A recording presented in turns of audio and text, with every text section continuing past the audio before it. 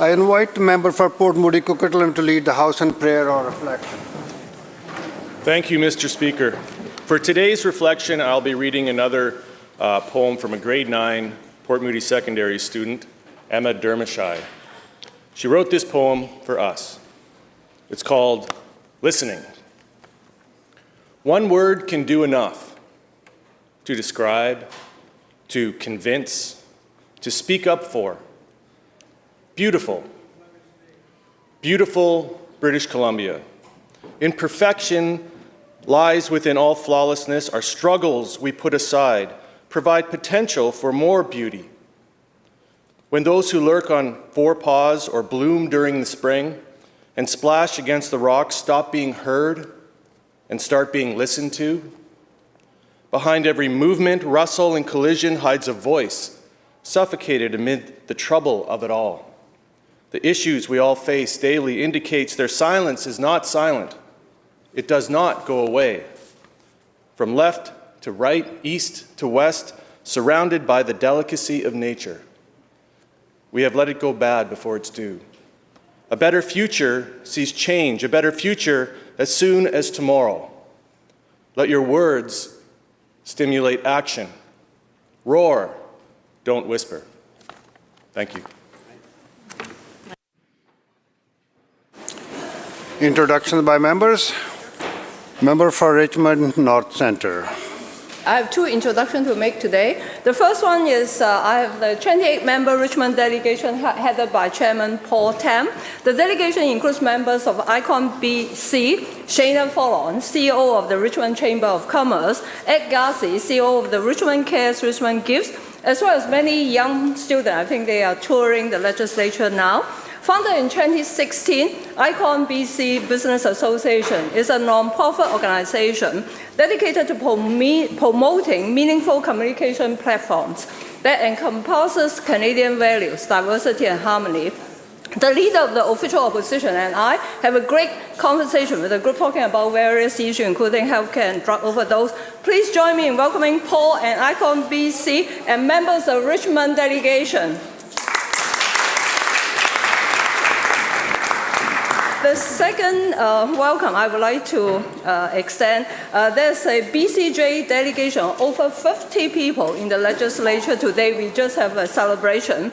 In Nigeria, President Charles Hu and members of the Canadian National Jade Research Institute, they are Brian Liu, Ken Zhang, Charles Lee, Kari Xiao, Sam Pan, as well as Chinese-Canadian community leaders of the Lower Mainland and Victoria. They are here to celebrate the 10th anniversary of the proclamation of BCJ Day, which was officially proclaimed by the former Liberal government on May 28, 2014. It has been my honor to be the ambassador for this magnificent gemstone of the province for many, many years. Please give a big round of applause to this BCJ delegation.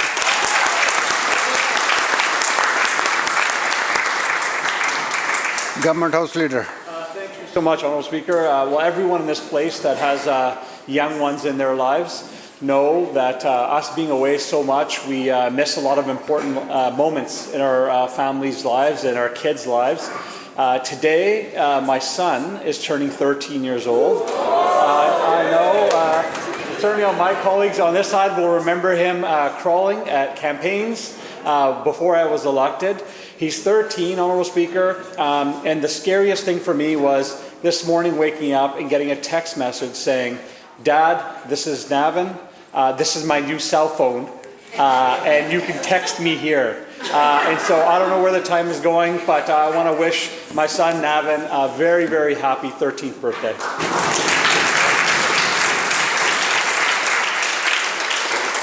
Member for Kelowna Mission. Honourable Speaker. I've had the pleasure of doing some of my 2-minute statements on the Starbright Children's Development Centre, as well as presenting to the Premier the actual feelings banner from the rally that was hosted back in the winter. But today I actually have guests that are here from Starbright Children's Development Centre. As you recall, Starbright is a nonprofit children's development centre serving families with children from birth to 6 years of age who have complex developmental challenges and need specialized supports. They have two locations in Kelowna, and the center has been serving the Central Okanagan for 57 years. And little known fact, was actually founded by Dr. Clifford Henderson, who is Kelowna's first pediatrician. Starbright's 60 highly trained and skilled staff work with approximately 1,000 children every single year. And today, joining us in the gallery, we have from the leadership team, Dr. Rhonda Nelson, who is the Executive Director of Starbright since 2013. I won't read all of her extraordinary accomplishments from positions as a teacher, consultant, superintendent, director of education, consultants and managers, etc., as well as a sessional lecturer for the University of Regina. But she holds her BA and B.Ed from University of Saskatchewan and her M.Ed and PhD from the University of Regina. So she is definitely very well skilled, having worked for not-for-profit agencies in the past, as well as her doctoral research.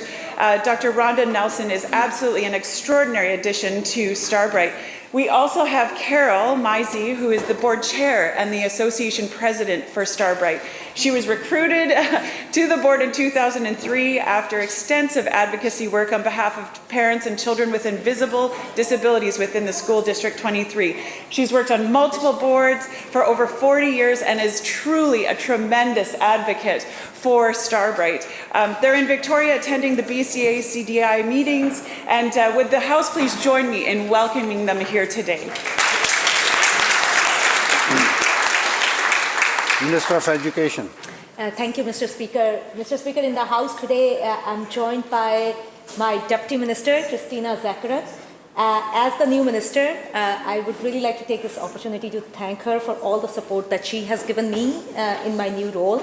But along with Christina, we also have her sister, Andrea Zachara, and also her niece, Grace Merkel, joining us. Grace is a grade 7 student from Sanik School District. Extremely intelligent girl. I had the opportunity to have a conversation with Grace in my office earlier today. She's math. I just don't get it, but like she's such a genius in math, and I really need to take some tips from Grace how to do it. So would the House please make Christina, Andrea, and Grace very welcome. Leader of the Official Opposition. Thank you, Mr. Speaker. Mr. Speaker, today in the House we've got one of the co-founders of the Children's Autism Federation of BC, a young mum with two lovely young boys, Marcus and William, who has fought for the interests of young kids, neurodiverse children across this province. A very important fight. Her husband, Matt, could not be here with her right now, but what's most important, Mr. Speaker, is not just that she's a great young mum that's fighting for an important cause with parents with kids with autism, but she's also the very first BC United candidate for Langford Wanda Fuca, and I'd like the House to please make her welcome.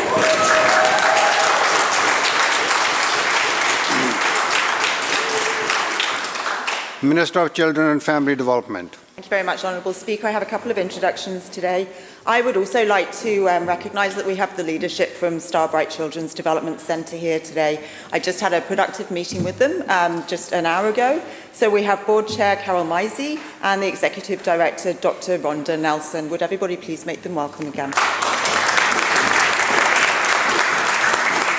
We also have some members of the BC Association of Child Development and Intervention here with us in the gallery today, Honourable Speaker. The association is holding a conference. The board is meeting here in Victoria today, and I'm really looking forward to going and speaking with them all this evening. Would the House please make them very welcome?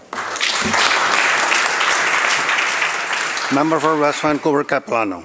Thank you, Mr. Speaker. I would like to welcome Roxanne Black and Deborah Antefev to the House today. Both live in Surrey White Rock. Maybe someday you'll come and visit me in my riding. Both are strong advocates for children and are here to talk to government about autism supports. Please join me in welcoming them both to the House today. Minister of Agriculture. Oh, thank you, and I've just burned off my lunch. Thank you for the exercise.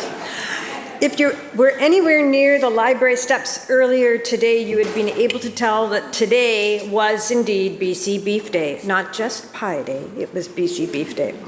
What a delicious way to spend a lunch break. This highly anticipated annual event would not happen without the partnership between government, the BC Cattlemen's Association, BC Association of Cattle Feeders, BC Breeder and Feeder Association, BC Meats, BC Dairy Association, and the Ownership Identification Incorporation.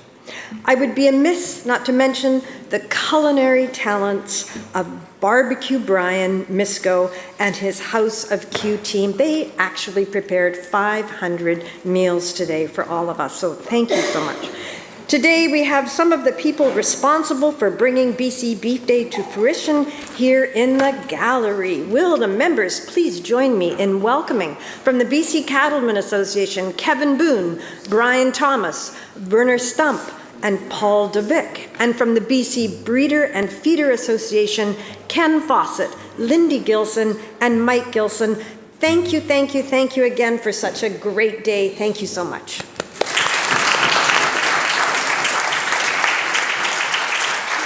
Member for Cariboo North. Thank you very much, Mr. Speaker, and I thank the Minister for comments. Today is BC Beef Day. I have some members from my constituency here today, and I'm incredibly proud. Look, I grew up on a ranch, multi-generation, and I can tell you that these hardworking men and women are truly the heart, and I know there are many members that have that in our blood, and so I am incredibly proud to have some members from the Breeders and Feeders Association, Lindy and Mike Gilson and Ken Fawcett. Thank you for your tireless advocacy.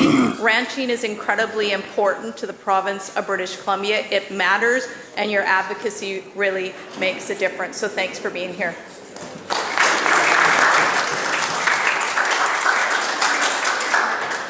Minister of State for Childcare. Thank you very much, Honourable Speaker. The third Thursday of every May is Vyshyvenka Day, when Ukrainians worldwide wear a sign of solidarity and unity as one people with ancient common culture, language, and ancestral home. I'm pleased to wear the Vyshyvenka, created by a woman in Western Ukraine and shared with me by members of the Canadian-Ukrainian Congress. We are fortunate today to have several of them with us. And I'm going to introduce them and request forgiveness for the names, and I look forward to learning to say them better. We have Lysia Kuzak from the Ukrainian-Canadian Congress here, Yuri Vishnevetsky from St. Nicholas's Ukrainian Catholic Church in my community, Andriy Fabrikov of the Ukrainian-Canadian Cultural Center and Society of Southern Vancouver Island, Robert Herchak of Ukrainian Studies Society, Lena Stretslov of the Knell Ukrainian Choir, and Patty Ann Law. Will the House please join me in making them very welcome here in our House?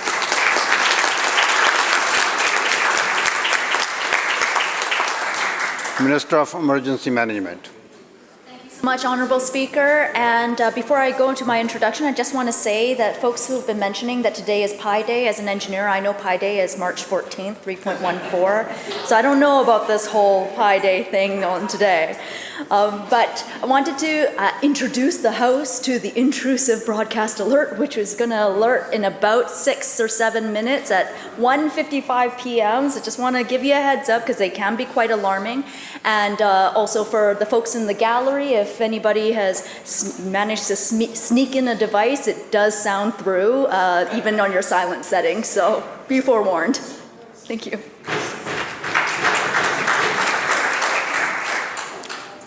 Member for Chilliwack-Kent. Honourable Speaker, I am very honoured today to have two guests in the gallery joining us, Kirsten Hauga and Tom Browning. I just want to share very briefly with the other members. Kirsten was a huge part of keeping me sane and grounded during my first ever campaign, and she has been there for me during this entire time, and I just cannot express how grateful I am to have met her and to have her as part of my life. So thank you for joining me today. Would the House please make them very welcome? Minister of Social Development. Thank you, Mr. Speaker. Joining us in the House today is my friend and colleague Darcy Olson. She was my CA. She is my EA. She used to support me when I was a member of Parliament in my Nanaimo office. She's brilliant at her job. She also supported the Solicitor General back in the day, in the 90s. And she is born to do this work. Some members will know her mother, Sharon Olson, who supported Minister, MLA, and Member of Parliament Ian Wandel. Will the House please make Darcy Olson very welcome? Leader of the third party. Thank you, Honourable Speaker. I'm delighted to introduce Kadoni Pitt Chambers, who's in the gallery today. They have experience from here to Ottawa advocating for climate action and environmental education, and they are currently working at Community Social Planning Council of Greater Victoria, where they're focused on housing and climate equity. Would the House please make Kadoni most welcome? Member for Peace River North. Thank you very much, Honourable Speaker, and happy to be introducing some fine people that have joined us in the House today, people that serve their country, people that serve many of our communities straight across British Columbia and Canada, and that is members of the 4th Canadian Ranger Patrol Group, representatives from the headquarters here in Victoria, as well as representing Tumbler Ridge, Mackenzie, and Fort Nelson. This is a very unique military group that fits well within Canada, a vast chunk of land with not many people. The Canadian Rangers are the people that we see in our smaller communities across this country, and they serve a great benefit to our communities. They help in emergencies, and of course British Columbia sees a lot of emergencies between wildfires and flooding, supporting of course other Canadian Forces operations, search and rescue. So would the House please welcome, and I'll try and do this as quick as I can, Master Warrant Officer Donald Clark, Warrant Officer Ryan Gow, Sergeant Wesley Riddle, Sergeant Robin Taylor, Sailor 3rd Class John Edwards, Sergeant Farron Stopson, Corporal Patrick Sullivan, Master Corporal Miriam Rue, and Master Corporal Mary Duchesne. Would the House please make the guests feel welcome?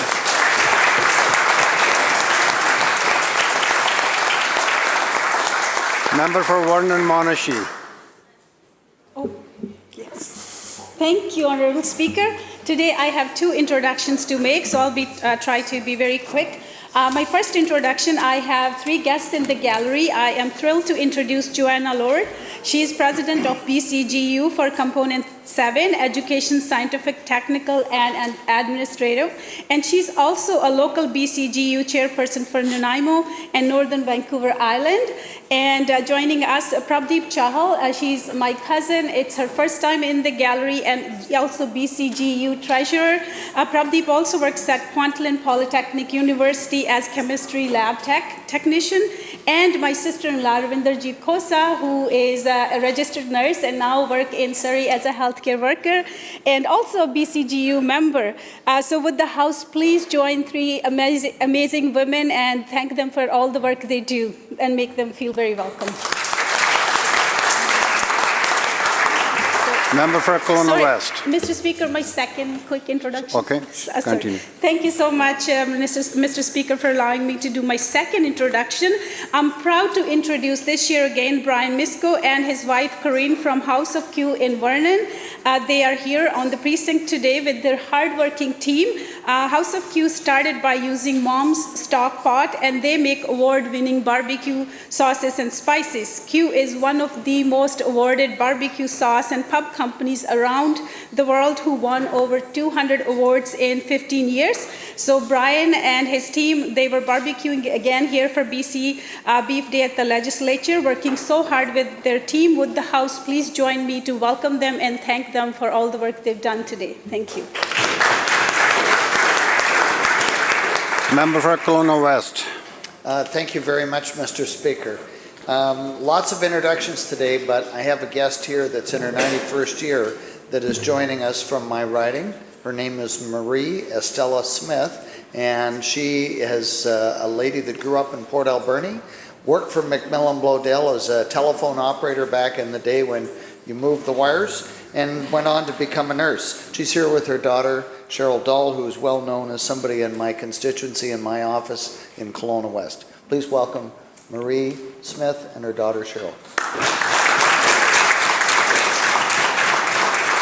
Member for Langley East.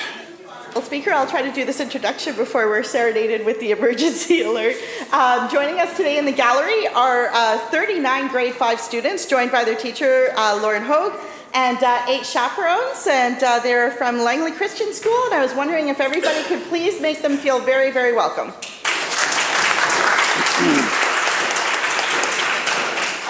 Member for Vancouver Fraserview. Mr. Speaker, I missed a delicious lunch today at the back lawn because I was presiding over an event in the Honor Hall.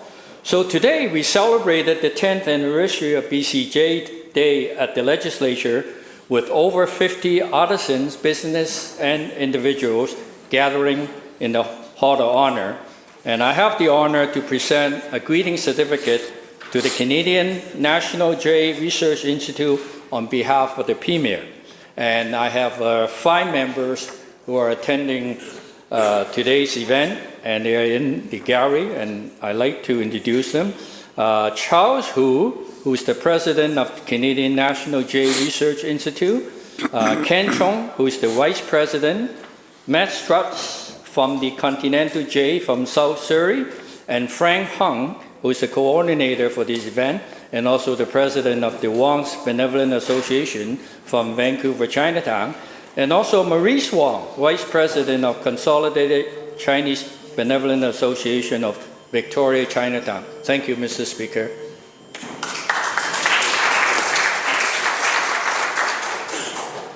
Member for Courtney Comox. I was wandering the halls today at lunchtime and ran into a friend from home, and I would like the House to welcome her. Her name is Cindy Xavier. She is the Executive Director of the Comox Valley Child Development Association.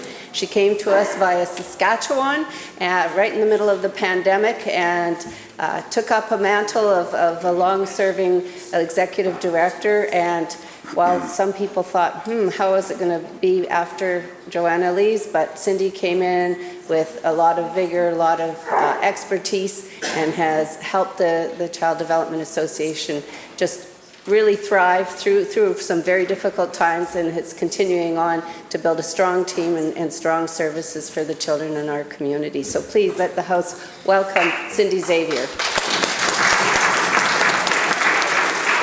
Member for North Vancouver Seymour. And I just want to add my welcome to the Rangers. If you ever want to hear interesting stories, talk to these folks. And I'm very glad to hear you've got a naval contingent. Very welcome in the House. House Leader of the Third Party. Yeah, thank you, Mr. Speaker. I rise today to introduce my mother-in-law, Pat Rosa, and her friend visiting all the way from Los Angeles, California, Lou Austin. It was wonderful. It's wonderful to have them both in the house here with us today. We had lunch in the dining room and had a wonderful conversation about the work that all 3 of the families that were represented at the table did on behalf of social justice over the years. I just want to acknowledge that important work.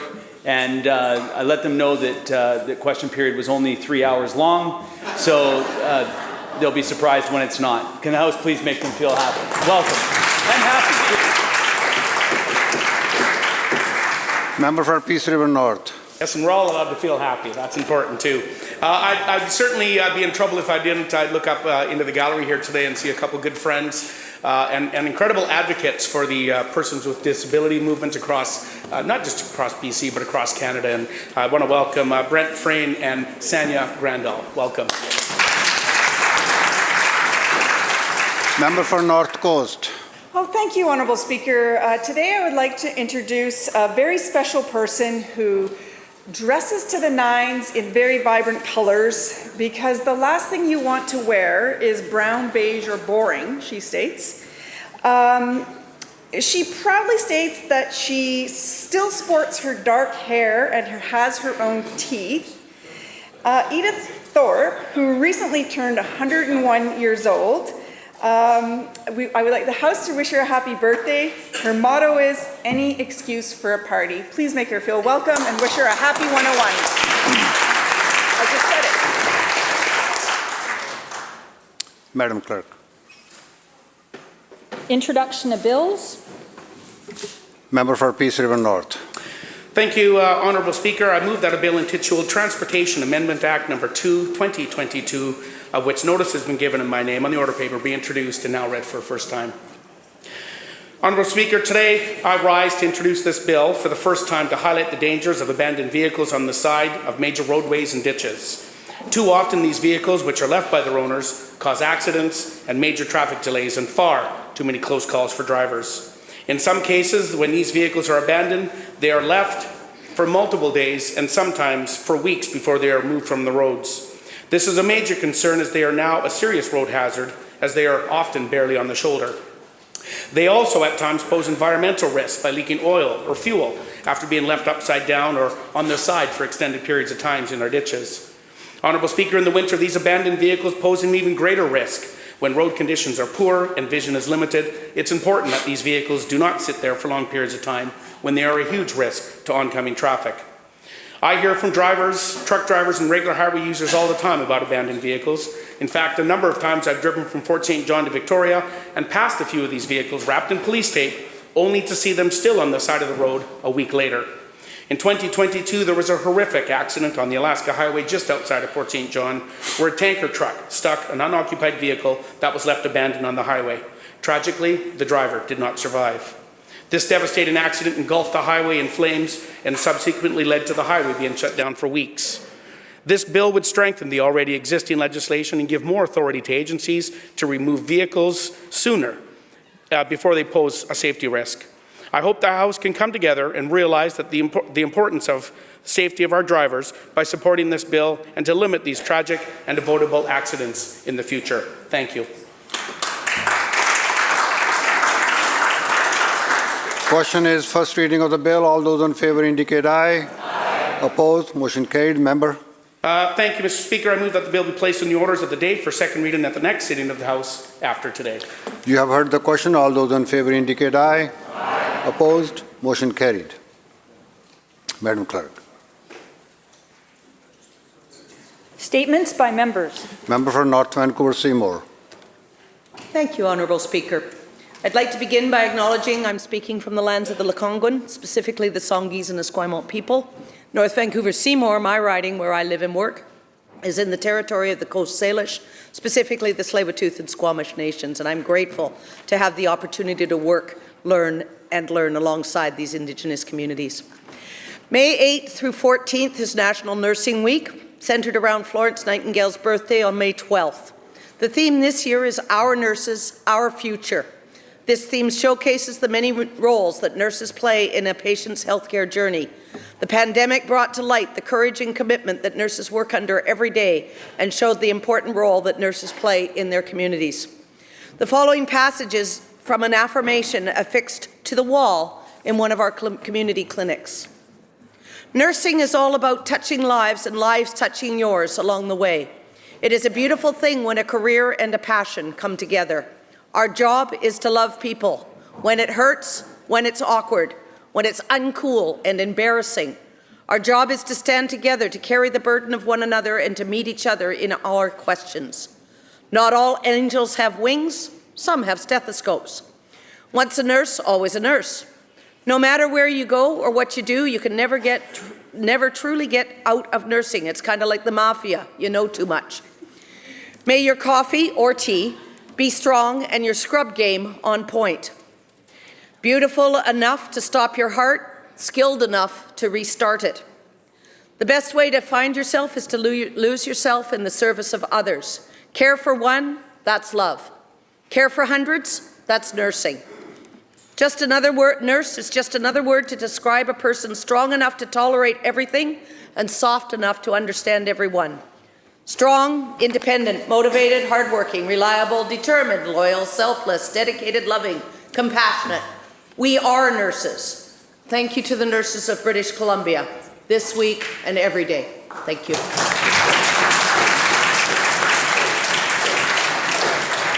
Member for Delta South. Thank you, Mr. Speaker. Well, the proverbial phrase, where's the beef, has been answered, ladies and gentlemen.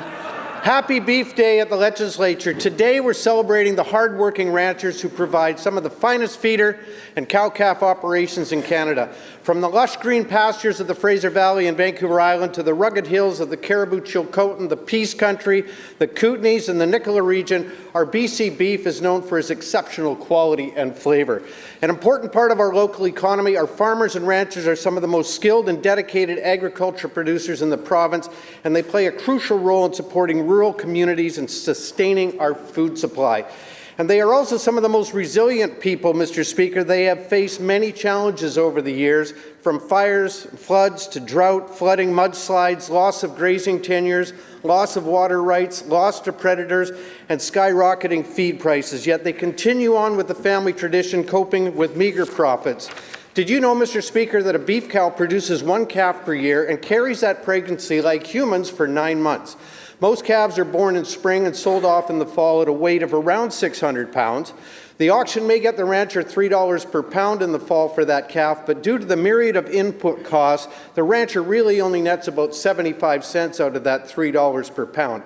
At that stage, these young steers make the journey to BC or an Alberta feedlot. That is why it is so important to support these folks that raise and feed cattle in this province by choosing BC beef at our farmers markets or local grocery stores. We're not only getting a locally grown and humanely raised product, but we're helping to sustain a high-risk family-run business. But today, Mr. Speaker, we're not just celebrating resilience.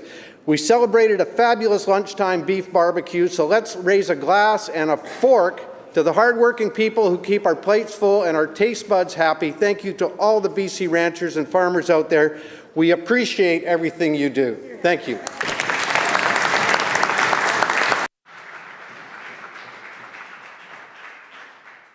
For Vancouver, Kensington. Thank you, Mr. Speaker. Every day we're grateful for the people who make our province a diverse, strong, and resilient place to live. Today, I want to honor Asian Heritage Month in celebration of the many contributions that communities and people of Asian descent have brought to British Columbia. Asian Canadian cultures in BC include descendants from nearly 50 countries on the continent of Asia, such as the Far East, Southeast Asia, and the Indian subcontinent. This diverse group of people have been living and working in our province since Chinese workers landed in the New Chad-Nuoth territories in 1788. Over the last 2 centuries, immigrants have journeyed to British Columbia and from all parts of Asia, enriching our province with many languages, religious traditions, intellectual contributions, and entrepreneurial initiatives.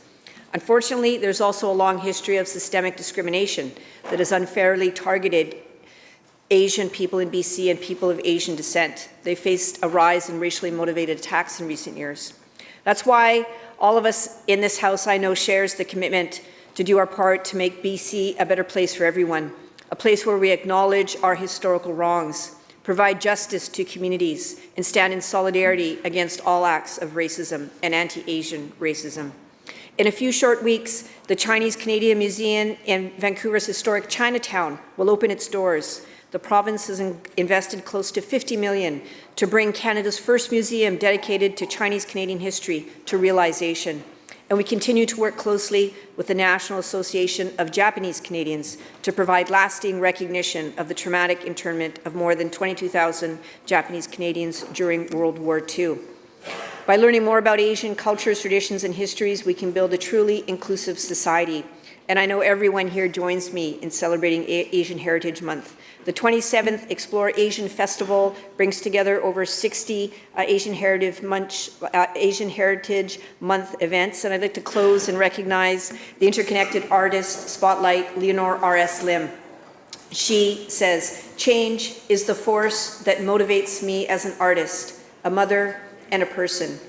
Change requires us to alter comfortable routines, to rethink paradigms, to try new ways of doing things. Constant evolution is one of the few undeniable truths in life." Thank you, Mr. Speaker.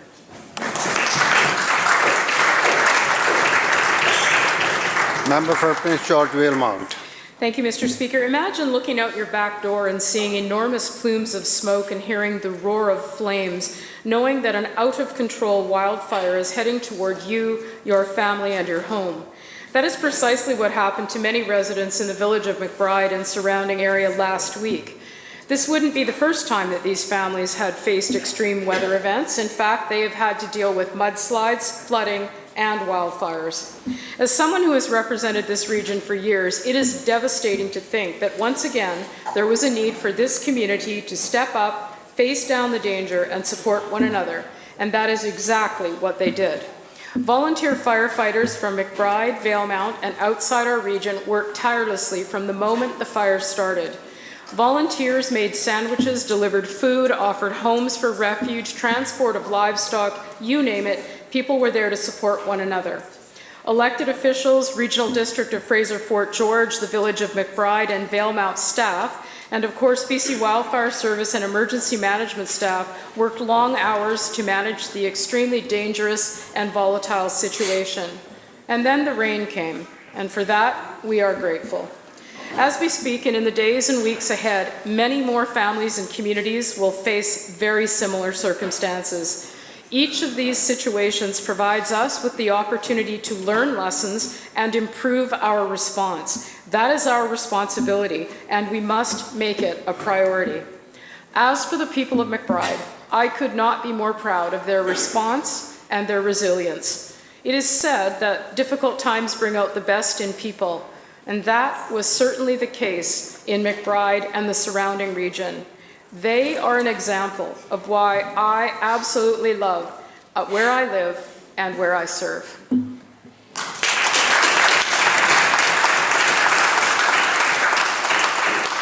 Member for Surrey Guildford. Thank you, Honourable Speaker. BC Child and Youth in Care Week will be observed this year from May 29th to June 4th. Created by and for Youth in Care to celebrate and honour children and youth who have been and are currently in government care, its purpose is to raise awareness about the barriers they may face and to challenge the stigma that can sometimes be associated with being in care. The week reminds us that all children and youth from care have a right to the supports, tools, and relationships that help them thrive as they transition to adulthood. In this province, there is now a comprehensive suite of supports and services for young adults transitioning to adulthood from care, such as a $600 monthly rent supplement, more flexible housing supports, increased medical and dental benefits, funding to develop life skills and build cultural connections, as well as a no-limit earning exemption and improved access to youth transition workers. And for the first time in BC, government has the legal authority to support all youth from care over 19 to the age of 27. Under the Future Ready Action Plan, provincial tuition waiver program has been extended so that all former youth in care, no matter what their age, will be eligible to have their tuition waived for post-secondary education or training. To all children and youth in and from care, know that we from all sides of this House see your courage, your ingenuity, and your strength, and know that we will continue to stand with you. Thank you, Mr. Speaker. Member for Shuswap.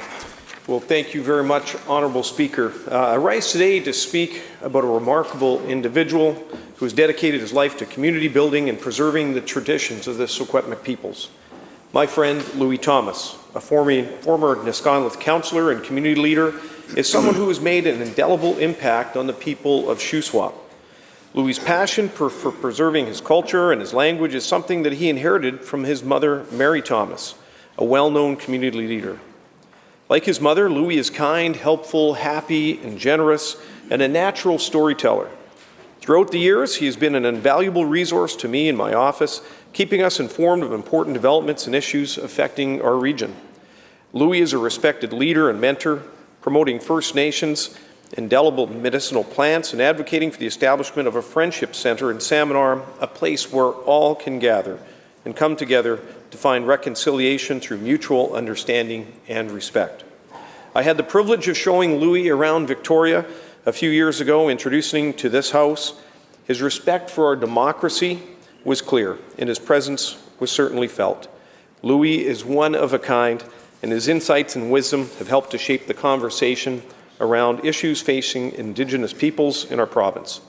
Louis is one of 4 people in the region who received the 2020 Okanagan College Honorary Fellowship Award, the highest distinction the college can give for his outstanding work within the community. As a Secwepemc Knowledge Keeper and Escondido Councillor, Louis has worked tirelessly to promote cultural understanding and to share his knowledge and guidance with others. Honourable Speaker, the importance of community building and cultural understanding cannot be overstated. Louis Thomas has shown through his life's work and dedication that building bridges of understanding and respect can unite us and make our communities stronger. I ask this House to join me in thanking Louis for his invaluable contributions, and I know that he will continue to be a guiding force in our Shuswap community for years to come. Thank you, Honourable Speaker.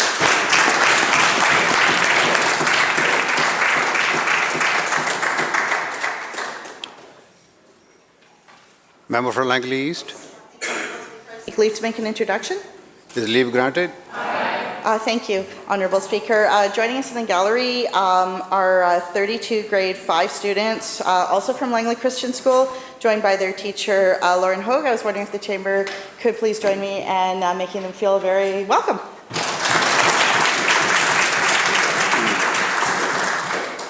All right, let's close our electronic devices so we can start with the question period. Thank you. Madam Clerk. Oral questions by members. Leader of the Official Opposition. Thank you, Mr. Speaker. Mr. Speaker, another day and another development in the Premier's BC housing scandal.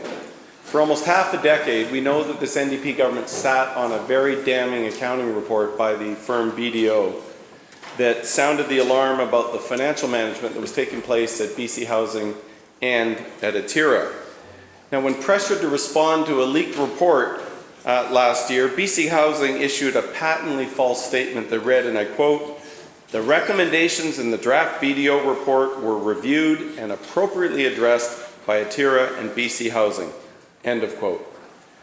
Now, this attempt to sanitize the BDO report happened under the Premier's watch while he was the minister responsible for housing.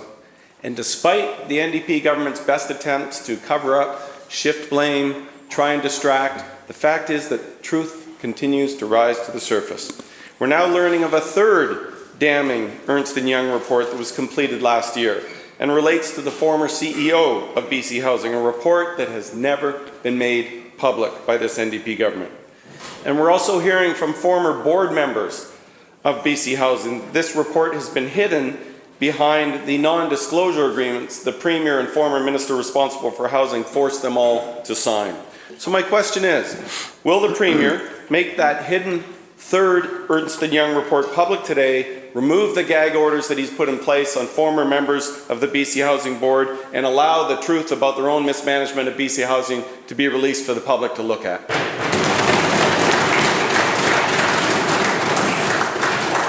Minister of Housing. Thank you so much, Honourable Speaker.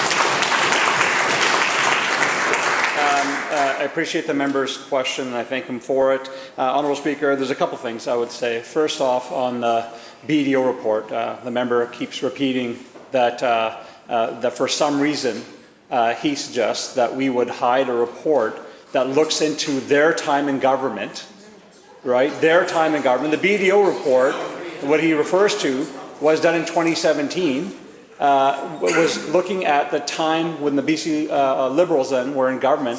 Why would we hide a report that has that information from the public? It makes no sense, Honourable Speaker. Now, we shared with the member already in this House, Honourable Speaker, that a report was commissioned by the board at the time. It was not shared with the minister that was responsible at the time. The report then a decision was made by the board that they felt that there wasn't enough information to go further. Now, we took further steps, Honourable Speaker. When the Premier came in, within 3 months of coming into the file, he realized, wait a minute, there's some serious issues here. He brought in Ernst & Young through the Office Controller General. They did an investigation.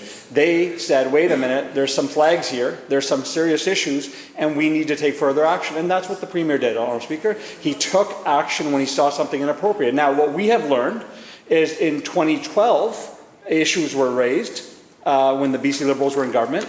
And at the time, the minister said, I have no indication whatsoever any time that things have been handled misproperly. And now we've learned from through Global's reporting that in 2015, there was actually a note sent to the Chief of Staff for Rich Coleman, who was the Minister for BC Housing. In there, they identify conflict of interest issues. In fact, the letter says, something is definitely not right here, and despite past notifications to various parties of potential for the CEO to be in direct conflict of interest, these infractions are still occurring. So the question for the member across the way is, what did he do when he had this information?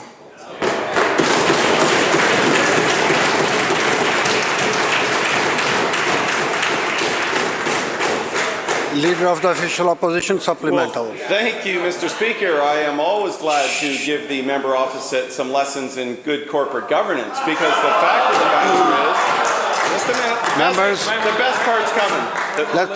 Let's get the question. You always do this to yourselves. You always do this to yourselves. Members. You get excited before you should. Now just wait, because the best part's coming. The fact of the matter is, we always did regular reports on any of the housing providers. And the members may recall, just a minute, this is the good part. Members. The members may recall that in 2013, we did a review of the Portland Hotel Society. And it turned out the former NDP MLA, Jenny Kwan, and her husband, who ran the Portland Hotel Society, were traveling around the globe, Vienna, Disneyland, Austria. All on the government dime. Money that was misspent and misappropriated, and she had to pay it back. And so it shouldn't come as a surprise that in 2017, the government of the day also did a study to find out what was going on at Atira. And that report did cover the time the member was in office. And amazingly enough, this damning report that was ringing all kinds of alarm bells about the misspending at BC Housing and apparently at Atira. And this government sat on it for almost 5 years. That's their record. Members. So, despite all the empty talk and the rhetoric, the fact of the matter is that the minister feigned action yesterday. And he said, and I quote, I'm quoting right from the minister yesterday in question period, I made sure immediately that staff stopped any additional funding that may be going to Atira. End of quote. Once again, trying to shift all the blame onto Atira. Now that was on March the 6th.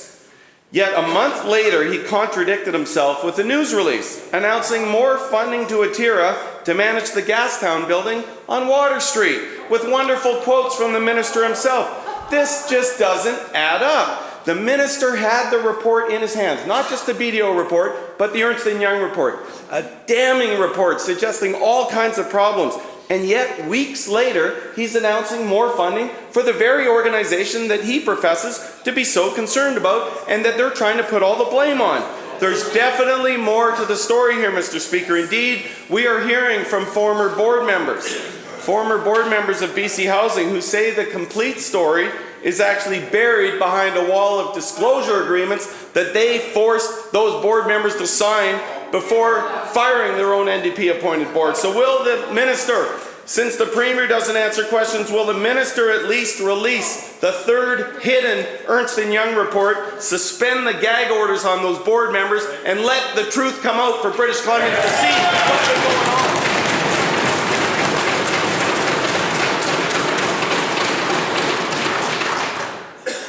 Minister of Housing. Thank you so much, Honourable Speaker. For the record, the member never answered the question on why they didn't do anything in 2015 when this information was brought forward, Honourable Speaker. Members.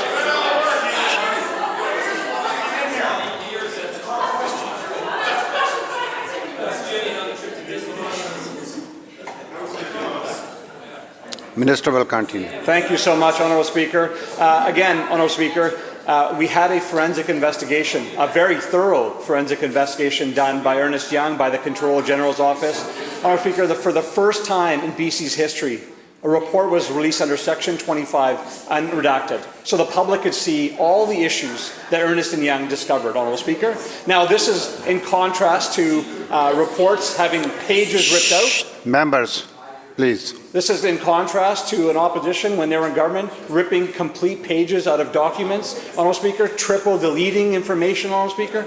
We have taken a different approach. We believe it's in the public interest to have this information released. What the report say? The report said that there was a former CEO of BC Housing was finding ways to ensure that dollars went to his partners, not-for-profit, Honourable Speaker, going out of his way to ensure that no one could be able to see what he did, Honourable Speaker. That was wrong. When we see something, we take action, Honourable Speaker, and that's what we've done here.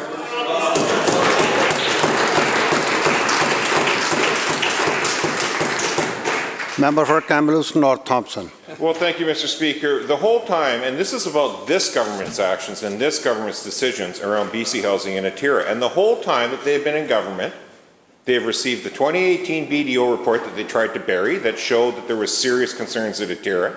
There was a second EY report that came out that showed serious concerns, enough to trigger a forensic audit by EY as well. And now there's this buried third report as well, all pointing to Atira. So what did this government do, Mr. Speaker, as they handled that? They put their hand-appointed board in place of BC Housing. And at the same time, they made sure all their friends and insiders at Atira saw a tripling of their funding. And who were their friends and insiders? This is the judgment of this government, Mr. Speaker. Their hand-picked candidate in the Vancouver Coachella by-election was on that same board that was already having serious questions raised to this government about the handling of public funds at Atira. They then, much to our surprise, as we peel back the onion, Mr. Speaker, find out that the Forest Minister's spouse is on the board of Atira as well. Talk about friends and insiders at a time that this Premier won't explain how the tripling of funds to an agency under non-stop bad reports is being looked at. Today, we also learned that the government will not be scrutinizing the for-profit property management arm of Atira, a central player in the Premier's BC Housing scandal. No, the Premier's choice to exclude Atira Property Management, or APMI, from his critical review, Mr. Speaker, is deeply troubling. APMI is responsible for managing SRO hotels, such as the Columbia Hotel, the Buchan Hotel, and Burns Block, properties acquired under this Premier's tenure when he was the Housing Minister. APMI also managed the ill-fated Winters Hotel, Mr. Speaker, where faulty sprinklers and empty fire extinguishers contributed to a fatal fire a year ago that claimed 2 lives. But nothing but evasion from this Premier and this government. After numerous concealed reports and cover-ups, why is the Premier not subjecting every single aspect of Atira to a comprehensive financial review? Is it because there's still too many friends and insiders there?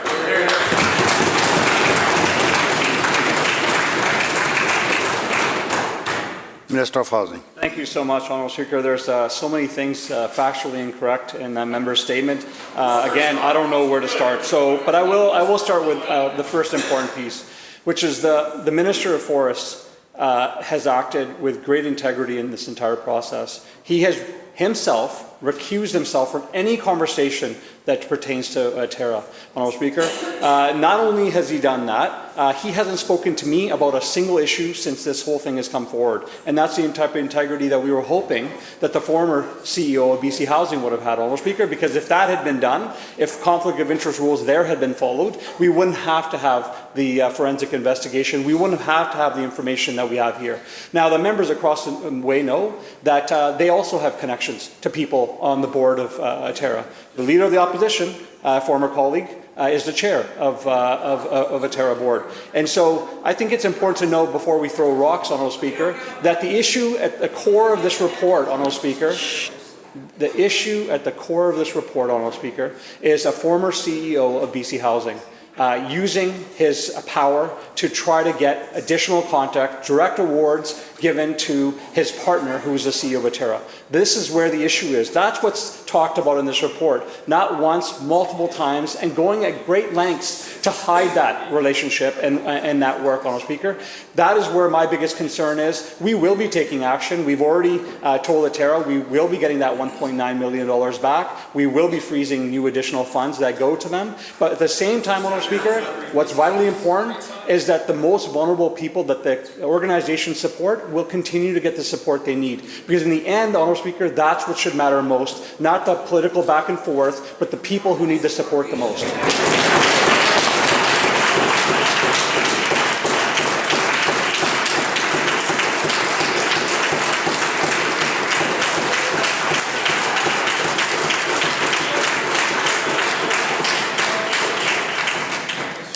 Kamloops North Thompson supplemental. Thank you, Mr. Speaker. Well, the minister likes to talk tough in here, but last I checked, the friends and insiders at the board of Atira keep telling this minister and this premier to go away. They're going to do whatever they want. They're not changing how they do business because they've done nothing wrong, apparently. And Mr. Speaker, I would also point out to the minister that it's this premier and this government that is actually in charge, and they're the ones that actually have been approving the money. We're not the decision makers on this side right now. Newsflash, it's your decision making that's in question here, as you triple the dollars going to Atira while they've been under a cloud the whole time you've been in government.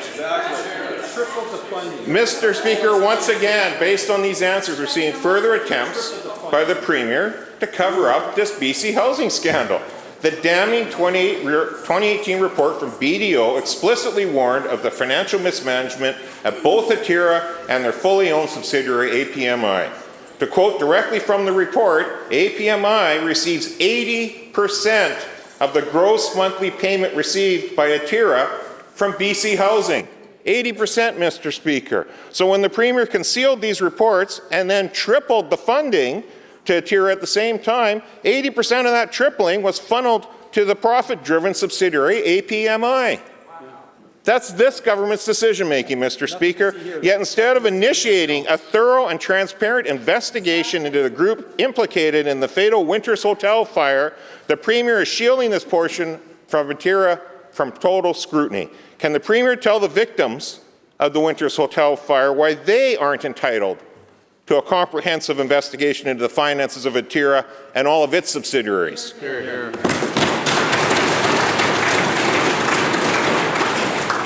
Minister of Housing.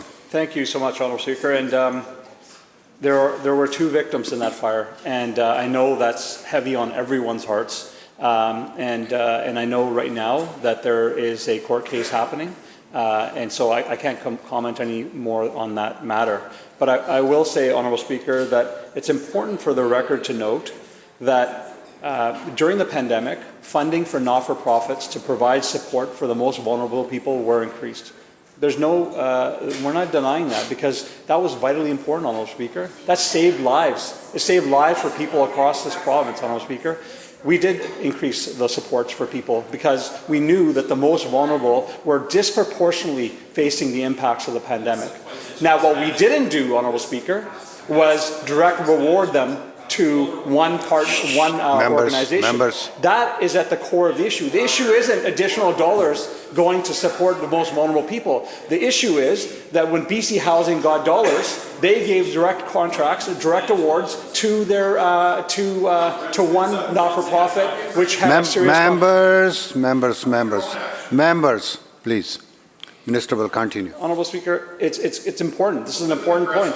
I mean, this is an important topic. I assume the members want to hear answers. Heckling the entire time when we're having an important conversation does not help this conversation, Honourable Speaker. This is a serious report, and so it's important for members to have the detail. Money gets funded to BC Housing. They make decisions on not-for-profits that can provide that support. Maybe it was different when they were in government. Maybe they directly awarded contracts to not-for-profits. That's not what happens here, Honourable Speaker. Decisions were made. Clearly says in the report that the... Members, please continue. Thank you, Honourable Speaker. The report lays out clearly, Honourable Speaker, that the CEO of BC Housing, the former CEO of BC Housing, went out of his way to direct staff to direct reward contracts to his spouse's not-for-profit. That is at the core of the issue here. The issue isn't additional dollars going to helping the most vulnerable people. I know members across both sides supported additional dollars to go to support the most vulnerable. What we didn't support, Honourable Speaker, is decisions being made without procurement processes, going directly to the CEO's partner. We all agree that that is not appropriate behavior, and that's why we released that report.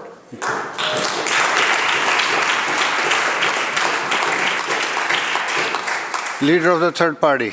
Thank you, Honourable Speaker. Good to hear about the concern over direct award, no-bid contracts. Hopefully this government will look into the $430 million at Site C that's been direct awarded with no bids. My question, not on that topic, Honourable Speaker, through you, is to the Premier. Does the Premier believe that workers in this province should be paid a living wage? Minister of Labour. Thank you.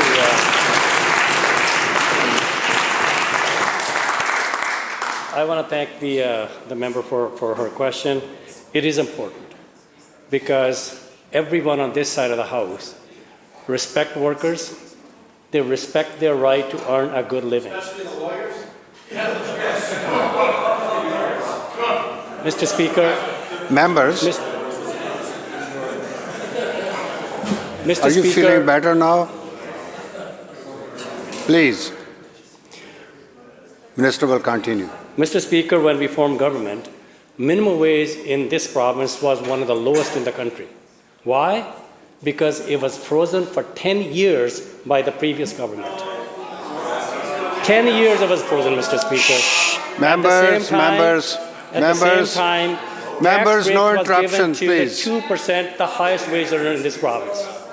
When we formed government, we appointed a Fair Wages Commission.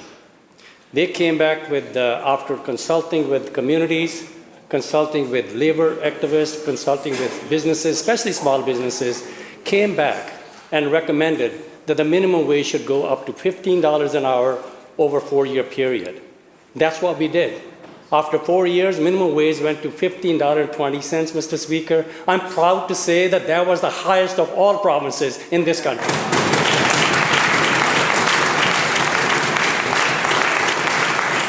Mr. Speaker, then we said that the minimum wage should be tied to the rate of inflation. We did that last year, the 2.8%, because that was the inflation the previous year.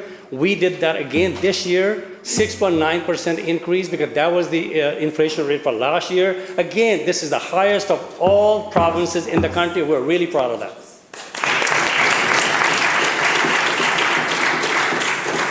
Leader of the third party supplemental. Thank you, Honourable Speaker. I was actually asking about living wages, but let's look at workers in this province who provide essential public services. As we speak, a transit strike in the Fraser Valley is entering its 7th week. Thousands of people have been unable to use public transit to get to work or school. Fraser Valley residents are frustrated, but people understand the plight of these transit workers.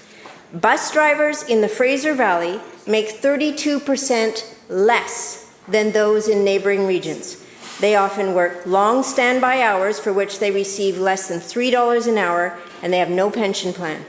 Workers are underpaid and overworked, and so they're on the picket line asking for fair wages and fair treatment.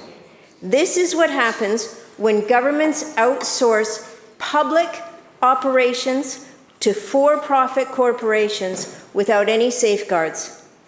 Although the buses in the Fraser Valley are owned by BC Transit, they are operated by a private company, and that company is nickel and diming its workers. The employer hasn't stepped up to negotiate, and the government has remained silent. Public operations should be publicly run. My question through you, Honourable Speaker, is to the Premier. Will he put an end to the private outsourcing of essential public operations and ensure workers, like those on strike in the Fraser Valley, earn a living wage? Minister of Transportation. Very much, Mr. Speaker. Thank you to the member for the question. We are urging all the parties involved in this dispute, both First Transit and the union representing the workers who are in a legal strike position and are on the picket lines, to get back to the table.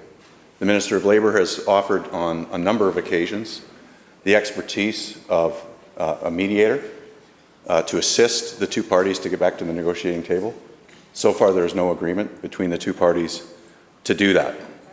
We continue to believe that the solutions, both on pay and working conditions, that the union wishes to pursue are best remedied at the bargaining table. That is how unions recently in the transit sector achieved good collective agreements. Here in Greater Victoria, for example, just last month, Metro Vancouver TransLink workers have also recently achieved a collective agreement, and so has the identical contractor that's involved as the employer in this dispute achieved collective agreements with employees in Kelowna and other communities. That's the way forward. At the bargaining table, the Minister of Labour has offered the assistance of a skilled mediator to get them there, and that's what we hope both parties agree to and succeed at the bargaining table to get a lasting agreement that helps workers improve their pay and conditions.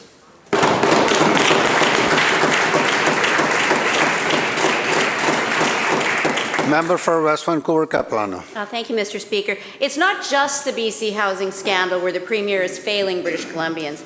After a year of fierce resistance by parents, the Premier claimed to have paused his unilateral plan to centralize services for children with disabilities. But despite his clear promise to co-develop the path forward with parents, we hear from parents feeling dismissed, overlooked, and completely disregarded by this government. Last week, we heard from the First Nations Leadership Council raising the same concerns. In the face of this lack of meaningful engagement, parents and professionals have stepped up to craft a comprehensive plan for better services. They call it the P&P plan. It's based on lived experience, cutting-edge research, and years of work serving these children. It offers a principled approach to diagnosis, individualized funding for all children with disabilities, and addresses critical barriers to access. This plan was shared, Mr. Speaker, with this government 2 months ago, and nothing has been heard back to those parents. So, Mr. Speaker, will the Premier embrace and implement this plan or continue with his failed top-down approach? Minister of Children and Family Development. Well, thank you very much.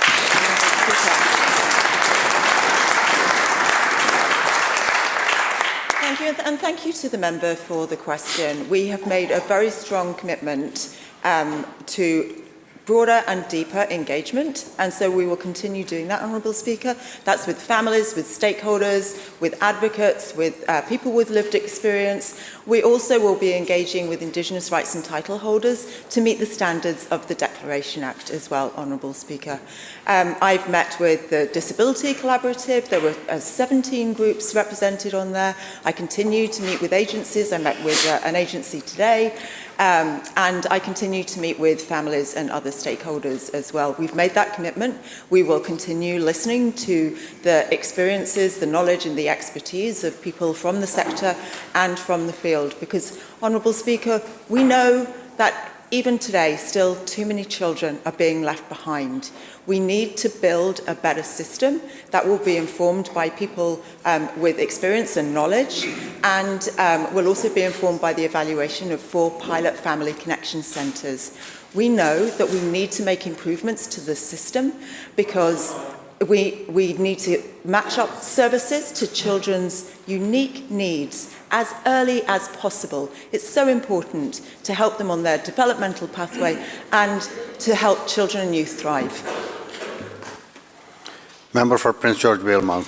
Well, it's not just the BC housing scandal, and the minister's comments reflect a broken promise, another broken promise by this Premier to families with neurodiverse children. There is no other way we can look at that answer. The crises are mounting in the province, and in fact, healthcare continues to get worse in communities right across this province. We still have long emergency wait room times and hallway medicine. This week, in fact, we had an urgent memo from Dr. Jeff Plant, and he urged patients to actually bypass Langley Memorial Hospital. Why? Due to the dire and near catastrophic situation in the emergency department. This is a highly respected physician who says very sick patients are being warehoused for days in the emergency department. This is the same hospital in which Sonia Portillo nearly bled to death in a hallway overnight. So after 6 years, 2 terms under this NDP government, how many more patients must endure unbearable suffering, having doctors say, don't go to that hospital? How much longer before British Columbians deserve the health care that they need and expect? Minister of Health. Well, thank you.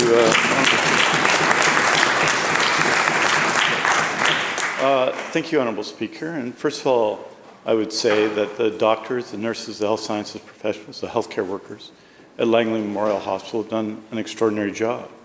That today in British Columbia, there are in our acute care hospitals across BC, 9,804 patients, inpatient in our province.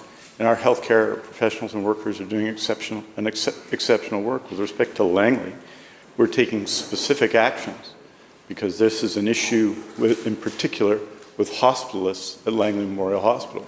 And we are engaging them in discussions around their contract And I believe those discussions, and they'll continue on Friday, Honourable Speaker, will lead to a positive result. In addition to that, we're taking specific actions now at Langley Memorial Hospital. A group of family physicians in the Langley area has been signed to a contract, Honourable Speaker, to take over a responsibility for patients at the hospital.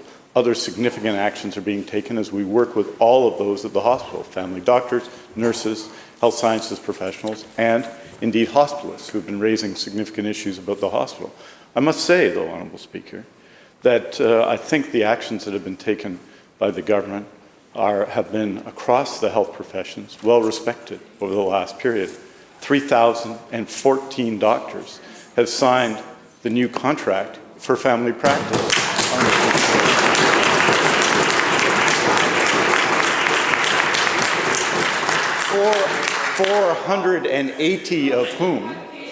480 of whom did not do longitudinal family practice last year. In addition, Honourable Speaker, we lead Canada in the recruitment of new registered nurses, lead Canada in the recruitment of new health sciences professionals, lead Canada in healthcare workers. We are taking the actions, and in every single one of those cases, we're doing it in cooperation with healthcare professionals and healthcare workers, and that's what we're going to continue to do. Member for Surrey South. Thank you, Honourable Speaker. It's not only the Premier's housing scandal, struggling families, and the lack of basic health care that are unfolding disasters.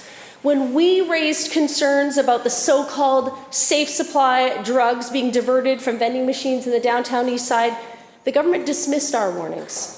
However, a post-media investigation now confirms that the diversion of publicly supplied addictive drugs to the streets has reached such alarming levels that the street price of hydromorphone, the primary opioid handed out at safer supply sites, has plummeted by an incredible 95%. Diverted safe supply pills that used to sell for $10 a pill are now being sold for as low as 25 cents a pill around VGH and downtown because of this government's flooding of the market. Unsurprisingly, doctors are reporting a disturbing rise in the number of youths with new onset opioid use disorder and an increasing number of youth overdoses in hospitals involving hydromorphone. Can the Premier confirm that specialists in addiction medicine are so alarmed by the consequences of hydromorphone and safe supply that they've ceased prescribing it and they are now withdrawing their patients from it? Minister of Mental Health and Addictions. Thank you. Thank you very much, Honourable Speaker. And I want to be clear about the federal program that operates dispensing machines that are operated by biometric markers in order to provide access to those individuals who have prescriptions for safer supplies. And I understand that Health Canada is monitoring and evaluating the practices with respect to that program. I would say that that with respect to diversion is certainly something that our public health officials are looking at as part of the evaluation of our prescribed safer supply programs. And I know that health authorities work very closely with prescribers, with pharmacists, in order to monitor and monitor that situation and evaluate that situation. It is certainly part of the evaluation process that applies to our safer supply programs, and we will continue that evaluation in conjunction with our public health officials and our health authorities. The bell ends the question period. Attorney General. Mr. Speaker, I have the honour to present the Crown Proceeding Act report for the fiscal year ended March 1st, 31st, 2022. Minister of Labour. Mr. Speaker, I have the honour to table the WorkSafe BC 2022 annual report and 2023 to 2025 service plan. Minister of Emergency Management. Thank you, Honourable Speaker. I rise to make a correction on something I said earlier today about the BI alerting system. I had earlier described that the BI alerting system forces its sound onto your phone even if it is turned off. It turns out it only does that in some devices in some cases, which is why we warn people about it, but it does tend to sound at the audio alarm level that the users have set. So I wanted to clarify that and apologize for saying it incorrectly. Madam Clerk. Orders of the day. Government House Leader. Thank you so much, Honourable Speaker. I call third reading on Bill 5, Public Service Labour Relations Amendment Act. And in Committee Room A, I call Committee of Supply on votes 1 to 10 and vote 33, followed by continued debate on the Committee of Supply for the Ministry of Post-Secondary Education, Future Skills Training at 3 p.m. Okay, let's first deal with the third reading. Question is the third reading of Bill number 5. Oh, he hasn't moved yet. Minister, please move it. I move third reading of Bill 5. Member, you heard the question. Third reading of, sorry. Member for the Saanich Northern Islands. Thank you, Mr. Speaker. I move an amendment for third reading of Bill 5 entitled the Public Service Relations Amendment Act be amended by deleting the word now and substituting 6 months hence. Sure. Thank you. I'm concerned, Mr. Speaker, specifically with the language that was amended yesterday, and in bringing this act into force by regulation of the Lieutenant Governor sets up an imbalance at the table, Mr. Speaker, between the lawyers and the government. Basically, what's happening here is we are, in passing this bill, going to give a powerful tool that imbalances those negotiations to the government, to the government's favor. This government has proven by carrying this bill all the way through to this final stage of the debate that they're willing to use the legislative option if they choose to. What I'm offering by this Hoist Amendment to delay this by 6 months is a good faith gesture by this government. Set aside for 6 months, go to the table and negotiate, use this tool when we come back in the fall if necessary. As the Minister of Transportation said, these decisions are best remedied at the table. Clearly, that's not what's happening in this instance, and so I'm giving the government the opportunity, and all members of the House, the opportunity to provide this space and time. Thank you, Mr. Speaker.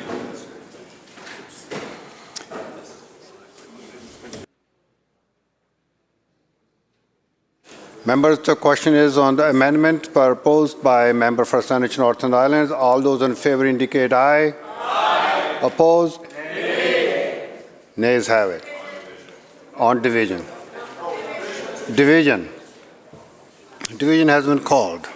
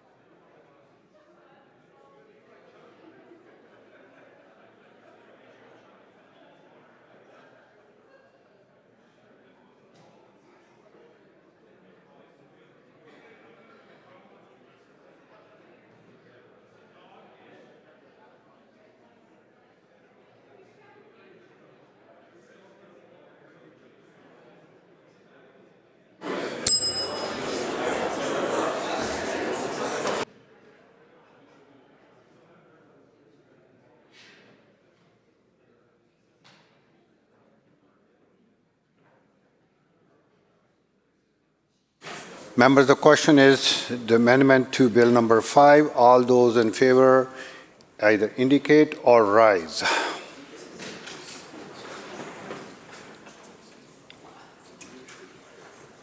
Please be seated. Those who oppose, please rise or indicate.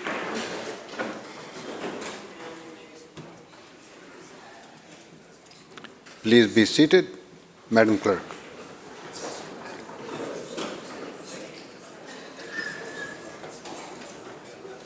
Those voting online, Ms. Chen? I vote nay. Thank you. Ms. King? Ms. Kang? I vote nay. Her camera's off. I vote nay. Thank you. Mr. Routley? I vote nay. Thank you. And Mr. Russell? I vote nay. Thank you. Those voting aye, DeYoung, Dirksen, Millibar, Stone, Falcon, Bond, Halford, Ross, Oakes, Payton, Morris, Kylo, Sturko, Kirkpatrick, Merrifield, Lee, Watts, Stewart, Shapitka, Ashton, Banman, Letnick, Firstenow, Olson, and Rustad, 25. Those voting nay, Chandra Herbert, Sims, Babchuck, Coulter, Lohr, Malcolmson, Bear, Kang, Ma, Heyman, Osborne, Cullen, Baines, Dean, Bailey, Mercier, Brar, Rutledge, Deeth, Leonard, Chow, R. Singh, Whiteside, Farnworth, Callon, Eby, Conroy, Sharma, Dix, Robinson, Fleming, Alexis, Rankin, Ralston, Popham, Simons, Elmore, Glumac, Routley, Yao, Dykeman, Donnelly, Green, Russell, Sandhu, Chen, Begg, Padden, and Walker, 49. Amendment failed. Now on the main motion. All those in favor of the main motion of Bill number 5, third reading of Bill number 5, please say aye. Aye. Those who oppose? Nay. Ayes have it. On division. Where is the bill?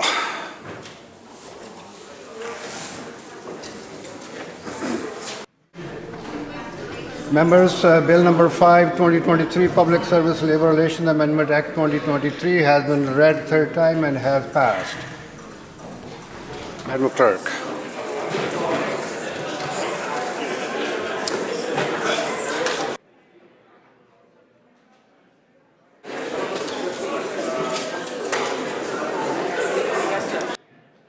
Yeah.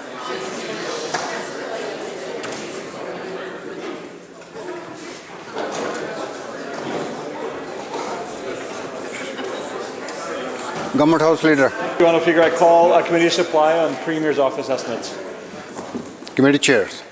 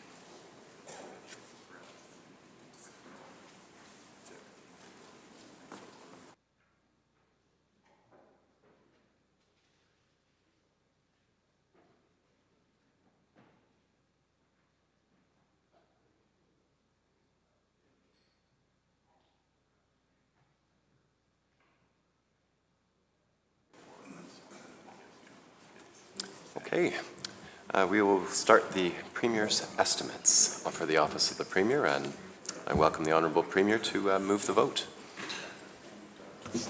Thank you, Honourable Chair. I move vote number 11, resolve that a sum not exceeding $16,045,000 be granted to His Majesty to defray the expenses of Office of the Premier to 31st March 2024. Thank you. Want to start with an opening statement? Yes, thank you, Honourable Chair. I'd like to start by acknowledging we're on the territory of Lekwungen-speaking people, the Songhees and Esquimalt nations. Honourable Chair, thank you for the opportunity to discuss the Premier's Office estimates with members of this House. For members' advice, I'm joined today by several members of my staff. Matt Smith, to my right, Chief of Staff. To my left, Shannon Salter, Deputy Minister to the Premier. Behind me, Aileen Machel, Deputy Chief of Staff, and Doug Call, Deputy Minister, Policy and Coordination, Office of the Premier. Before we begin the budget estimates of the Premier's Office for the year ahead, I'd like to take a few minutes to reflect on the last 6 months. I've been Premier of this beautiful province now for almost half a year.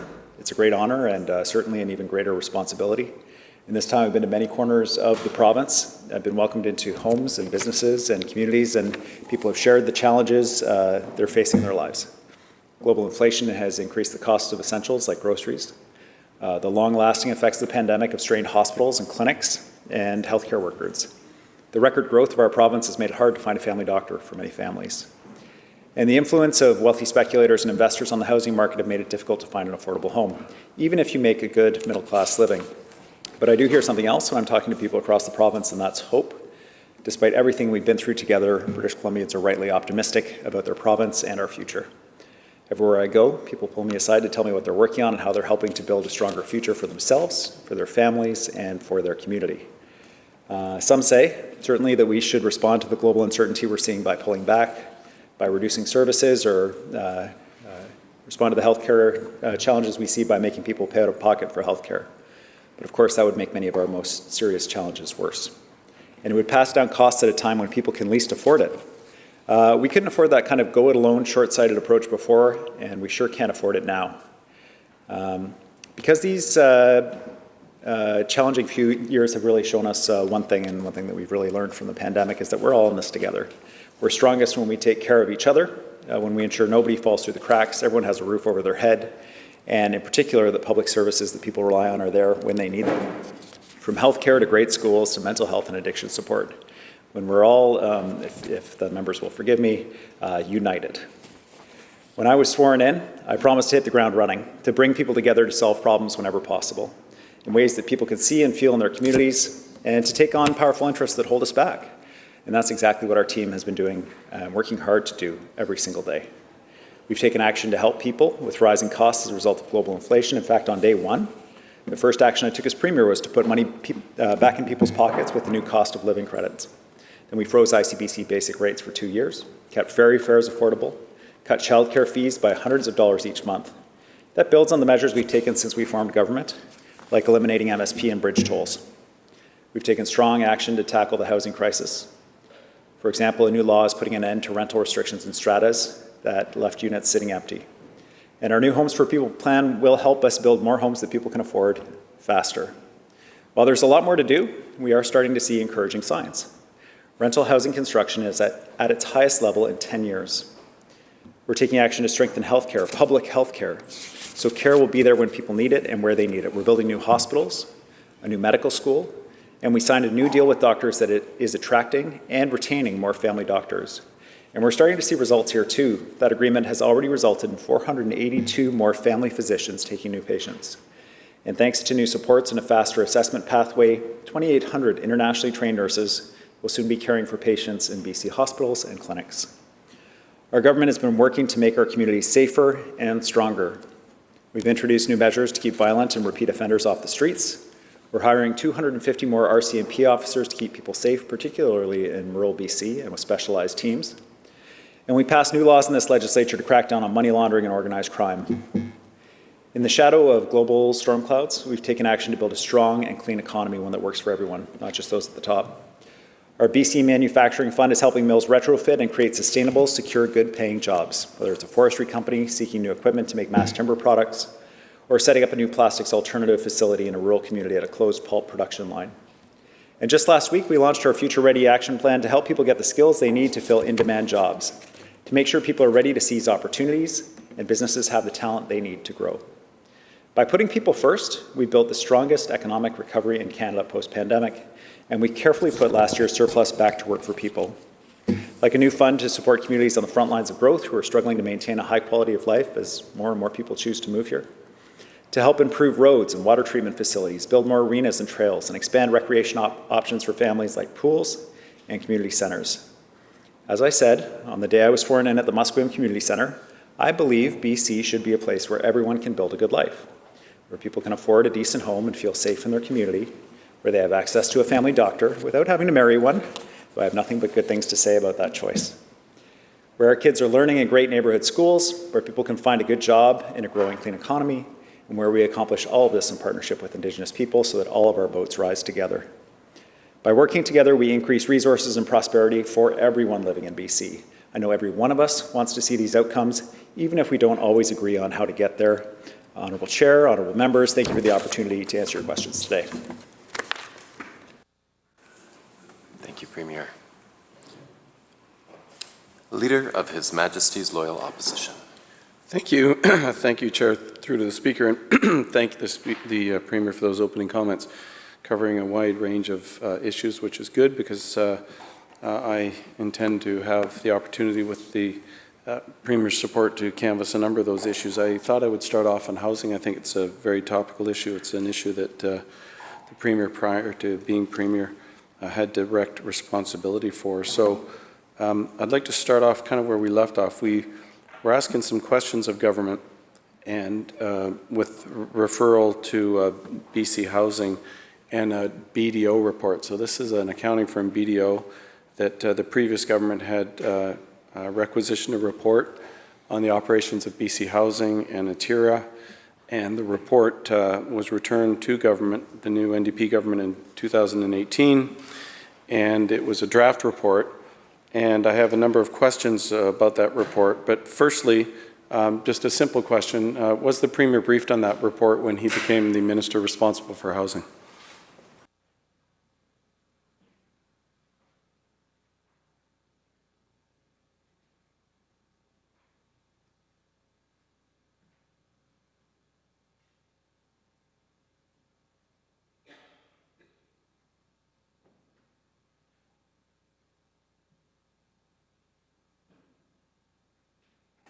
Premier. Thank you, Honourable Chair. No, I wasn't. Leader, Official Opposition. Thank you, Mr. Premier. So I've been the Minister in government with several significant portfolios, including finance, transportation, health, etc. And I must say I'm challenged to think that the professional bureaucracy would not make an incoming minister aware of a report that is so devastating in terms of its outlining of a massive amount of potential misappropriation of funds, misspending, contracts let without proper paperwork, etc. Is it the view of the Premier, through the Chair, that he received no conversations with the former minister, who would have been the minister at the time that report was tabled with government?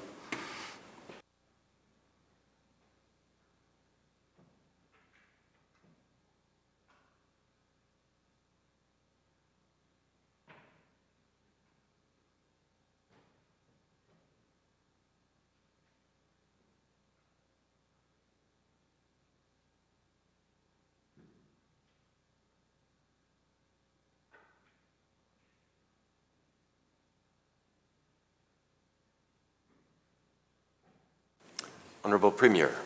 Thank you, Honourable Chair. The report came to my attention through public media reports. I was briefed on it at that point. I understand the history of the report is that it started under the previous government and looked back at a time under the former BC Liberal government. The advice I received was that it was resolved internally at BC Housing, and as I advised the member I was not briefed on it.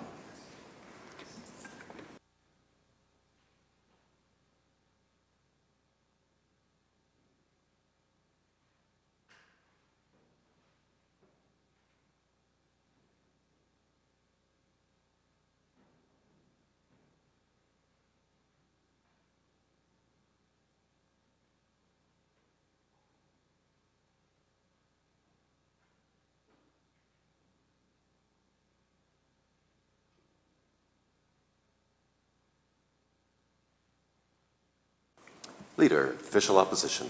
Thank you. Through to the Premier. So a leaked report of BDO was leaked in March 30th, 2022, and a statement by BC Housing, which was under the direct responsibility of the Premier at that time, Minister responsible for housing, that included a statement, quote, "The recommendations in the draft BDO report were reviewed and appropriately addressed by ATIRA and BC Housing," end of quote. Is the Premier aware that that statement was inaccurate?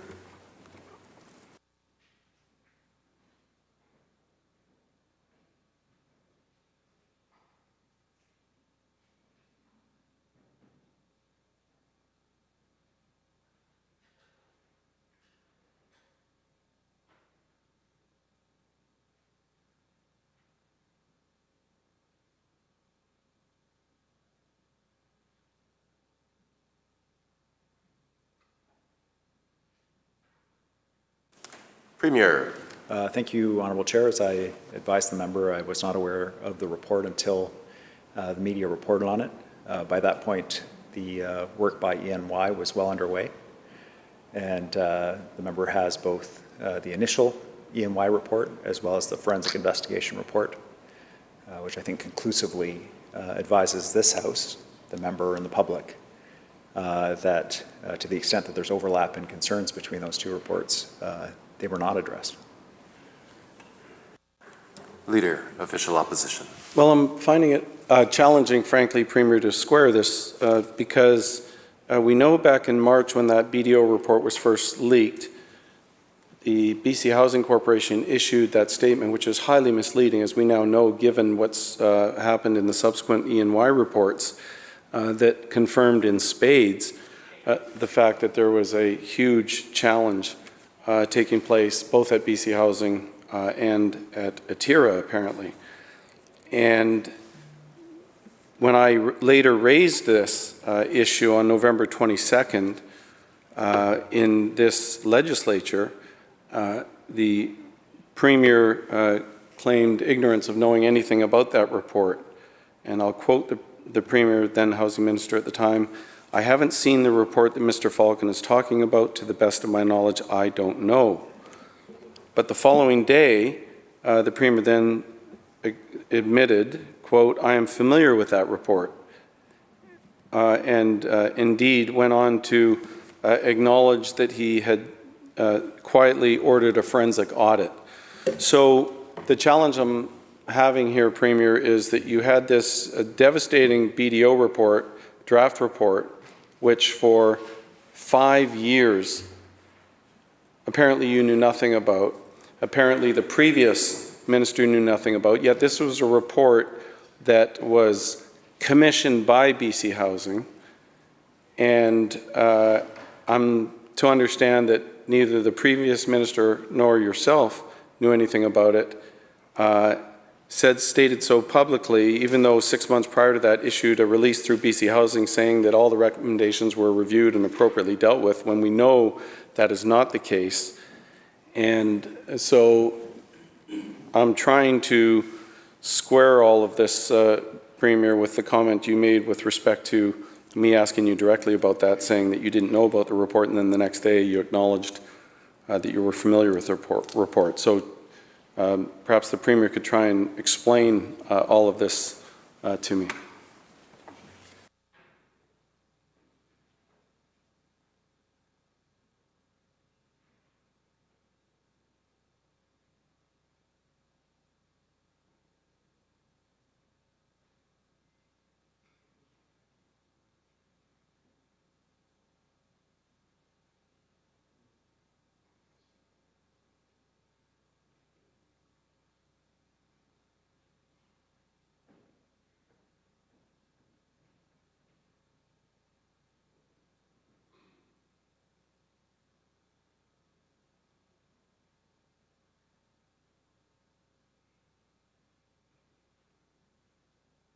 Premier. Thank you, Honourable Chair. I refer the member to the full text of my advice to the House at the time, which was that when I was asked about the report, it was not, there was no context for it, and I didn't know what the reporter was asking me about. Came back to the House and said, oh, yes, I do know about the report.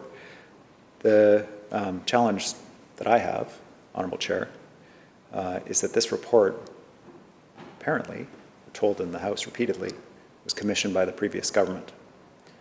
They didn't say anything to the public about it at the time, didn't announce that they had concerns, and it wasn't even the start of their concerns about the issues that adhere in BC Housing.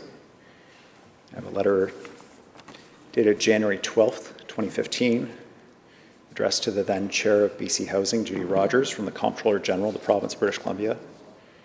Dear Judy, read conflict of interest, BC Housing asset transfer. I received the attached email regarding a concern over conflict of interest. After reviewing it in discussions with my investigation group, I feel you as Chair and your board are best placed to address this issue. I would appreciate communication back from you as to the resolution of this issue. Now, CC'd to that message was a person named Steve Carr, who worked as Deputy Minister under then Housing Minister Rich Coleman, and a few months later became Chief of Staff to then Premier Christy Clark. Attached to it is an email that details concern about a conflict of interest indeed around the transfer of public assets, and the conflict of interest, Honourable Chair, is of course the relationship between the then CEO of BC Housing and the current CEO of Atira. The exact same issue the member says is a priority now for him, but apparently wasn't at the time when the government was notified of the serious nature of the issue by the Comptroller General's office. Honourable Chair, this is the same office that we asked to take action, to hire forensic investigators to go in, to seize devices, to investigate thoroughly the allegations, and I received notice of the conflict of interest. That is the difference here, and I think that's important to put on the record. Leader, the official opposition. Well, thank you, Chair, through to the Premier. Well, the problem with that example, because I know the government did push that out in trying to create some smokescreen as if there was any kind of similarity between that situation and this. But we now know that all that was the Comptroller General forwarding an email that had been sent to him saying, FYI, someone sent this email. Turned out that those were tenants in a building that were concerned that Atira was going to get the management contract for their building, which they subsequently did not. So there was nothing there that is remotely like a devastating BDO report. Yes, commissioned by our government, I acknowledge that. In fact, we sort of canvassed this in question period, and I pointed out it was a regular duty in our government to actually issue reports to find out what was going on at service providers.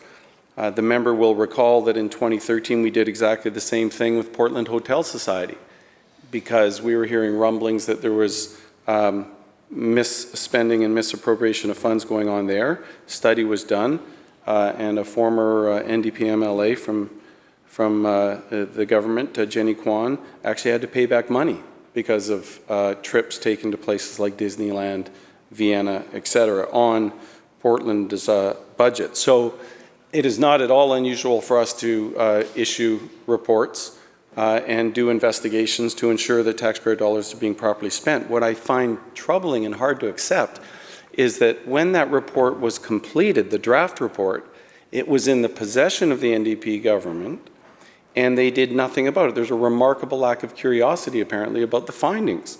If I understood the Premier through the Chair properly, the former minister mentioned nothing about it to him. The current Premier, then the minister responsible, apparently nobody mentioned it to him. And I find that surprising. Can the Premier, through the Chair, confirm that he would meet weekly with the President of BC Housing, Shane Ramsey?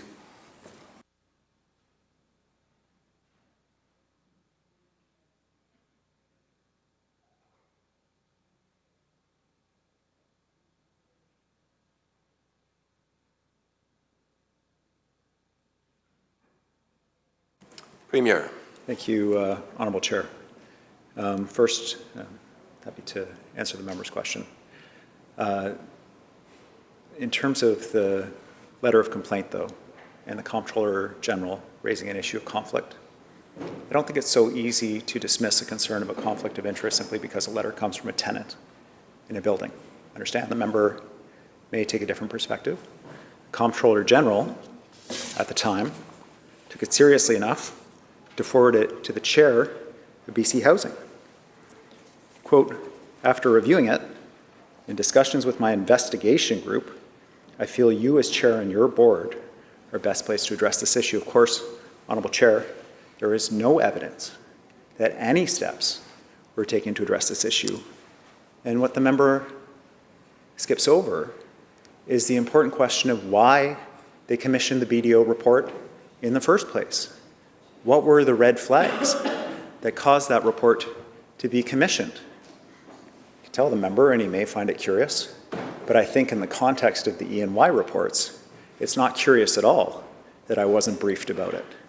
In fact, the E&Y reports show significant and systematic attempts by the then CEO of BC Housing to prevent the conflict of interest issues coming to the attention of government.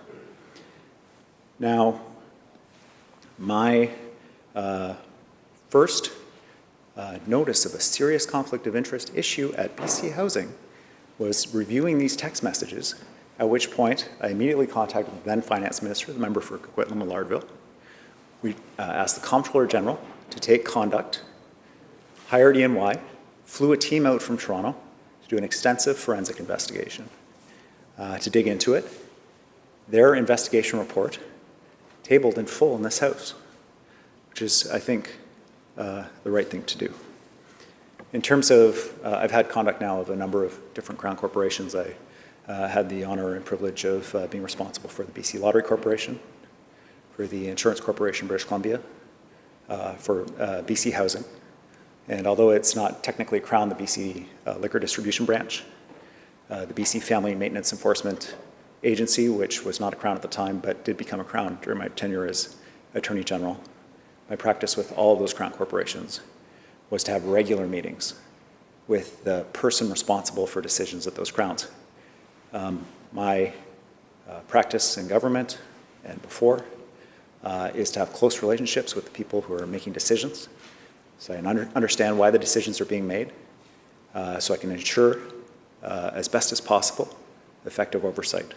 What's troubling about the BC Housing piece in particular is the allegations in the investigation report of a systematic attempt that the CEO made to deceive government, everything from altering minutes, asking people to keep his name out of things, direct award of contracts, spending without authorization from government.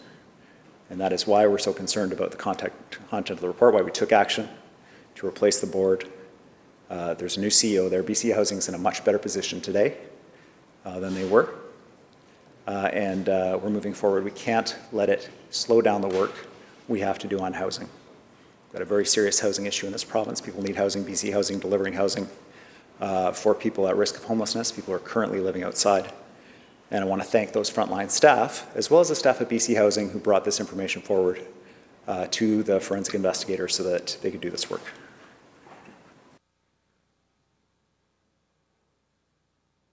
Member. So thank you through to the Premier.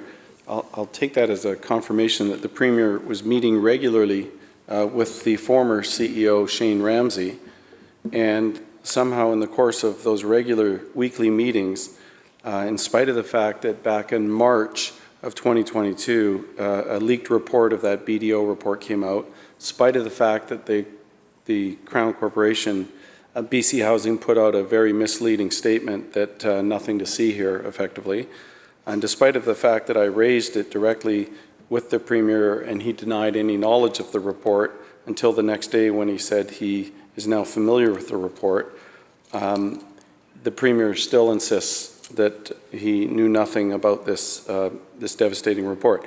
Well, you know, through to the Premier, it was a regular practice in our government to do reports on agencies of government. I would strongly encourage the Premier in his position that he should be looking at the housing providers that are doing work for the government.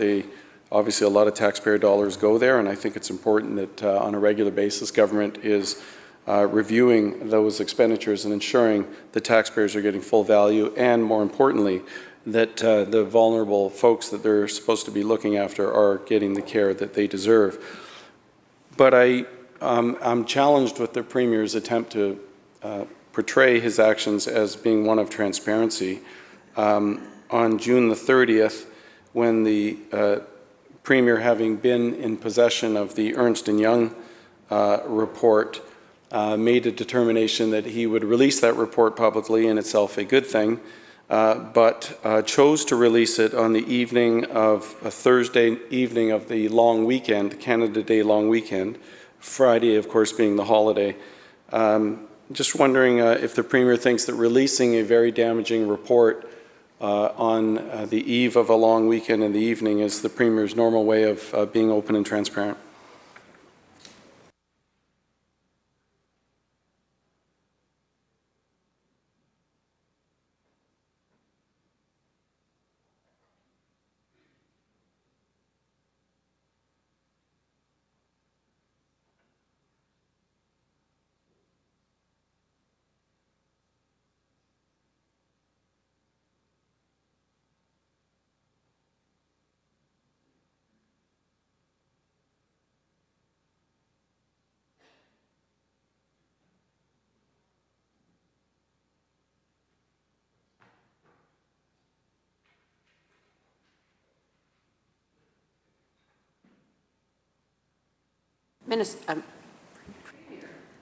Thank you, Honourable Chair. Member had a number of submissions, I guess, to the House in his question.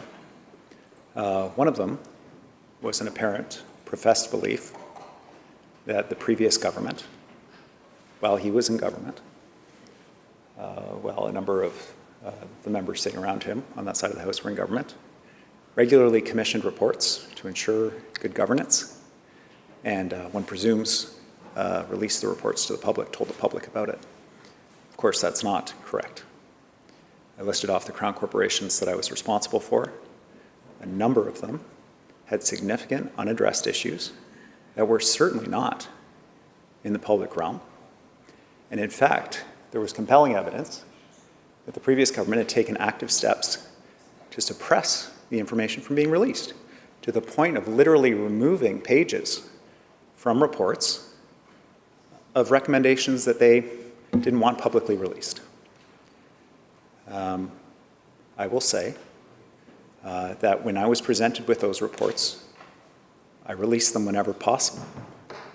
And had I been presented with a BDO report that detailed what had gone on under the previous administration in the Housing Department in terms of a lack of oversight in a relationship between BC Housing and Atira, assuming the member's characterization is correct there, the idea that I wouldn't release it to the public is bizarre, because I was minister responsible for probably less than 120 days before I launched a full external review of BC Housing by Ernst & Young, which uncovered this systemic and serious issue. Following their recommendations and advice to me that the scope that government had given them was not sufficient to address the issue, worked with my colleague, the then Minister of Finance, to retain, to work through the Comptroller General's office to retain an external party to go in and do a forensic investigation, which was then released in this House. Now, I understand the member is concerned about the timing of the release of the report. But, and hey, you know, maybe critique is well placed from different quarters, but certainly not from that member and their government, because they didn't release these reports, Honourable Chair. And when they did, in the exceptional situation, actually release a report, they removed content from the report so that the public couldn't see it. When we released the forensic investigation report, it was the first time in 30 years, first time ever, under the relevant section of the Freedom of Information Protection of Privacy Act when a report of this nature was released under the public interest exception. Now, I'm sure if the member's version of events was correct, it wouldn't have been the first time in 30 years that section was used. But that is, in fact, the situation, Honourable Chair. Member. Thank you, Chair, through to the Premier. So we're to believe that this Premier, who likes to fashion himself as a get things done, hands-on kind of micromanager, somehow doesn't know about a 2018 BDO report that is devastating in terms of its analysis of BC housing in particular, and also to Atira, and then just magically decided to do an Ernst & Young review on his own. And then the Ernst & Young review comes back and it's extremely damning. And the Chair, through to the Premier's response to that is, I will release that on the Thursday evening of a long weekend.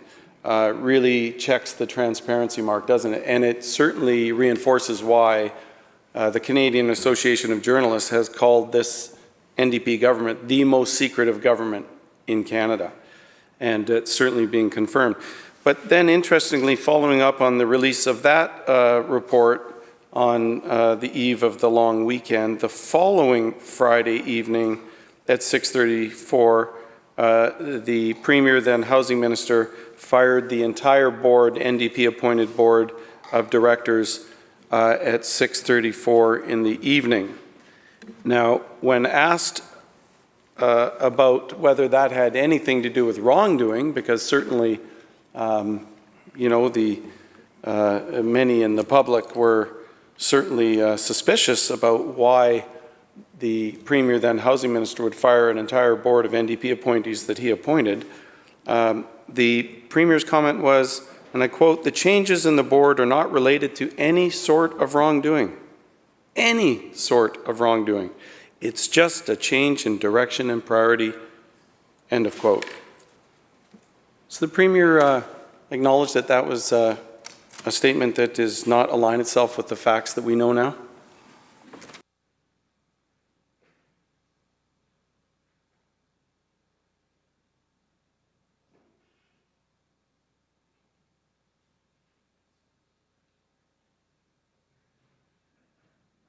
Premier.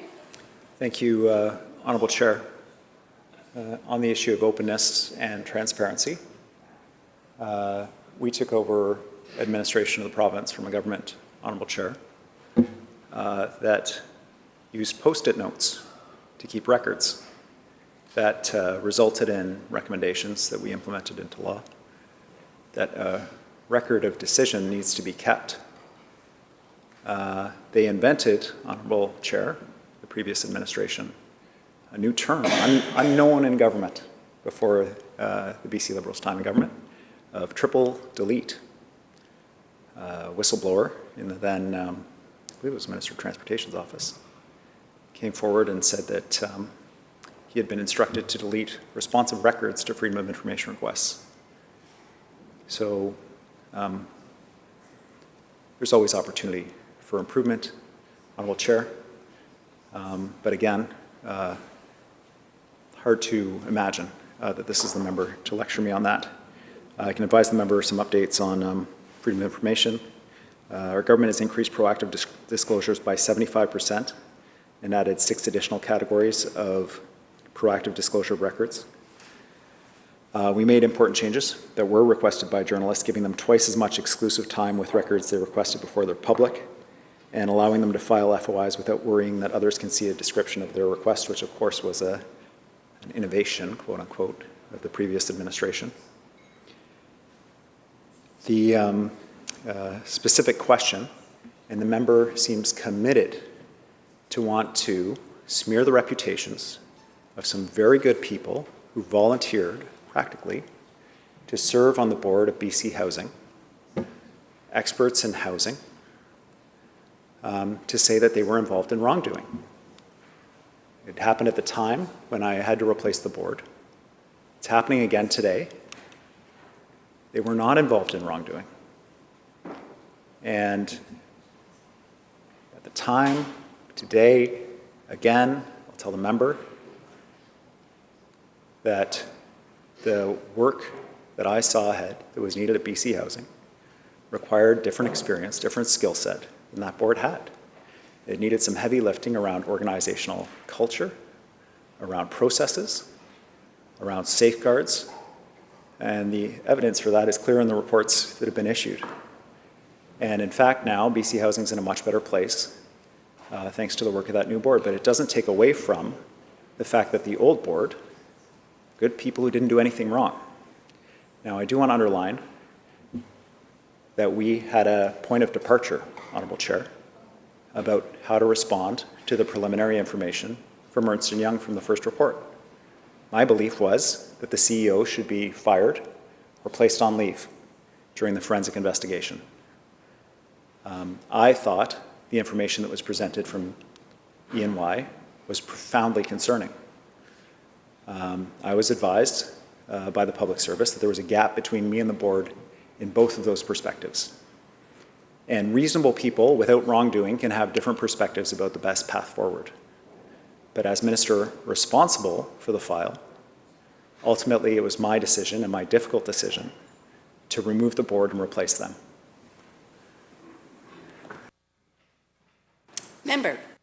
Thank you, Chair, through to the Premier. So, knowing just how bad things were, why did the Premier say to the public that the changes he made to the board had nothing to do with any sort of wrongdoing, it's just a change in direction and policy, when he knew, because he had a copy of that report, that that was not the case?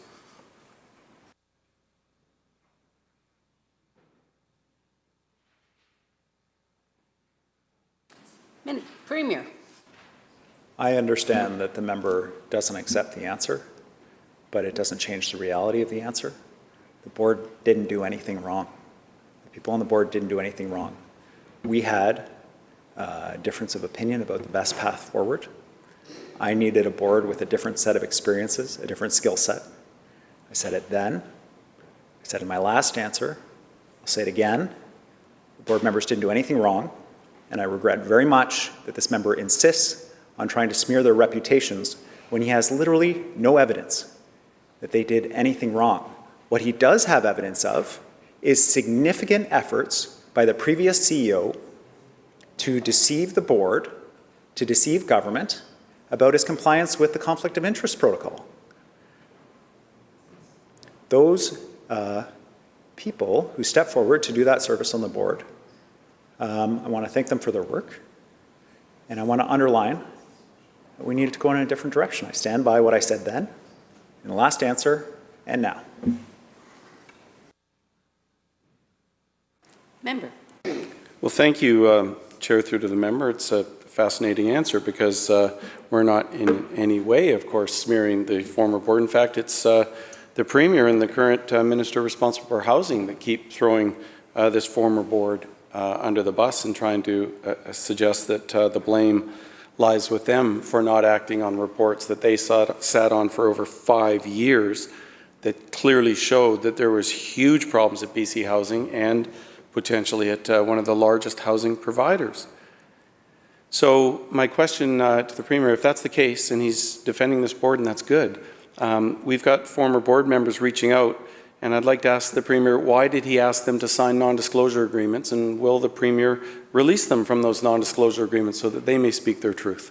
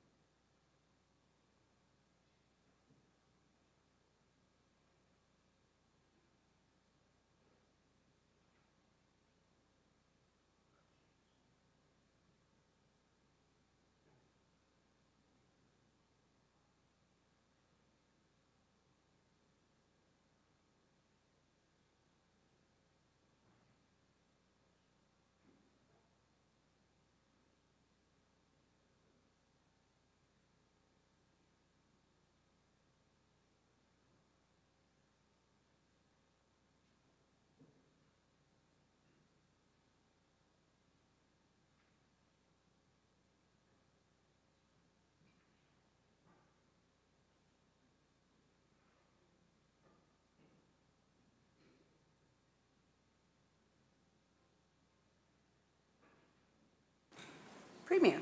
Thank you, Honourable Chair. I received information from E&Y that they had concerns about systematic and repeated effort by the then CEO of BC Housing to avoid the conflict of interest rules. They advised me that the work that they had done was not to a forensic standard, and that the scope that government had given them in doing the review of BC Housing was not sufficient to delve into what they had uncovered incidentally in interviews with BC Housing employees, reviewing documents for the purposes of the broader review. On hearing that information, I worked with my colleague, then Minister of Finance, went to the Comptroller General's office, and a forensic team was brought in from Toronto. One of the core themes of those days was the need for confidentiality, and in particular, in order to, as best as possible, preserve as many of the records as could be preserved at BC Housing, on the phones of individuals, on the computers of individuals, on the database of individuals alleged to be involved or who may have information relevant to the review, so that the forensic investigators could gather those records, because there was a feeling, there was a risk that those records could be destroyed. And in fact, that risk manifested. Key text messages, an acknowledgement by the Chief Financial Officer, including records of decision, were deleted from the CFO's cell phone and from the CEO's cell phone, and were not available to investigators.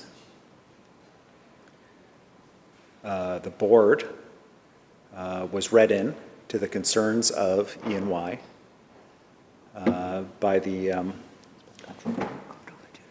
Comptroller General himself. Very sensitive information was shared with them in order that they could fulfill their responsibility as directors of BC Housing. Based on legal advice and given the sensitivity of the information, they were asked to sign non-disclosure agreements. The report, both reports, E&Y 1 and 2, detail some very problematic activity. But again, the member suggests that somehow I'm implying that the board was responsible for that. I am not. The board did not commit wrongdoing, Honourable Chair. Member. Thank you, Premier, but unfortunately this is a pattern right across this government. I have never seen a government that has used non-disclosure agreements more than this current NDP government. It's remarkable. Doesn't matter what the sector is, healthcare, even parents with kids with autism that just want to go meet with the government to find out what changes they're making are being forced to sign non-disclosure agreements. So it's no surprise that the Premier has enforced non-disclosure agreements on the former board. But here's the thing, Premier. E&Y's completed their work now, and those board members actually would like to speak publicly. Will the Premier here and right now release them, given that that work is done, the E&Y's finished their report, release them from their non-disclosure agreements, and if not, why not?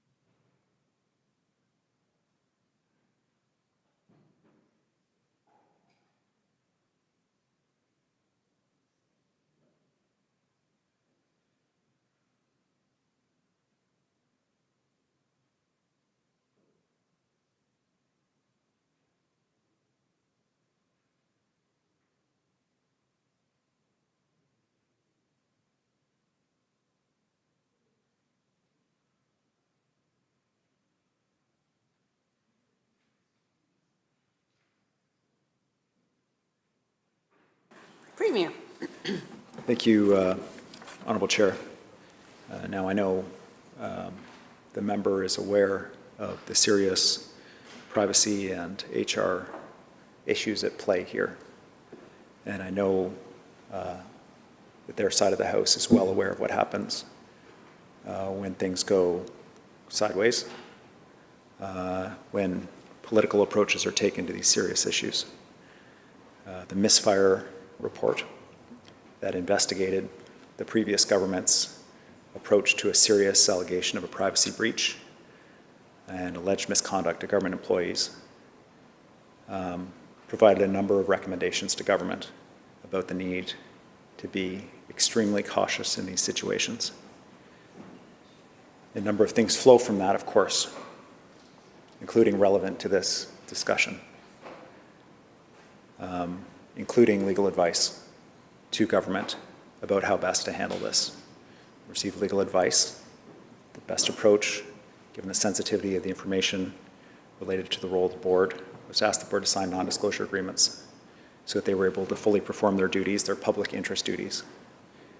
And I want to underline that the full investigation report, of course, was tabled in this House after it was done to a full forensic standard, and we could have confidence in being able to table it for the members to be able to review in its entirety. The first time, by the way, that that section had been used in 30 years since it was brought into force. The other piece is the member suggests that we don't want people to speak up. And that is absolutely false. In fact, it was our government that acted on the misfire report recommendations by establishing whistleblower protections for employees in core government, in ministries, staff, tribunals, independent offices of the legislature. In fact, BC Housing came under those whistleblower provisions in December 1st, on December 1st, 2022. Health authorities are coming under those provisions in June. We want people to bring forward information of concern. We want to address these issues because when we get information of misconduct, Honourable Chair, serious allegations, as we did in this BC Housing file, we want to take action. We want to address the issue. And the member keeps skating over which government it was announced to the House that there was an investigation, which government it was that commissioned a report, didn't tell anybody about it. It was the BC Liberal government that commissioned a report and didn't tell anybody about it. It was the BC Liberal government that had concerns about BC Housing and Atira, didn't tell anybody about it. The BDO report that, according to them, reviews what happened at BC Housing and Atira during their time in government. And when we got notice of problems, advised the House, released reports, used sections of the Freedom of Information Protection and Privacy Act for the first time in 30 years so that everybody could review it, took action, Honourable Chair. And it's file after file. It was just a one-off, but the pattern, Honourable Chair, the BC Lottery Corporation, large-scale, systematic money laundering at BC Lottery casinos, and BC Lottery officials out there doing interviews saying, no, this is just how people like to gamble. They like to bring in large amounts of cash. They knew there was a serious money laundering issue. Multiple reports, not released. ICBC, before the election, massive losses facing that Crown Corporation, not disclosed to the public. And how was that avoided? By booking the sale of the ICBC headquarters, by booking the sale of ICBC.com for $10 million. Neither of them were sold, Honourable Chair, so that the public before the election wouldn't know how much money the Crown Corporation was losing. Now, the member wants me to believe that on this report, on the BDO report into the problems at BC Housing and Atira that were commissioned under the previous government, this was the one they were going to release. It's not at all like the ICBC report that was commissioned that had pages torn out of it. This would be the different one. No, Honourable Chair, there was a pattern. And because of that pattern, the public did not receive full accountability and transparency. Our government's different, Honourable Chair. When we receive this information, we take steps to address the issues. We've done it again and again and again. And we will continue to do that.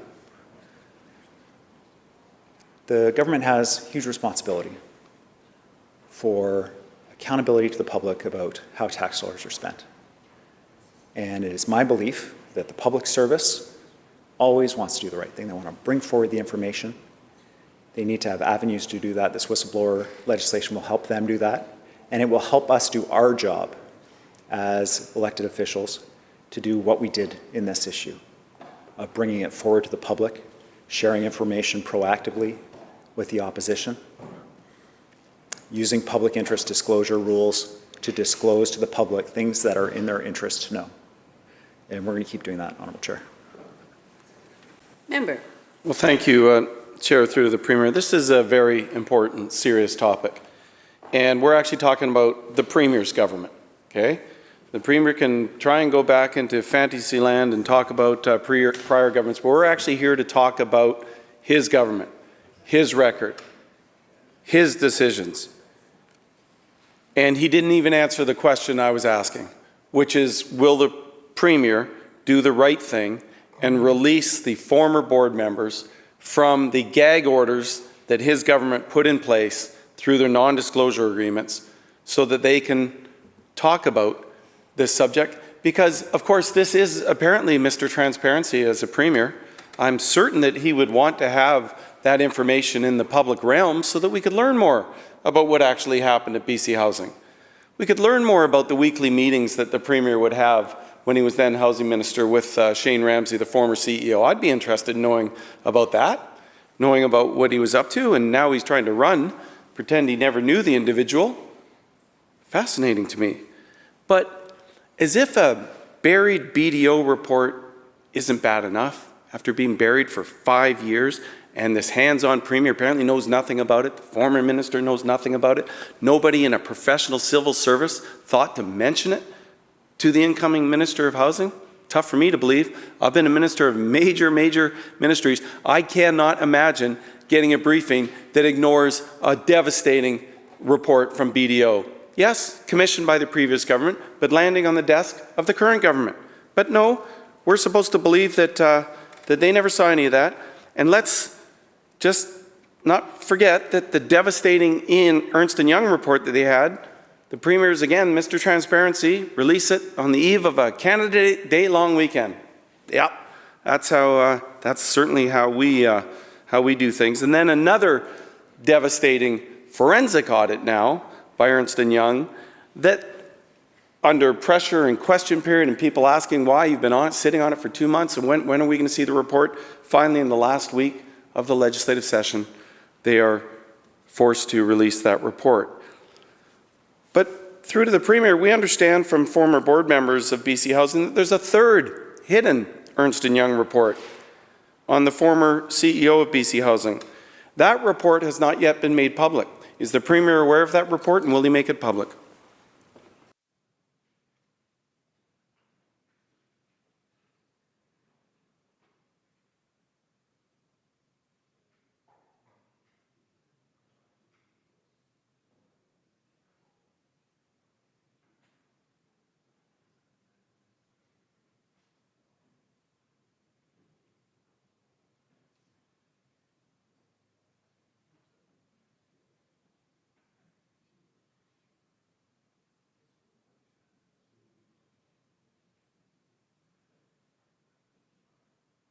Premier.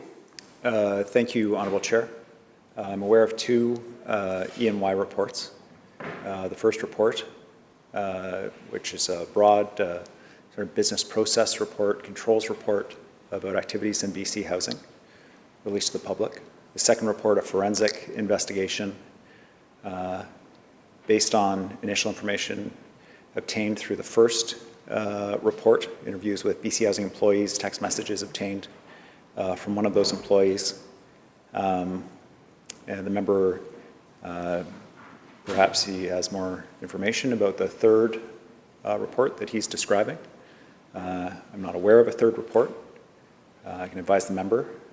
When I was briefed around the first report, I had the opportunity to review text messages that I found profoundly troubling, concerning, relating to the activities, allegedly, of the then CEO of BC Housing, which caused me to, with my colleague, the former finance minister, approach the Comptroller General's office and ask them to do a forensic investigation. And I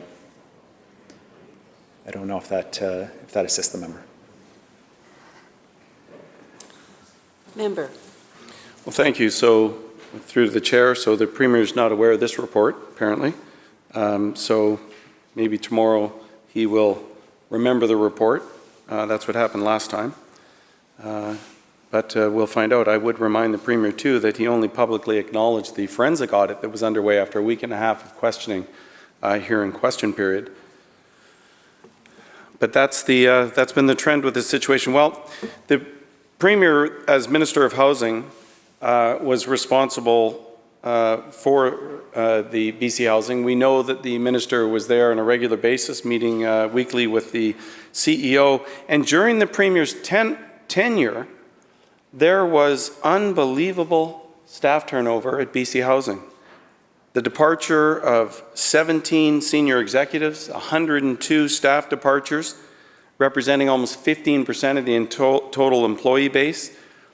I've been involved in a lot of companies, and I have never seen a company that has that level of turnover during the oversight of this Premier, just while he was responsible for BC Housing from March 2020 to April 2022. 17 senior executives. We're talking about the CEO, the Vice President of Operations, Chief Development Officer, Executive Director for Homelessness, Executive Director of Finance, more finance folks.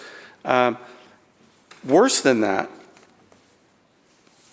you'll find when you look at the exit interviews, the kind of commentary that many of these folks were making, and I'll touch on that in a moment, but I'd like the Premier to talk about why during the Premier, then Housing Minister's tenure responsible for the housing, did it see the greatest turnover of senior executives and staff ever.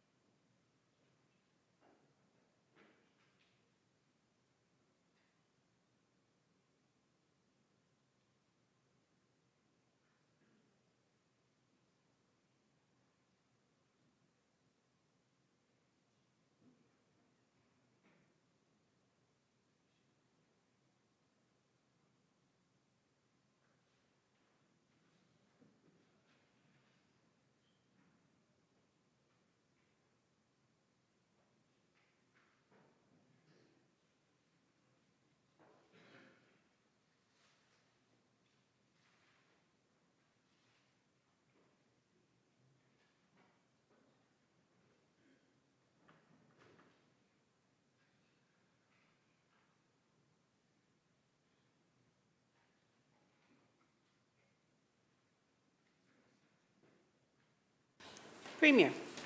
Thank you, Honourable Chair. Two pieces.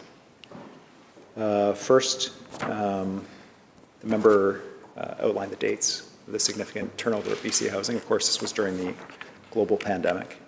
It's a hugely stressful time for many workers, especially frontline workers, across many sectors. And this was no less true, and certainly perhaps more true, for BC Housing employees, providing services to the most vulnerable people in our population, many of whom, and certainly important to note, at the time pre-vaccine, needing to deliver services, needing to work long hours with stressed out nonprofits trying to figure out how to move forward. BC Housing has over 1,000 employees. BC Housing's staff turnover, in fact, was below the labour market average. And there certainly are. I mean, we issued a report that said, a forensic investigation report, that said that there were systemic issues within BC Housing related to the former CEO. And I'm sure some of these resignations related to that as well.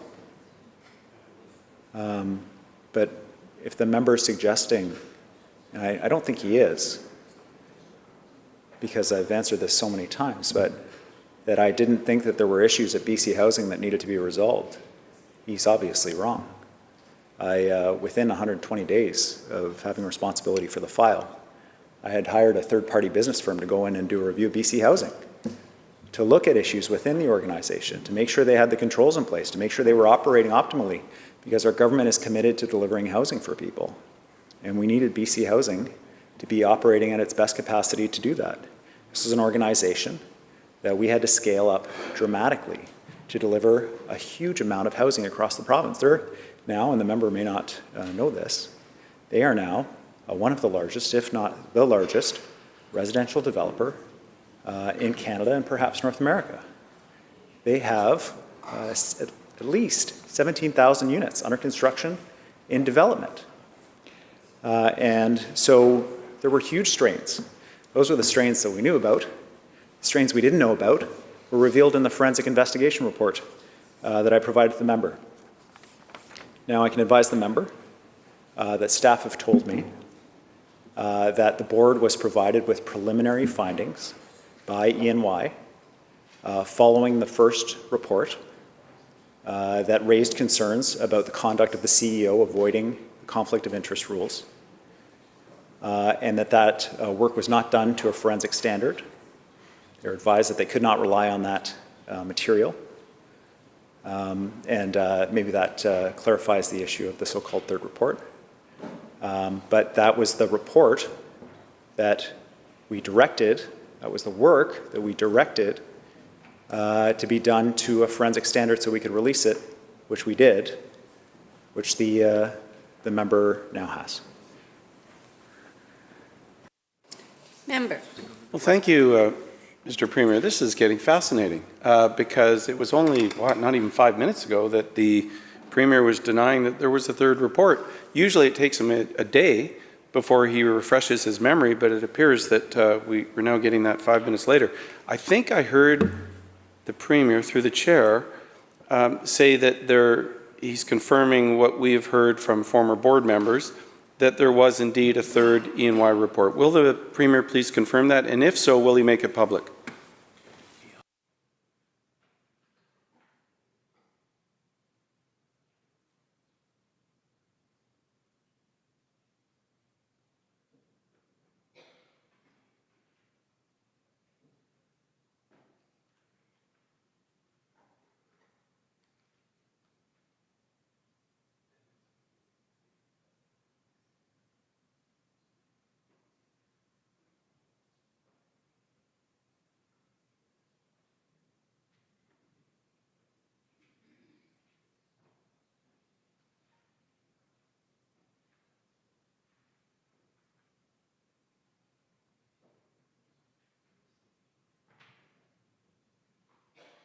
Premier. Thank you, Honourable Chair. There was preliminary work done by E&Y not done to a forensic standard. And that was what the work that needed to be done. And we directed them to do that work. I know the member remembers the misfire report. I know he remembers the risk of rushing to judgment before you have all the information. That approach literally led to a man's death, Honourable Chair. And so this is a serious issue, people's reputations at risk.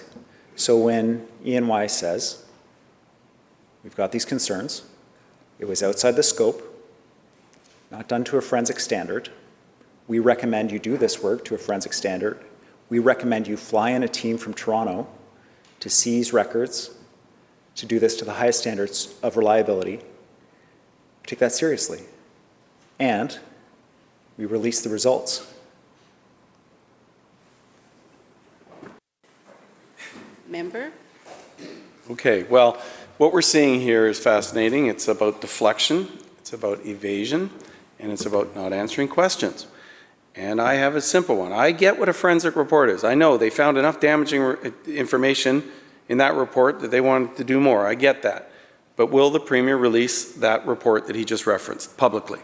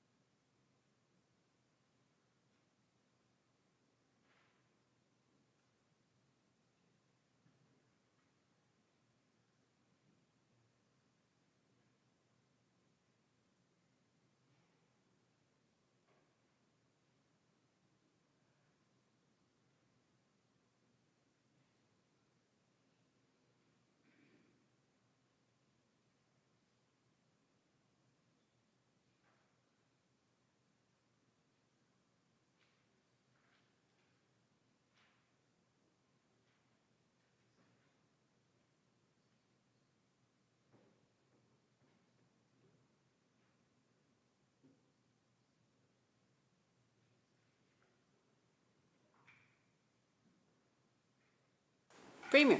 Thank you, Honourable Chair. This is preliminary information that was gathered by E&Y. We were advised that we could not rely on it because it wasn't done to a forensic standard. Legal advice was that we couldn't release it. And it formed the basis of the forensic work that was done to a standard where we could release it and did. Member. Chair, through to the Premier. This is nonsense. I'm sorry. I've been around government for a long time, been in business for a long time. You can call it a preliminary report. It's a report. It's work that's been done. Okay? There was a report. The Premier required board members, when he was the Minister of Housing responsible, to sign NDA specific to not being able to talk about that report. Will the Premier make that report public?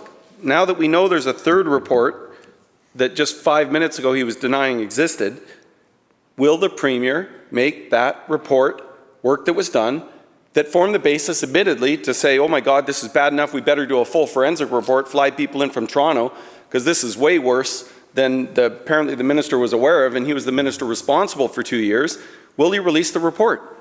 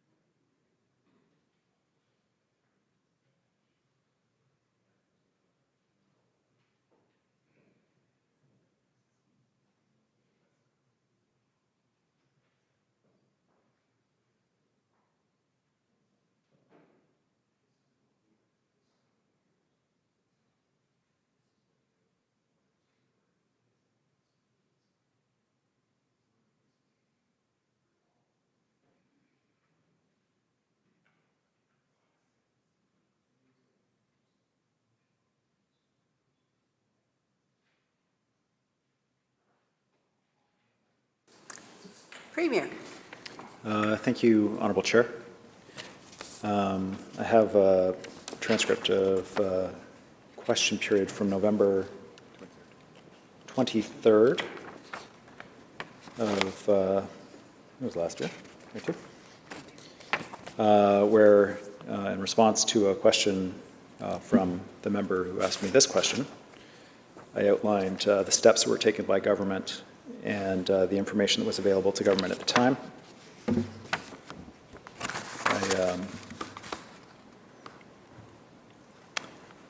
I first begin by describing the first report and why Ernst & Young was asked to do the second report.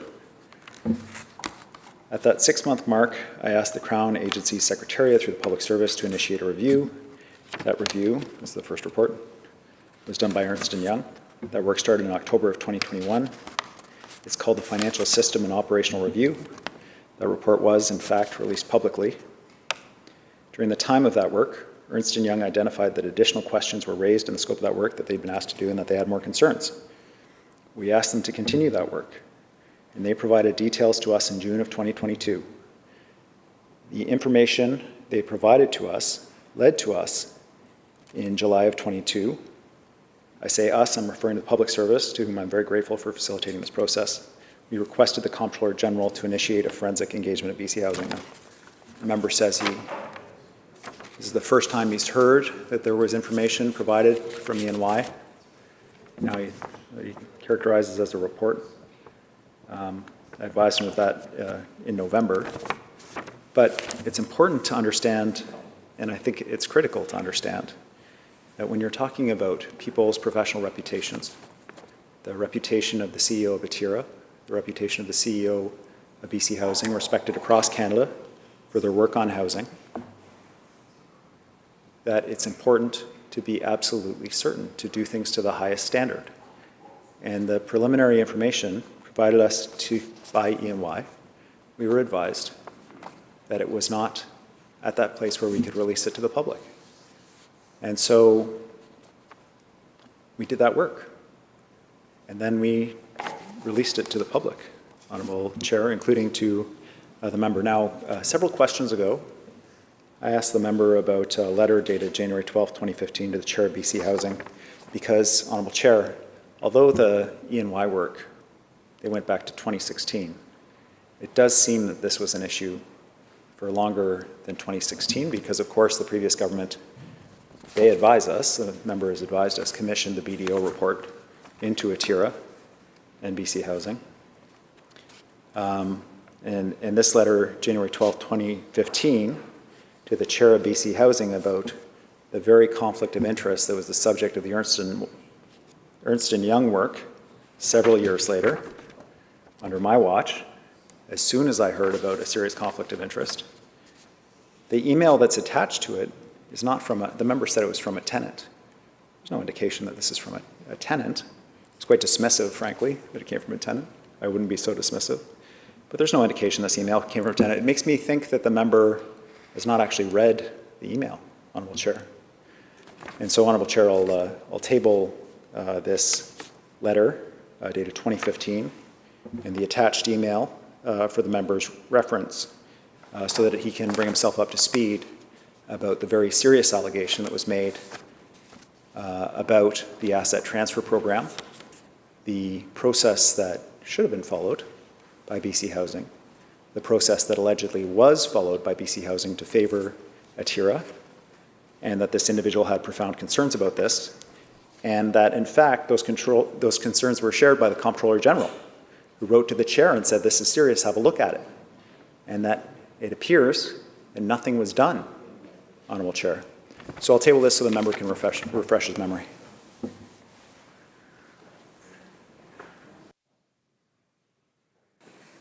We don't table documents, however, we'll share it with the member opposite. Member. Thank you, Chair, through to the member. A good try, Premier. I know you keep trying to dissemble and evade the issues, but you're not going to get away with it with me.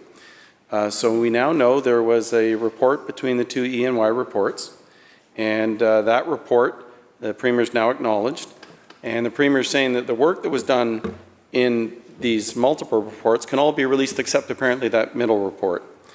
And again, to the Premier, will he make that report public in the interest of transparency, something we have not seen through this entire scandal that we've been unraveling bit by bit by bit?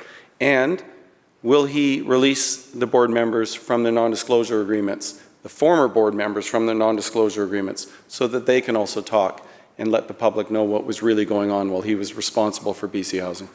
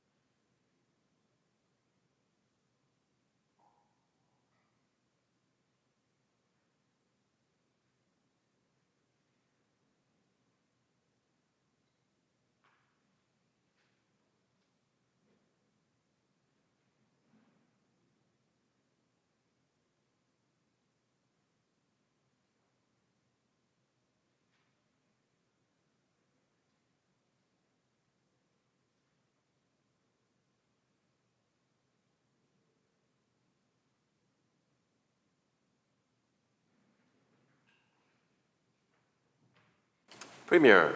Thank you, Honourable Chair.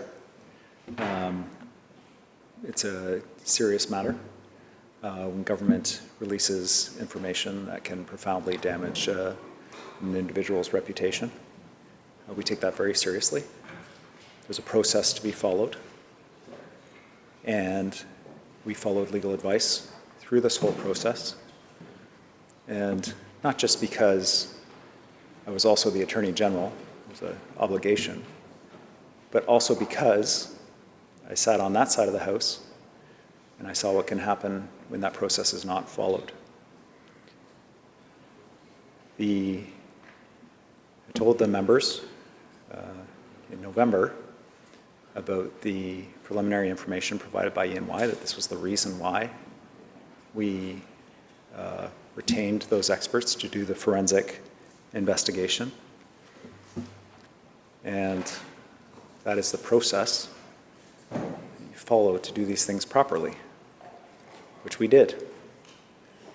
And the reason why the member is aware of this whole issue is because we tabled that entire forensic investigation report in this House using the Public Interest Disclosure Act, or using the Public Interest Disclosure provisions of the Protection of Information Protection Privacy Act. And the reason why we were able to release it that way is because it was done to this high standard, Honourable Chair.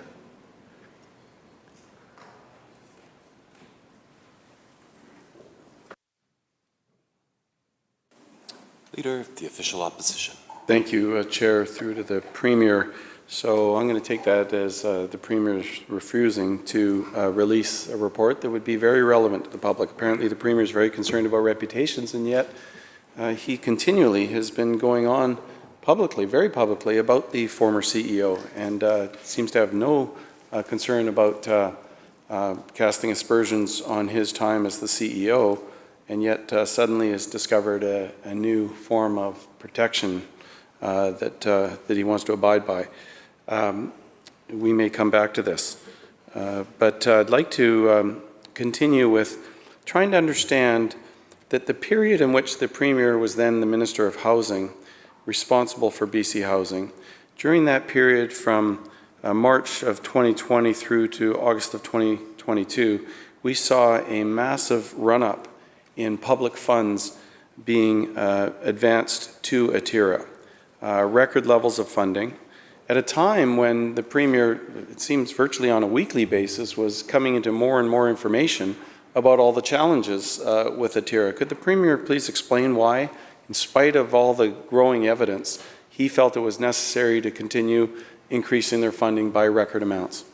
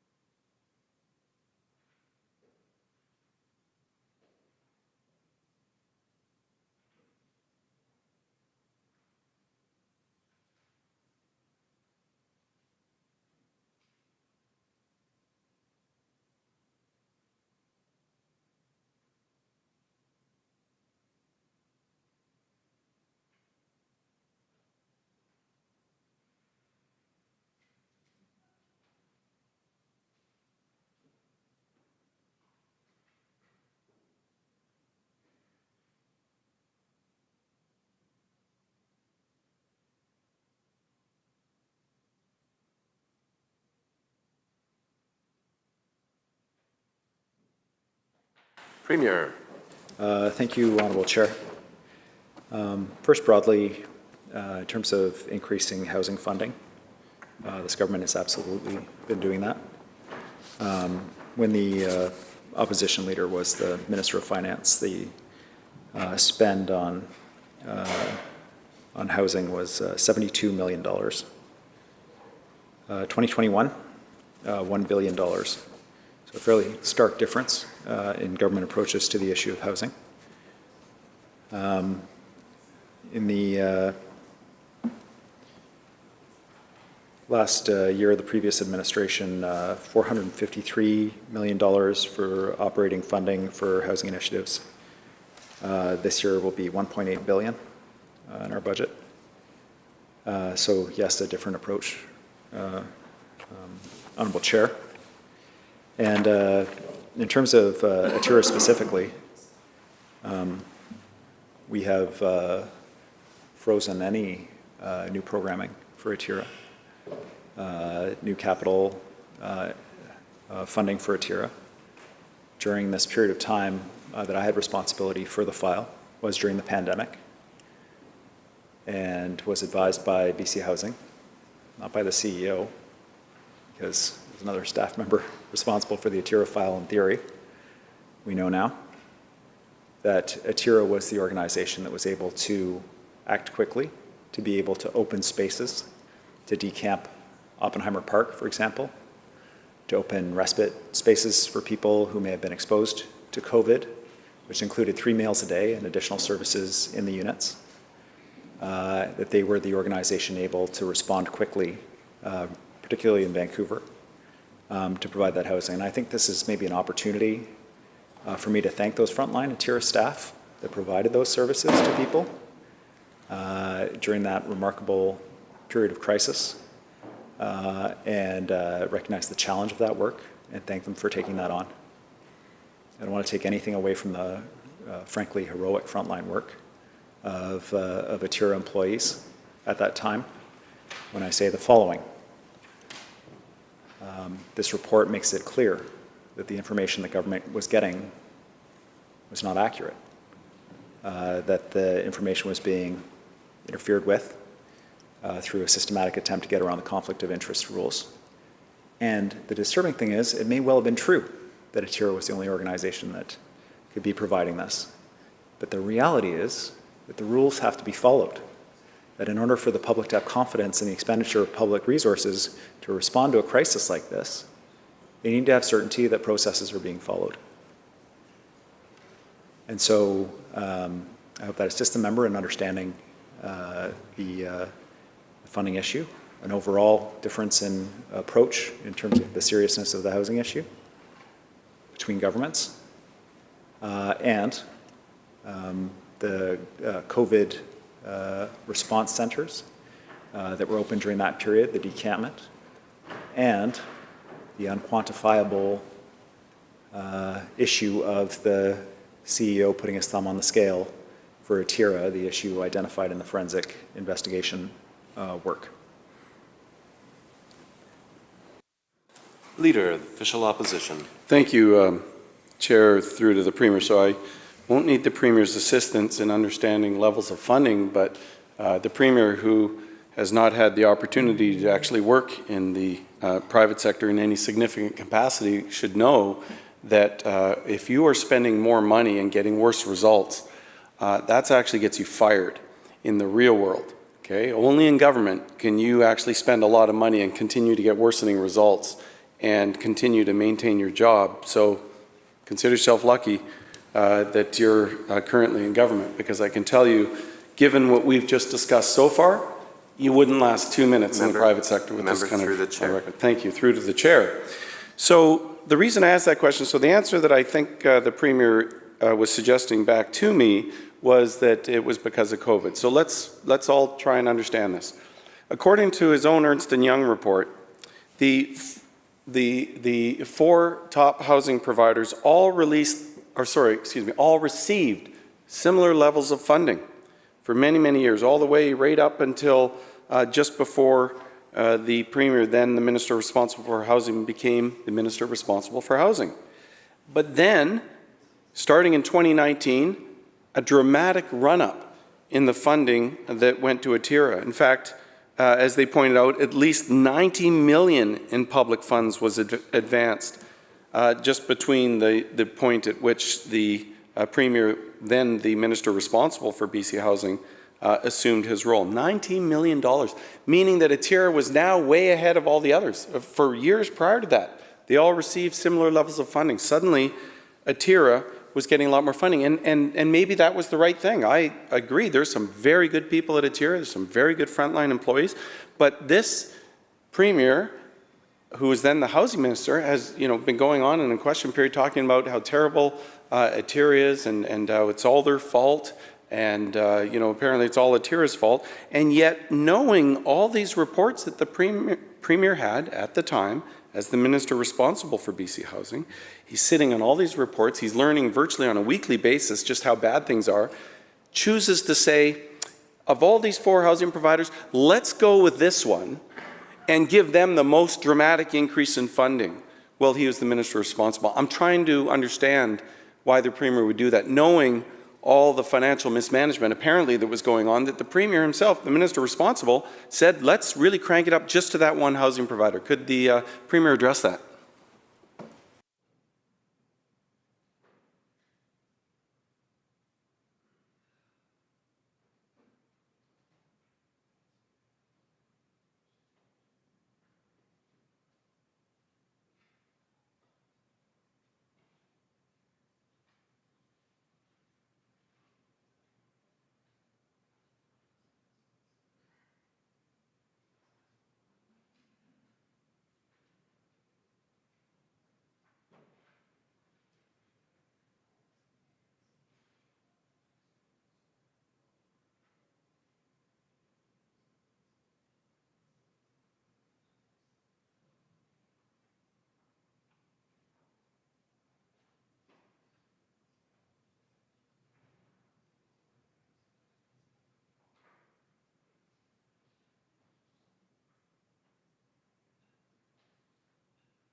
Premier. Thank you, Honourable Chair. There was a lot in the member's question. The member,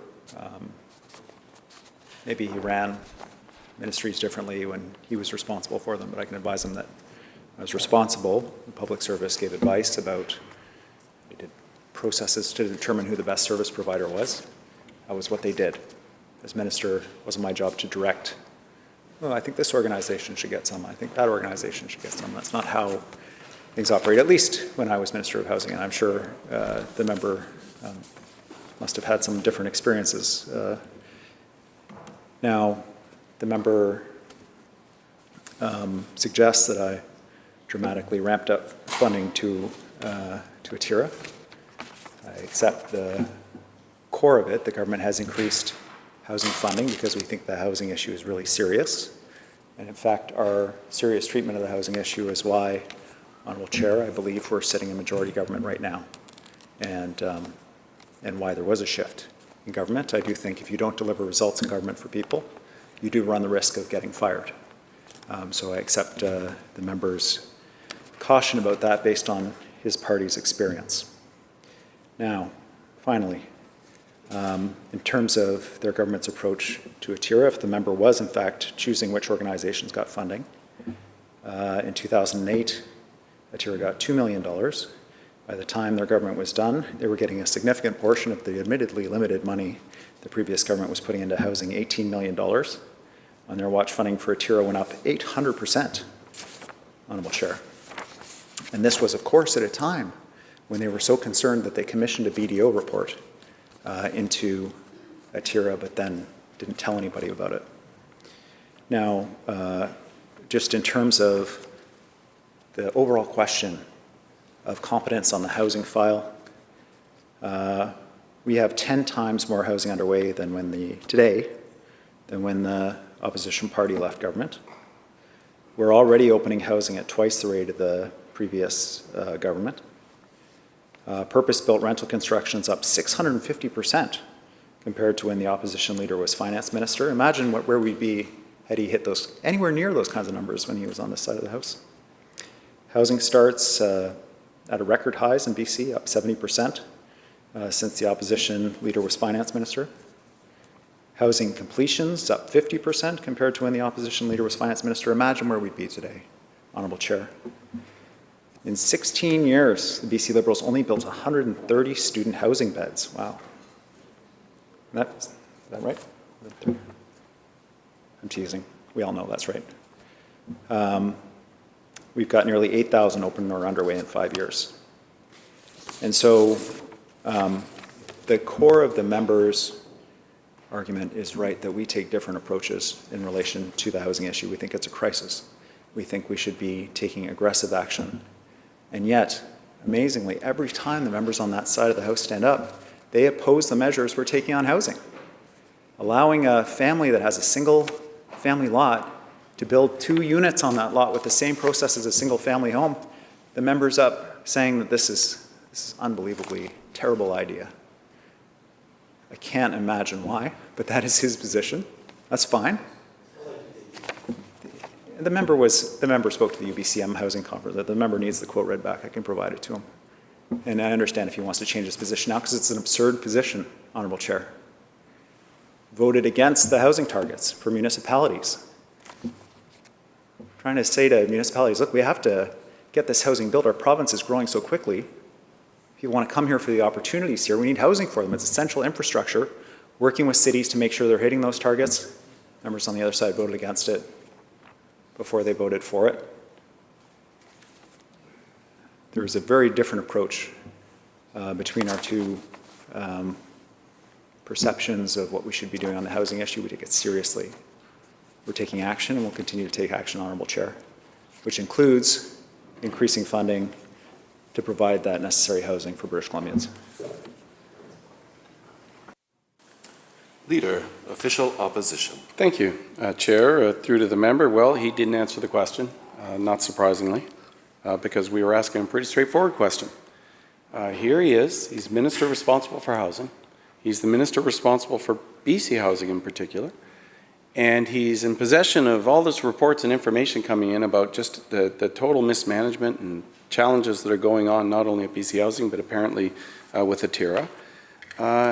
And in spite of being in possession of this, his decision during his time there was to dramatically increase the funding to that particular organization over the other organizations. Just a fascinating approach to responsibility. And then tries to say, well, of course, he's not involved in any of these decisions. No, the person that apparently loves to micromanage and get involved in details and meets weekly with the CEO doesn't have any idea of where all this additional funding is going. No, we're supposed to believe that that's the case. Well, if obviously financial mismanagement is not going to be an issue for this government in terms of where to keep sending dollars, they'll keep sending them there apparently.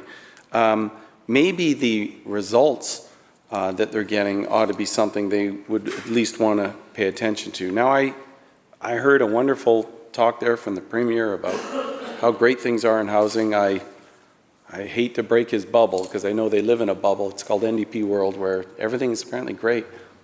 All the housing, we're doing a great job. We're building all this housing. People are great. Unfortunately, after 6 years of this NDP government and their total mishandling of the housing file, none of whom, by the way, have any background in housing, they've managed to get us to the highest housing prices in North America. That's an achievement. 3rd highest on the planet. It's got to take some effort to actually be the highest housing prices in North America and the highest average rents in Canada.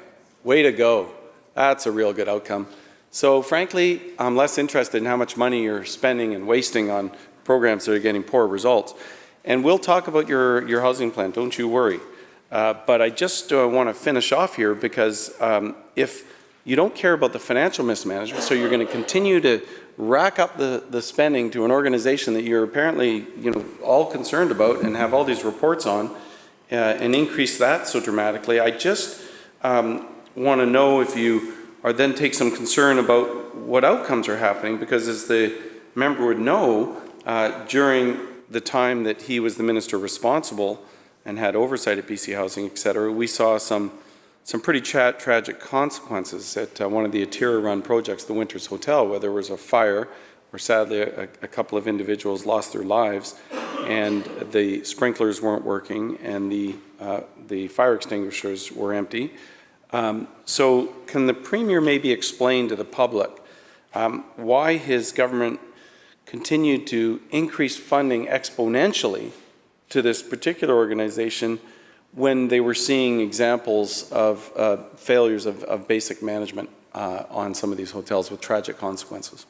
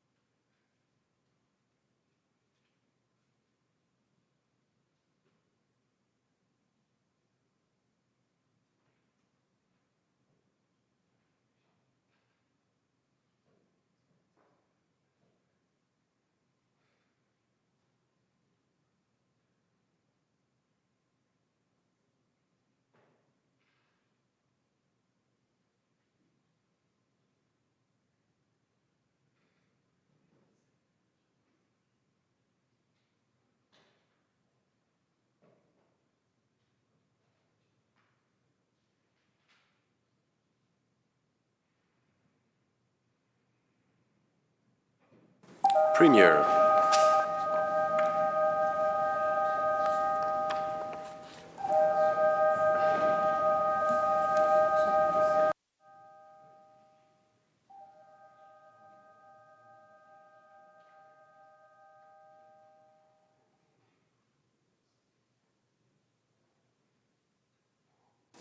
Honourable Premier. Thank you, Honourable Chair. The Winters Hotel fire was an awful and tragic event. My understanding is that there's going to be a coroner's inquest into the cause of that fire and those deaths. Certainly thank in advance the coroner's service and the jury that'll listen to that, I'm sure, heartrending information from family and friends about what went wrong there. The challenge that the member raises, I think, is housing for people who are struggling with serious mental health and addiction issues. And this is, at least I always believed it was, based on information from BC Housing. The strengths, one of the core strengths and focus areas of ATIRA was to provide housing for people that were otherwise not able to be housed.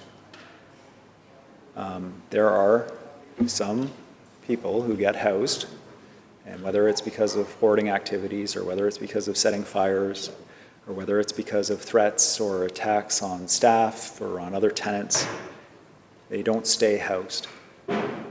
And this is one of the big challenges, because often these are the people who are ending up in encampments. When we house them out of the encampment, they go into supportive housing, they struggle there, they're evicted, they go back to the encampment, they go back to living on the street. And so, you know, One of the challenges is a lot of housing organizations are understandably reluctant to take on this tenant group. And my understanding was always that Atira was one of these organizations willing to take on these tenants.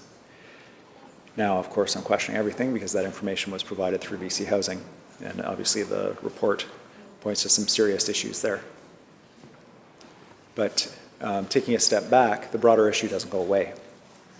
And it would not surprise me at all to find out that the Winters fire was connected to serious issues of mental health and addiction. It could be anything. But we know that those kinds of issues have come up in other buildings as well. And so we've started, we're calling complex care housing. This is intensive mental health and addiction supports for people struggling with these kinds of issues so that when they get housed, they stay housed. If they need to go from complex care housing into a hospital environment, their housing is held for them so that when they are released from hospital, that they're not back out on the street. This is one of the feeders into homelessness.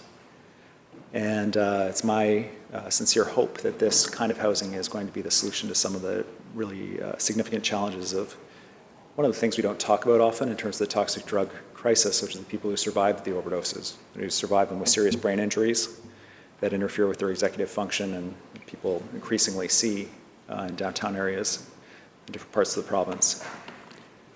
So I'm very hopeful about that.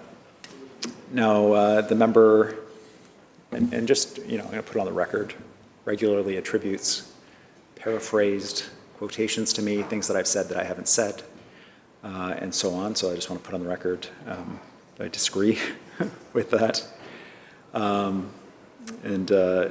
I'll assist. But there is one piece that he raised in his question, which is that he believes that his private sector experience puts him in good position to deal with the housing crisis. I just want to give you just one sample of the opposition leader's perspective from the private sector. This is, of course, before he returned to politics, talking to a group of his friends from the Vancouver College Alumni Association, and not from way back, just before he re-entered politics. This is July 2020. He talks about working with a guy named Dan Fritz. Started learning about the real estate investment business. Quote, and we together set up a joint venture and started acquiring apartment buildings in Calgary and Edmonton and renovating them, fixing them up, and then selling them off. And at that time, this was in the early to mid-90s, Ralph Klein had just gotten into the government in Alberta. The real estate market was very distressed. You could buy real estate there at very attractive cap rates, 14 to 15% cap rates on apartment buildings. So we went in there and we acquired some cool buildings and did some renovations. I still own some of my inventory from way back then. And it's performed very well over the years. I refinance it all the time. It's just been great. I think, that quote reflects exactly the difference between the Leader of the Opposition's perspective on housing and this government's perspective on housing, including my perspective. Housing is first and foremost a place to live, from my perspective. That people have a right to build a decent home in British Columbia, have a right to shelter. And from the member's perspective, real estate is inventory that you can refinance all the time. It's great. So there is a difference in our perspectives here, and it informs the approach that they took when they were on this side of the House. That approach of housing as an investment informed all of their decisions. That's why the Leader of the Opposition wants to roll back the speculation tax. That's why the Leader of the Opposition is not opposed at all to condos sitting empty.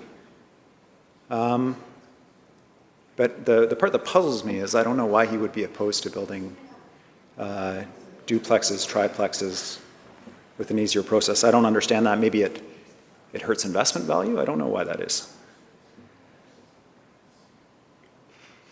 So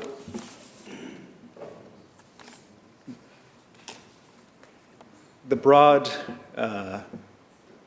theme, the broad approach of our government to housing is that we can and should be involved, Honourable Chair, that there is a housing crisis, that we need to do more.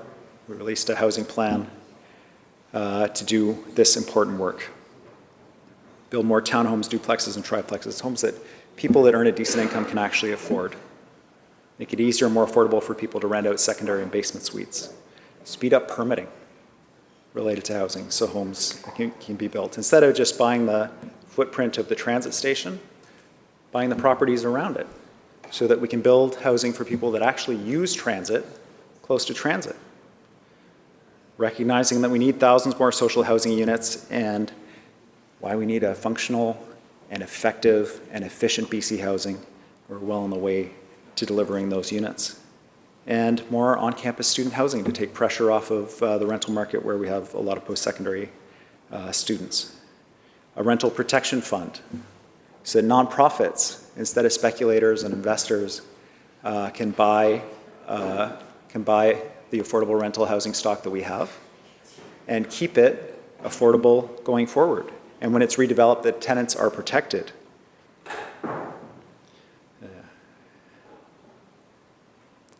Supporting renters with a new tax credit. Implementing a flipping tax so that families that are trying to find a place to live don't have to compete with someone who's buying it for the short term. Especially in times like this when there's such a restricted number of homes on the market for people trying to get into the market. Stricter enforcement on short-term rentals, again, in a time of housing shortage, making sure that housing is used for the rentals that we need for people. We're on track to meet our targets. There are 41,000 families and individuals that are housed now that would have been housed but for the policies of our government, many of which the Leader of the Opposition opposes. I look forward to more questions from the members. Housing is one of my, obviously, significant interest areas. Thanks, Honourable Chair.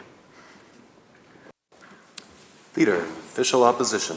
Thank you, Chair, through to the member. So that was a wide-ranging non-answer to the question that I think is an important one. But I enjoyed his trip down memory lane. Thank you. Though the Premier may have left out the fact that the only speculation that I've noticed taking place is when he sold his condo for a handsome profit just weeks prior to the speculation tax coming in. That was interesting. However, that wasn't my question. My question actually was that at minimum you would think the Premier, when he was Minister responsible for housing, would want to ensure that basic supplies and safety elements are going to be in place when they're dramatically increasing funding to their housing providers. I would think that that would be something that the Premier would take some particular concern or interest in, but evidently not. I would like to ask the Premier that, as he well knows, that Atira has a for-profit subsidiary called APMI that manages their properties. That's where 80% of the dollars you send through BC Housing to Atira go. The Premier's indicated that they're going to do some sort of financial review of Atira. Will the Premier confirm that that will include APMI?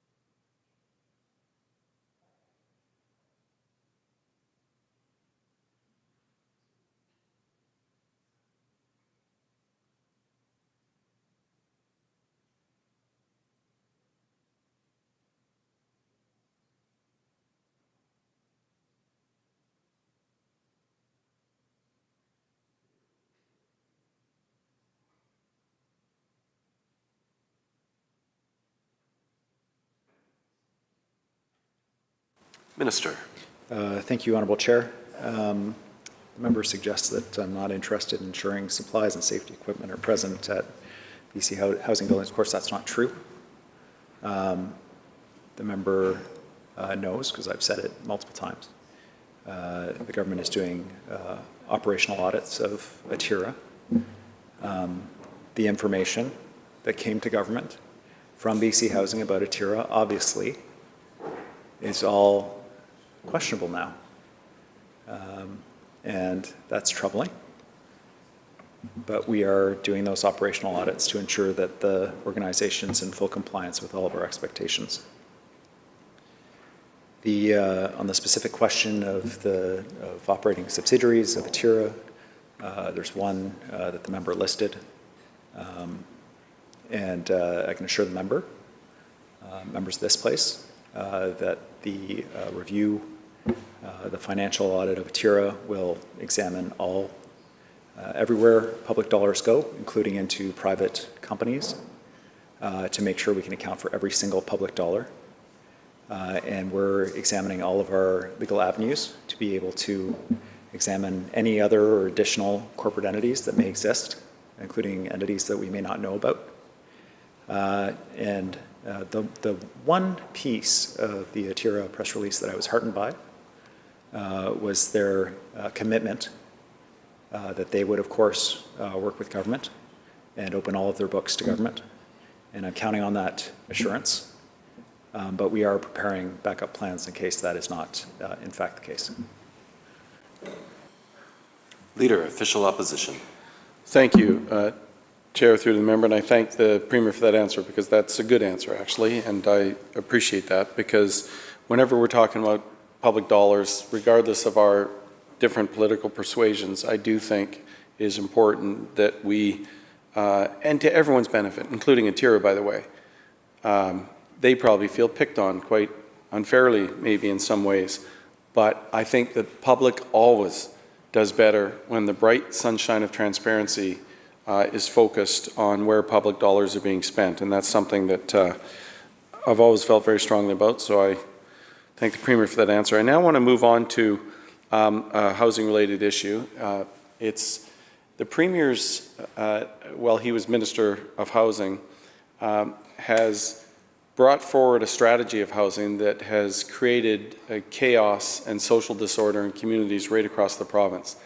The vision of the Premier was to buy motels, hotels, typically in the downtown cores in communities across the province, and warehouse people with severe mental health and addiction issues into those hotels, promising the local neighborhoods there would be lots of 24/7 support and that there would be all these medical and psychiatric supports, when in fact we now discover none of those supports have ever been there. And the result has been a huge, huge challenge in communities. We've seen dramatic run-ups in violence, in human feces on the streets in front of local businesses, smashed windows, vandalism, stabbings, all manner of violence and chaos. And it has dramatically increased during the time that the Premier was the minister responsible. So I just start my question by saying, asking the Premier through the chair, does the Premier still believe that this approach of his to warehouse those with severe mental health and addiction issues without proper supports in communities has been a successful approach?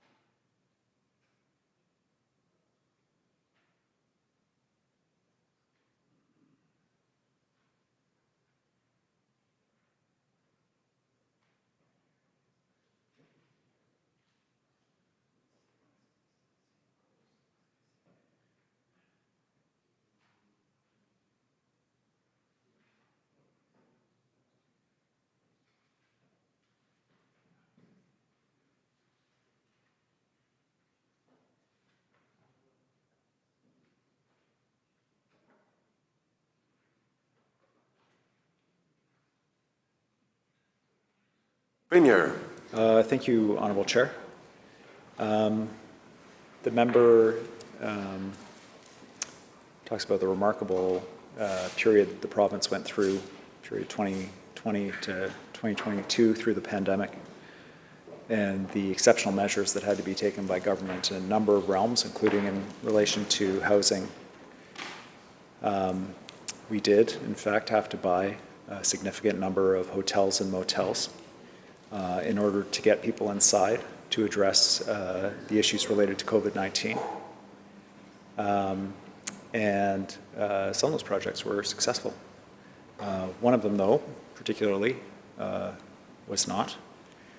We had to close a Howard Johnson, I believe it was a Howard Johnson facility, Burnside Gorge, as a number of people were housed directly from an encampment into the building and could never fully address the issues of behavior of some of the tenants there. And so when we had to, Honourable Chair, I took the really unfortunate but necessary step of closing that site, working with the neighbours around Burnside Gorge to respond to their concerns. I say it's unfortunate because, you know, there's only so many units available, and to close that, to give up that lease and not have it available as housing, I think is tragic. But we learned important lessons from that work, and have continued to improve the work that we do, which is, I think, the responsible thing to do out of a period of exceptional response during COVID. And the member, and I understand why, you know, we're in estimates as an opposition, is skeptical about housing people. But I want to reassure him and members here that the vast majority of this housing has been incredibly successful for people. It's changed lives. Now there's Violet Hayes, the head of the Island Crisis Care Society. She told CBC on the Island in May, quote, "We like to take photos of the residents when they first come in, and it's a good thing we do because you can look at them and say, wow, 3 months later you don't recognize those people because they've changed so much. Once they get a regular place to sleep and food inside them, it's just totally different. Island Health comes in regularly, and so we're able to get them the support that they need health-wise, so it really is good," unquote. The residents themselves directly speaking out, Danny, who is a supportive housing resident in Vancouver, ultimately became a staff member actually at Illuminative Housing Society, quote, "I needed the support, especially when I first came in off the street. I wasn't doing very well when I was on the street. If somebody on the street gets a supportive housing unit like this, it will change their lives immensely." Michael, who lives at Baird Blackstone Supportive Housing, 104th Ave in Surrey. He'd been homeless off and on 2017 to 21. Ongoing mental health fluctuations making housing difficult to keep. In September 21, he moved into permanent housing at this site. He's been engaging with all the supports available. From staff, quote, "For those of us who have worked with Mike since the beginning, the transition is miraculous. Today he is a kind, friendly, upbeat, and sociable guy, a delight to all who have the pleasure of knowing him," unquote. From Michael, quote, "Today I have a roof. I feel secure and safe. I take my medication regularly and get reminders from staff to ensure I take it consistently. I have friends that also live in the residence, and this ensures I'm never lonely and always have someone to talk to if I want to." This is transformative work for some people, Honourable Chair.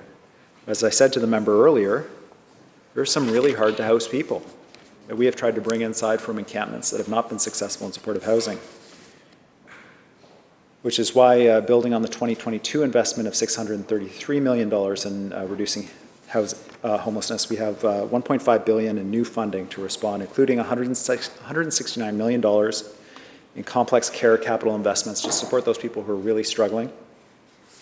$1 billion in mental health and addiction supports to open residential, hospital-like care for people who need the highest level of support. And what we're building is a system where people can, if they can't make it in supportive housing, they go up to complex care. If they can't make it there, they go into hospital. When they're released from hospital after they've stabilized, they can go back to complex care with intensive medical supports, hopefully down to supportive housing, allowing people to transition between levels of housing as we respond to their medical needs and the challenges that they face. This is significant work. It's not done. Lots more to do. But we are making a very positive difference in the lives of many people. And for the people that Violet works with, for Danny, for people like Danny, transformative, for people like Michael, transformative in their lives. Leader, Official Opposition.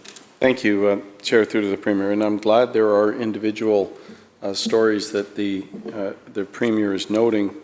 But the Premier surely must be aware of what's happening in communities across the province, because whether it's Kelowna, whether it's Kamloops, whether it's Prince George, whether it's Vancouver, I know the Premier and his group were virtually chased out of Nanaimo recently, so you know what's happening in Nanaimo.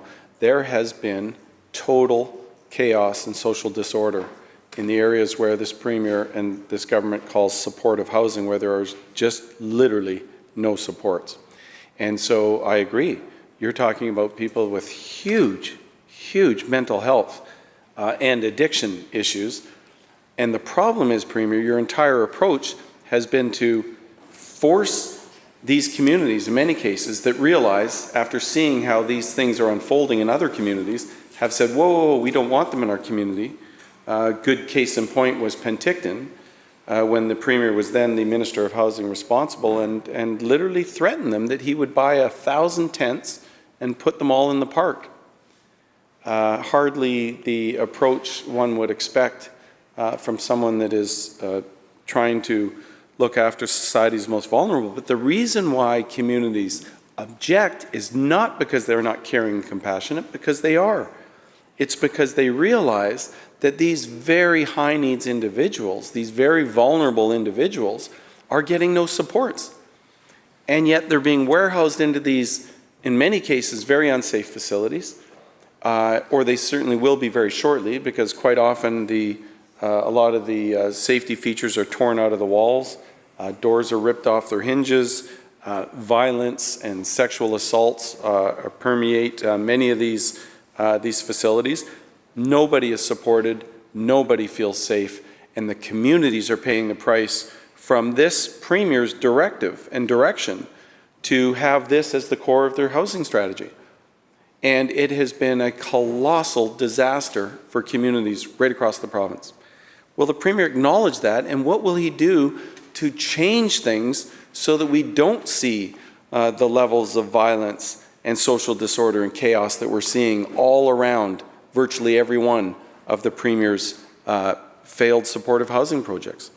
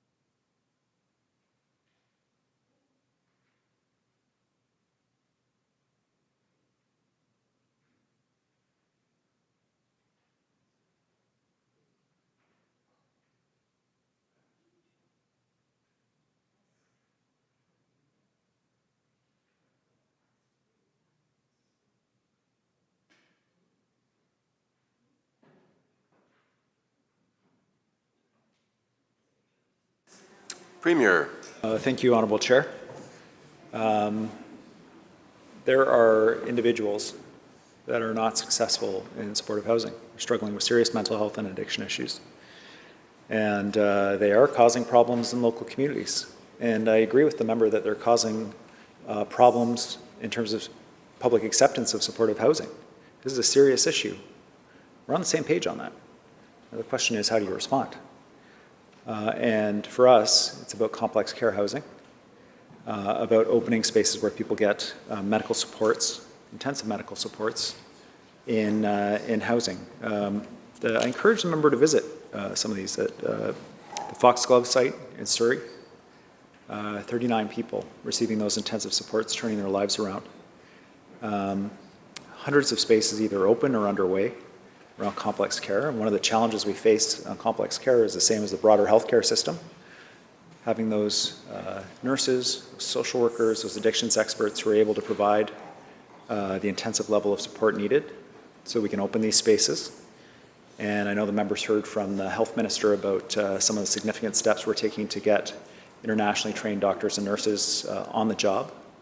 A focus on our provincial nominee program to get people in, to get them through the credentialing process quickly so they can get to work and support healthcare broadly, which includes these, which are functionally healthcare environments to support people.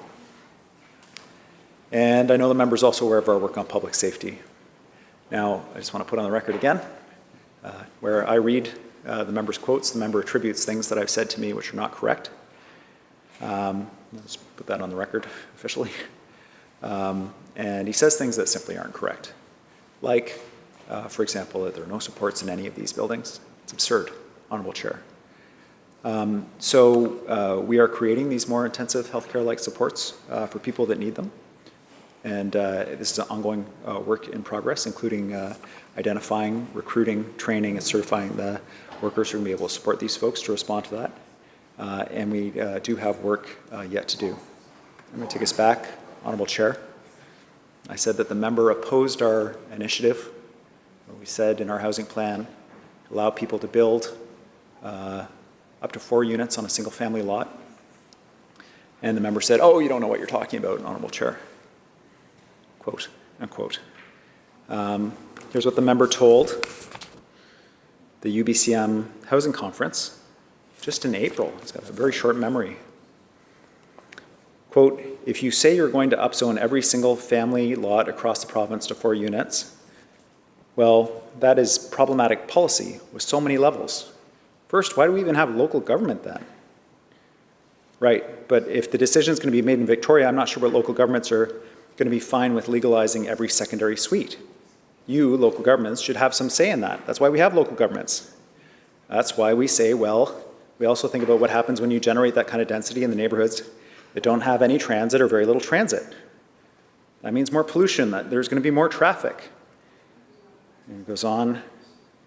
There's also, think of the upgrading costs you're going to have. You suddenly go to 4, you're going to have upgrades to sewer requirements, water, power, etc. Who's paying for that? Where does that come from? And so we're going to see these things through. But it seems like easy answers to a complex problem. Now, Honourable Chair, the member may say that those are supportive comments for the policy. I don't think so. The member clearly opposed it. He was speaking to local government officials saying that you should still have to go through the full process with local government before you build more affordable housing. You shouldn't go through a single family home process for a duplex or a triplex. This is a difference between our governments. The member, when he's speaking to one audience, local government, oh, don't worry, local government, I'm on your side. When he's speaking to other audiences, when I say he's opposed to the policy, he says, oh no, I don't oppose that policy. The contradictions between the opposition's positions, I'll say this. In the housing crisis, British Columbians deserve a government that is clear that they're going to take action on housing. They're going to build housing. They're going to stand up for people that are trying to find a place to rent, trying to get into the housing market. And there are hard decisions ahead and difficult conversations, including with local governments. But you got to be clear about where you're going. And in fact, we have cities that are enthusiastic about the housing plan. That say, come to our community, pilot here. And so I think our government is clear where we're going on housing. And I look forward to the member opposite clarifying his position on that.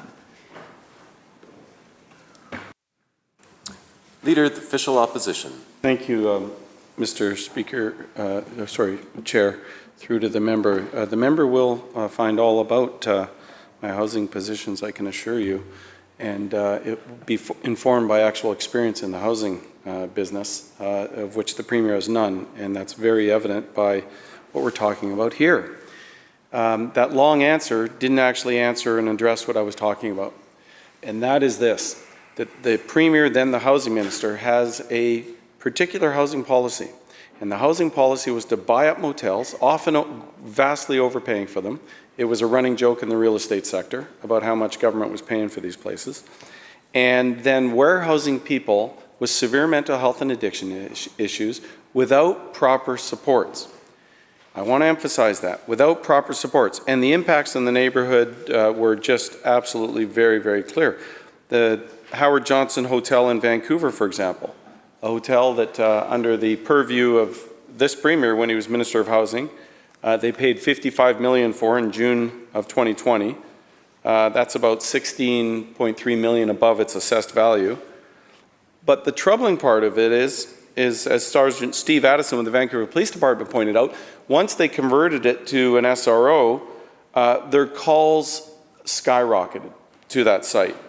Police have been called to the site 2,494 times, including 751 calls last year alone, according to the Vancouver Police Department. That was just in April of this month. Imagine that. 2,500 calls. And we know, we saw the horrific stabbing of that young man in his late 20s, stabbed to death in Yaletown by a complete stranger. Again, part of the chaos and social disorder that's taking place.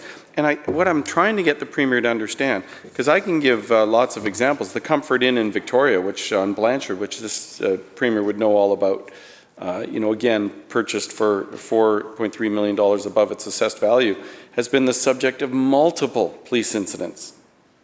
Officers seized drugs, weapons, arrests, arrest warrant execution on a virtually daily basis.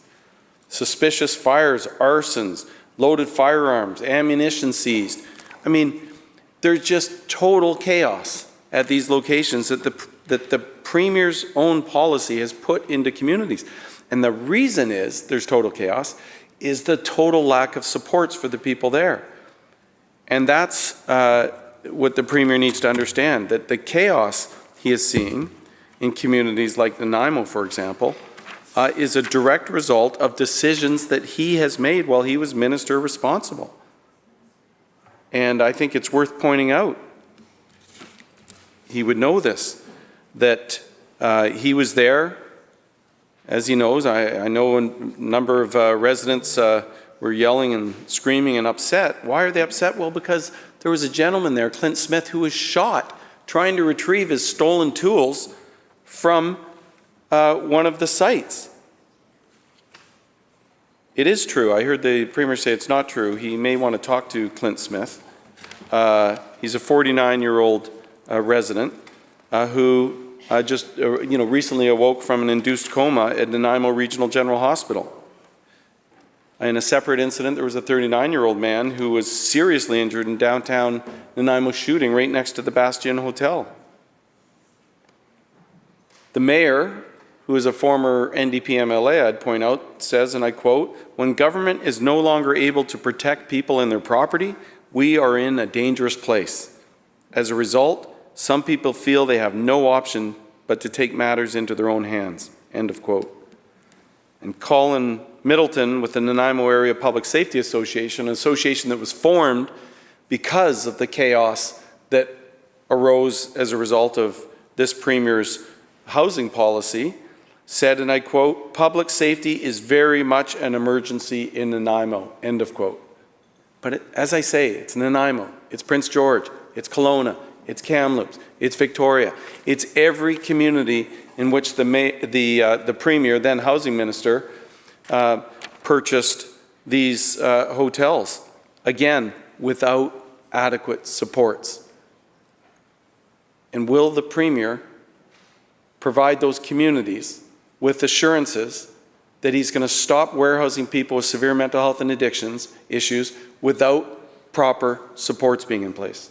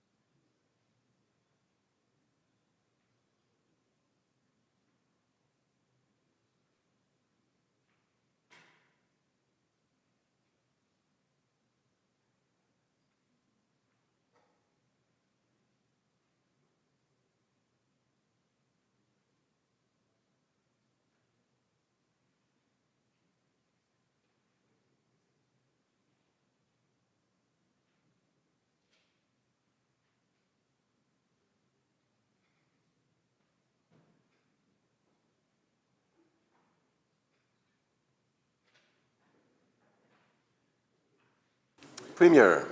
Thank you, Honourable Chair. A lot to cover in the member's question.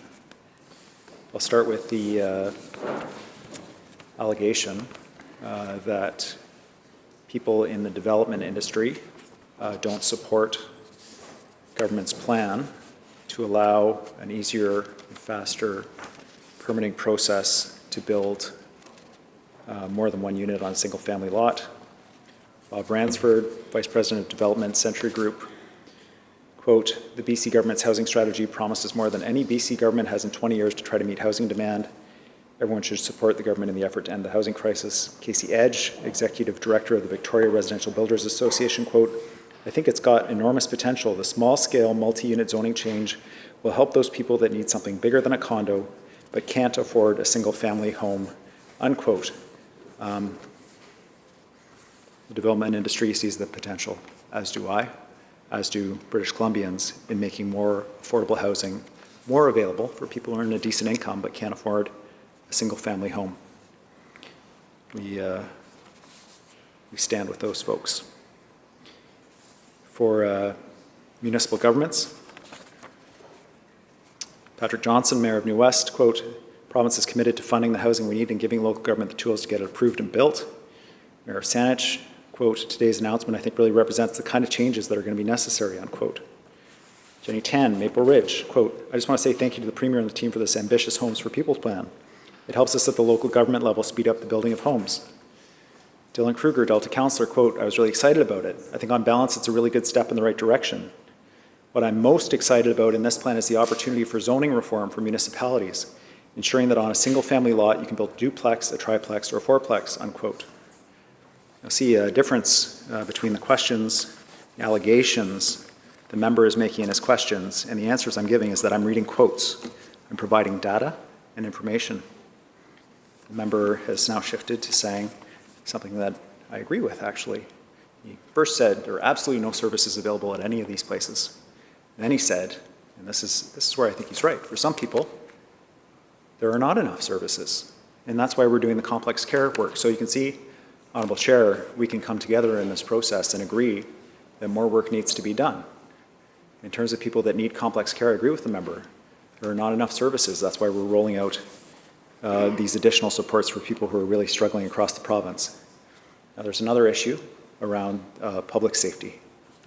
And I agree with the member, the situation around public safety, not acceptable from the perspective of our government. That's why we've taken action on it. Honourable Chair, the Minister for Public Safety and the Attorney General led the charge of premiers across Canada that are seeing this issue. Work closely with the Premier from Ontario, for example, to press the federal government to reform the federal bail rules that have led to some of these incidents, these horrible incidents the member's talking about, affecting people's sense of safety in their communities.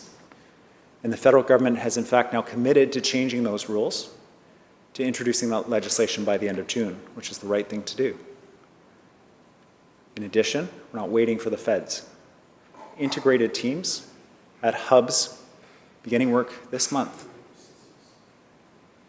focused on police, prosecutors, corrections officials, probation officials working together on these prolific offenders, making sure the courts have all the information we can put in front of them to maximize the possibility they're going to be held under the existing bail rules to ensure communities are safe.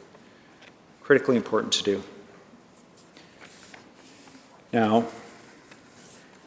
I do want to point out some of the challenges of how we got here, Honourable Chair.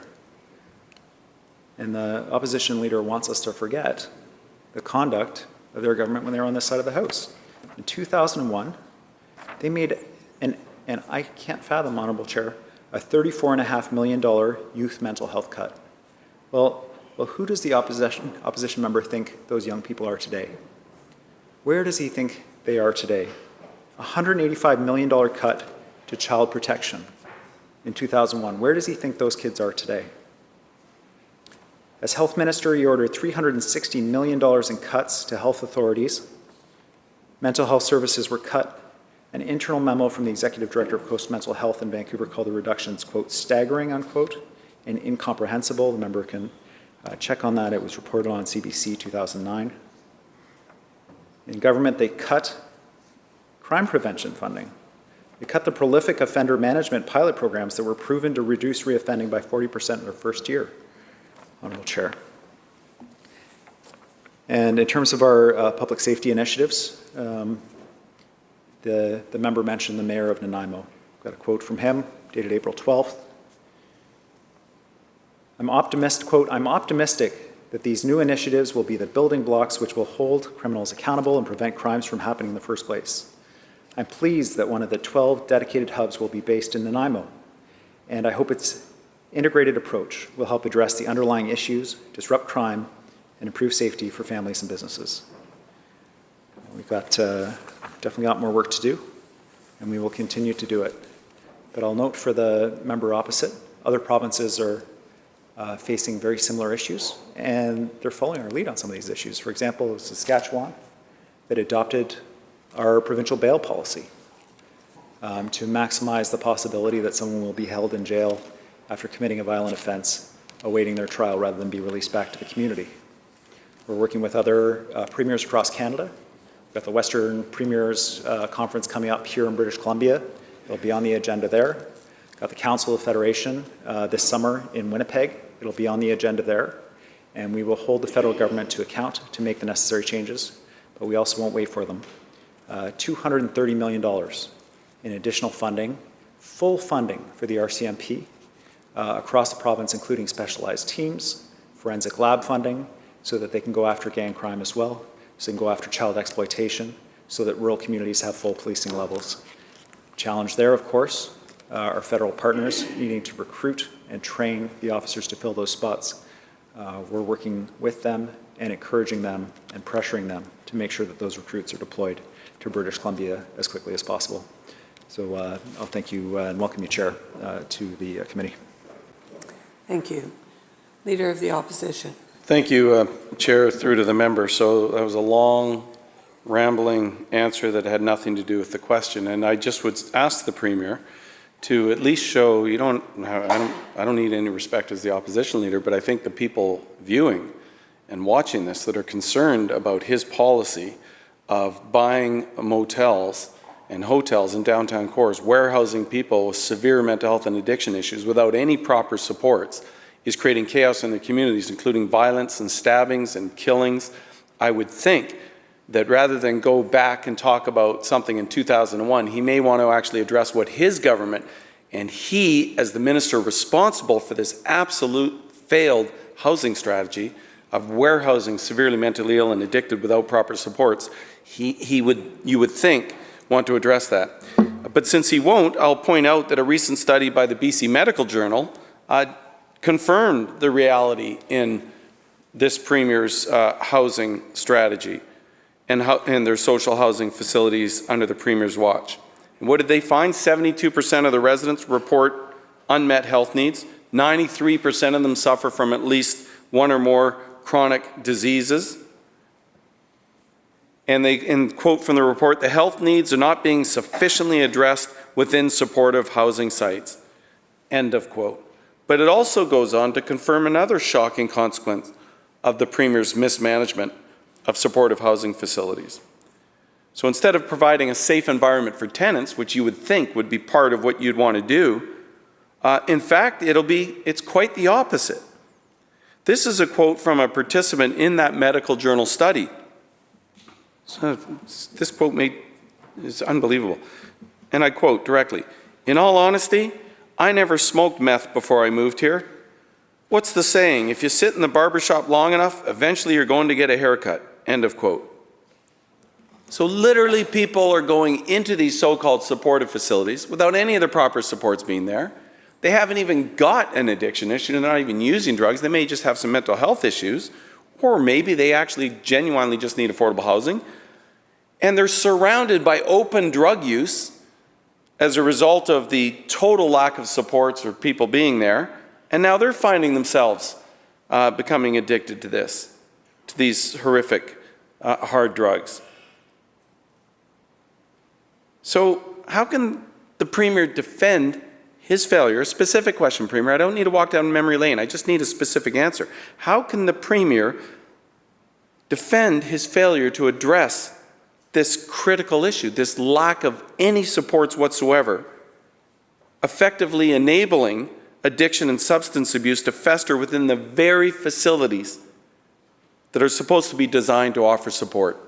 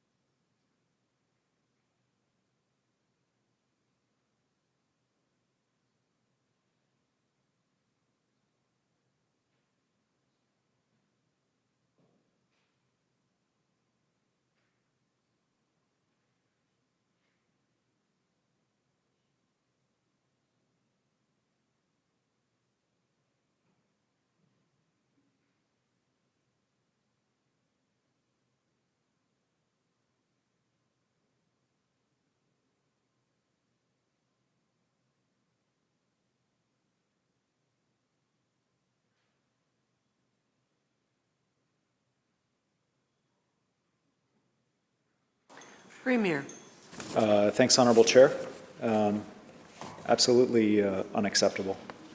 The member's right, but some context is important. The report out of Kelowna is from 2020, at the height of the pandemic, when, frankly, accessing health services was a challenge for everybody. But it absolutely shows that there's more to do to support people. People are more likely to be able to access services inside than in an encampment or sleeping on the street. I can advise the member that since the study, Interior Health has launched a new initiative called Outreach Urban Health. Nurses and social workers from Outreach Urban Health make monthly rounds to each of the shelters and supportive housing sites. There's also a second nurse, an overdose prevention nurse, that makes weekly visits to these locations. This is in addition to assertive community treatment, treatment support and recovery, and crisis response team staff who support identified clients and those in crisis as needed. Intensive case management staff also support existing clients who live at BC housing sites. In addition, Kelowna will be getting an additional 20 complex care beds for people who need that additional care. The second piece, and one of the things we did see during the pandemic, Honourable Chair, is people that were on the edge or that were struggling in one way or another really struggled during the pandemic when they weren't able to access services. This report certainly confirms that. BC housing sites were not exempt from that reality. I know the member disagrees, frankly, that the record of the previous administration is relevant in this conversation. But I think it is, because the member wants to say that the approach of this government is not the right approach, that his approach is better. We don't have to guess at what his approach was. In an HSA report, 2010, the impact of the $360 million in cuts made by the opposition leader then cut funding to the Atlas Youth Recovery Centre in Terrace. By the way, that was the only residential recovery centre for youth in the Northwest. It closed the adolescent psychiatric unit at Abbotsford Hospital. It eliminated psychology services for adult rehabilitation at Royal Inland Hospital. It closed the only withdrawal management program in the Fraser Valley at Chilliwack General Hospital. It cut the social work budget in the Fraser Health Region hospitals, resulting in the loss of 14 positions.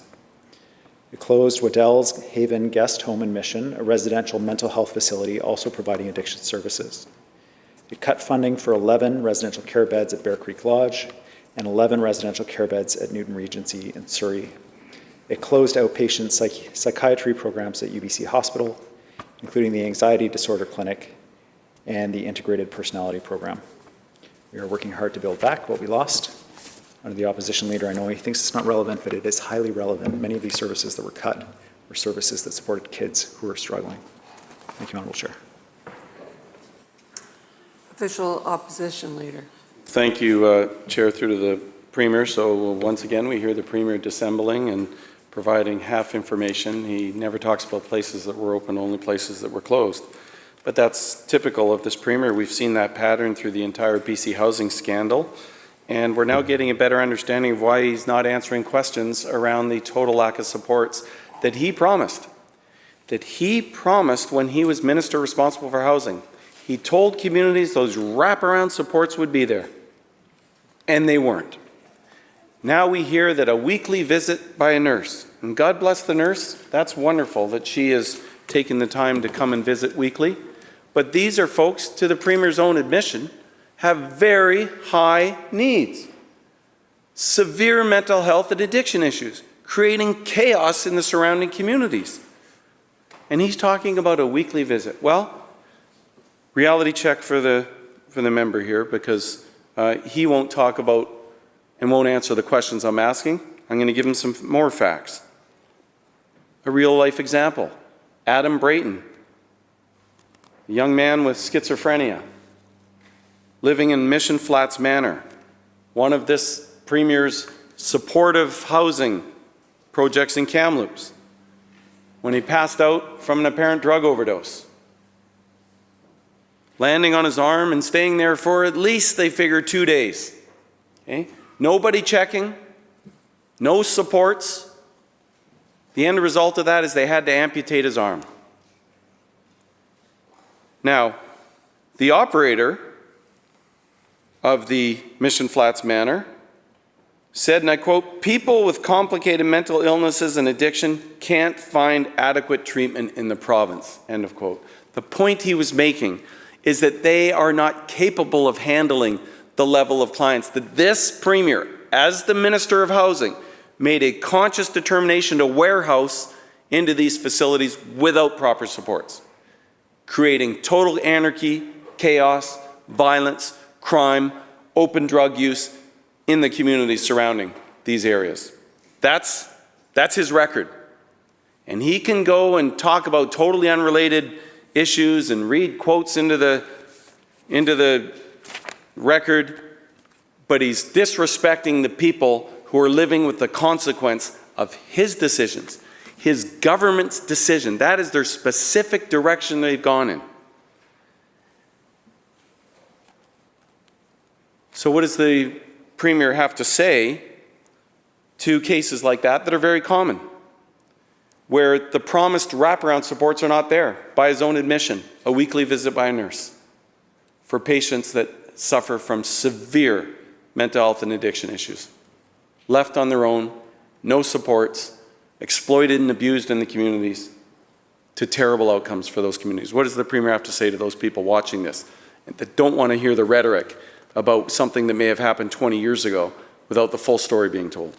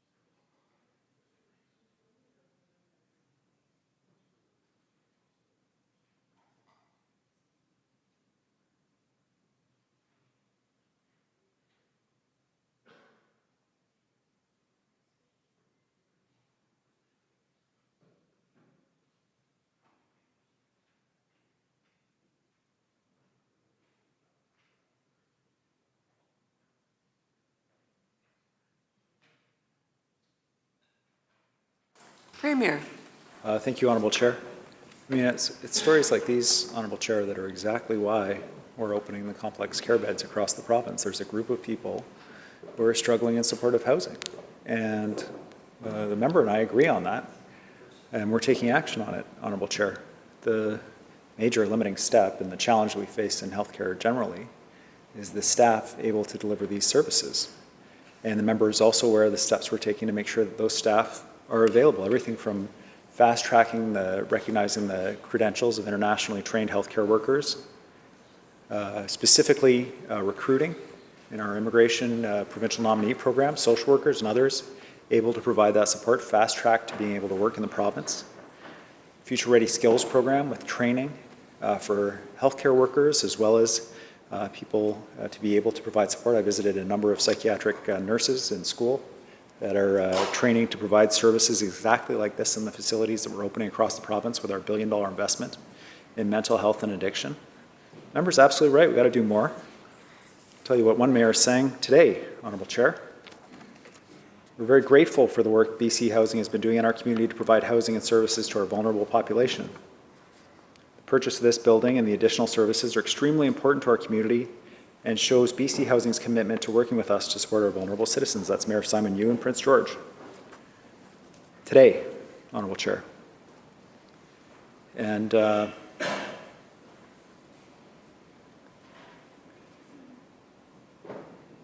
know, I think that the member is really missing why I'm discussing this important issue of how he conducted himself when he was in government, the decisions that he made, which are different from the decisions our government has made. And I think it's important to note that there was one addictions facility that the member supported, Baldy Hughes. I understand that the opposition leader attended the facility in person at least twice once to deliver a $50,000 check in July of 2010 while he was health minister, or $500,000 check was to support the facility. And then he attended again when he was on his leadership campaign, where he was introduced by the head of the facility as, quote, the next leader of the party, unquote. The executive director, according to news reports, pressured residents of the facility to call for the leader of the opposition's 2011 leadership campaign, provided them with party membership lists to call. A source says that when residents said no, quote, the executive director gave them grief. It was a very political environment, unquote. This was run by a former BC Liberal staffer and a public supporter of the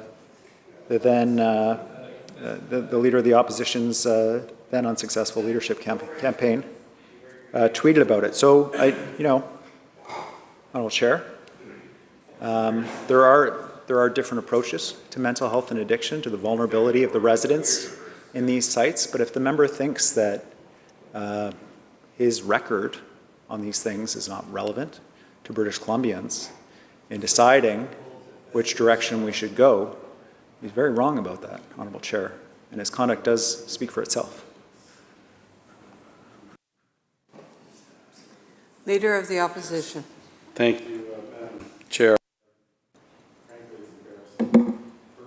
Province, when we're asking serious questions, really serious questions about a housing policy that he was fully responsible for, that jammed into every community, into motels and hotels, warehoused people with severe mental health and addictions, which by his own admission, the supports aren't there, even though they promised the people wraparound supports. It's created chaos in the communities.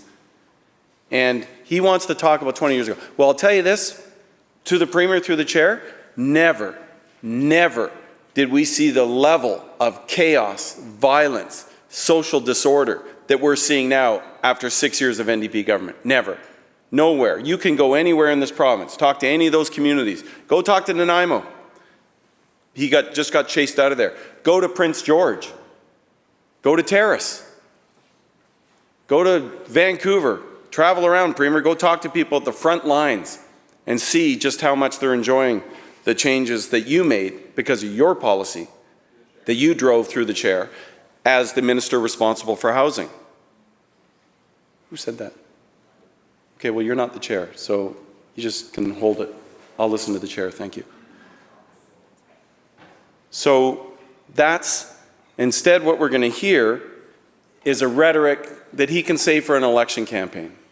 Happy to have that kind of rhetoric during the election campaign. And by the way, I just can't resist. He did just go through a leadership race, a rigged race, where he took a young woman of color who dared to get involved in the race and was clearly going to beat him because she signed up way more members, and through his friends and insiders at the party managed to drive her right out of the race. Wasn't good enough to drive her out of the race, had to slag her reputation too. Totally unacceptable in my view, but nevertheless, we know how this Premier operates. Which point are we?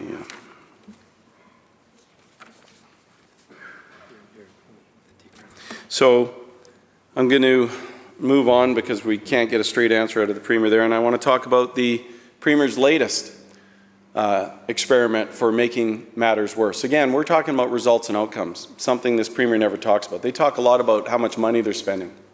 Oh, we're spending this and we're spending that. They never talk about outcomes. There's a very good reason they don't, because their outcomes are never good. So the latest is the NDP's reckless decriminalization experiment. This is where they've gone to the federal government and said, you know what? We would like you to give us the ability to decriminalize hard drugs like heroin, cocaine, fentanyl, methamphetamine, ecstasy. They wanted 4.5 grams, but even the federal government said, well, hang on a second, 2.5 grams is more than enough for your experiment. But the federal government was also very clear. They said, you better make sure there are guardrails around this before you do it. In their letter of requirements, they said, make sure that there is proper treatment facilities in place before you go down this policy experiment of yours.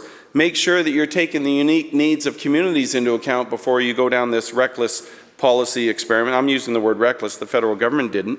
I certainly will. because we've already seen the evidence. Portland, Oregon tried this experiment with decriminalization. What did they see? A year later, in addition to increased addictions and chaos in the communities, a 39% increase in overdose deaths. So I want to just ask the Premier quite simply, how does he defend his government's dismal performance in adhering to any of the requirements set out in the federal government's letter of requirements?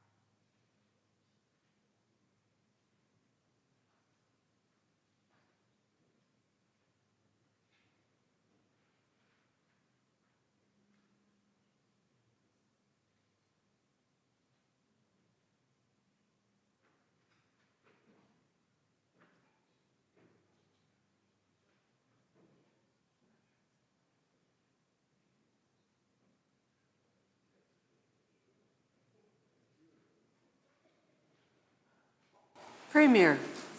Thank you, Honourable Chair. So a couple of notes. First of all, I'll leave it, Honourable Chair. The issue of the toxic drug crisis is probably one of the hardest issues faced by government.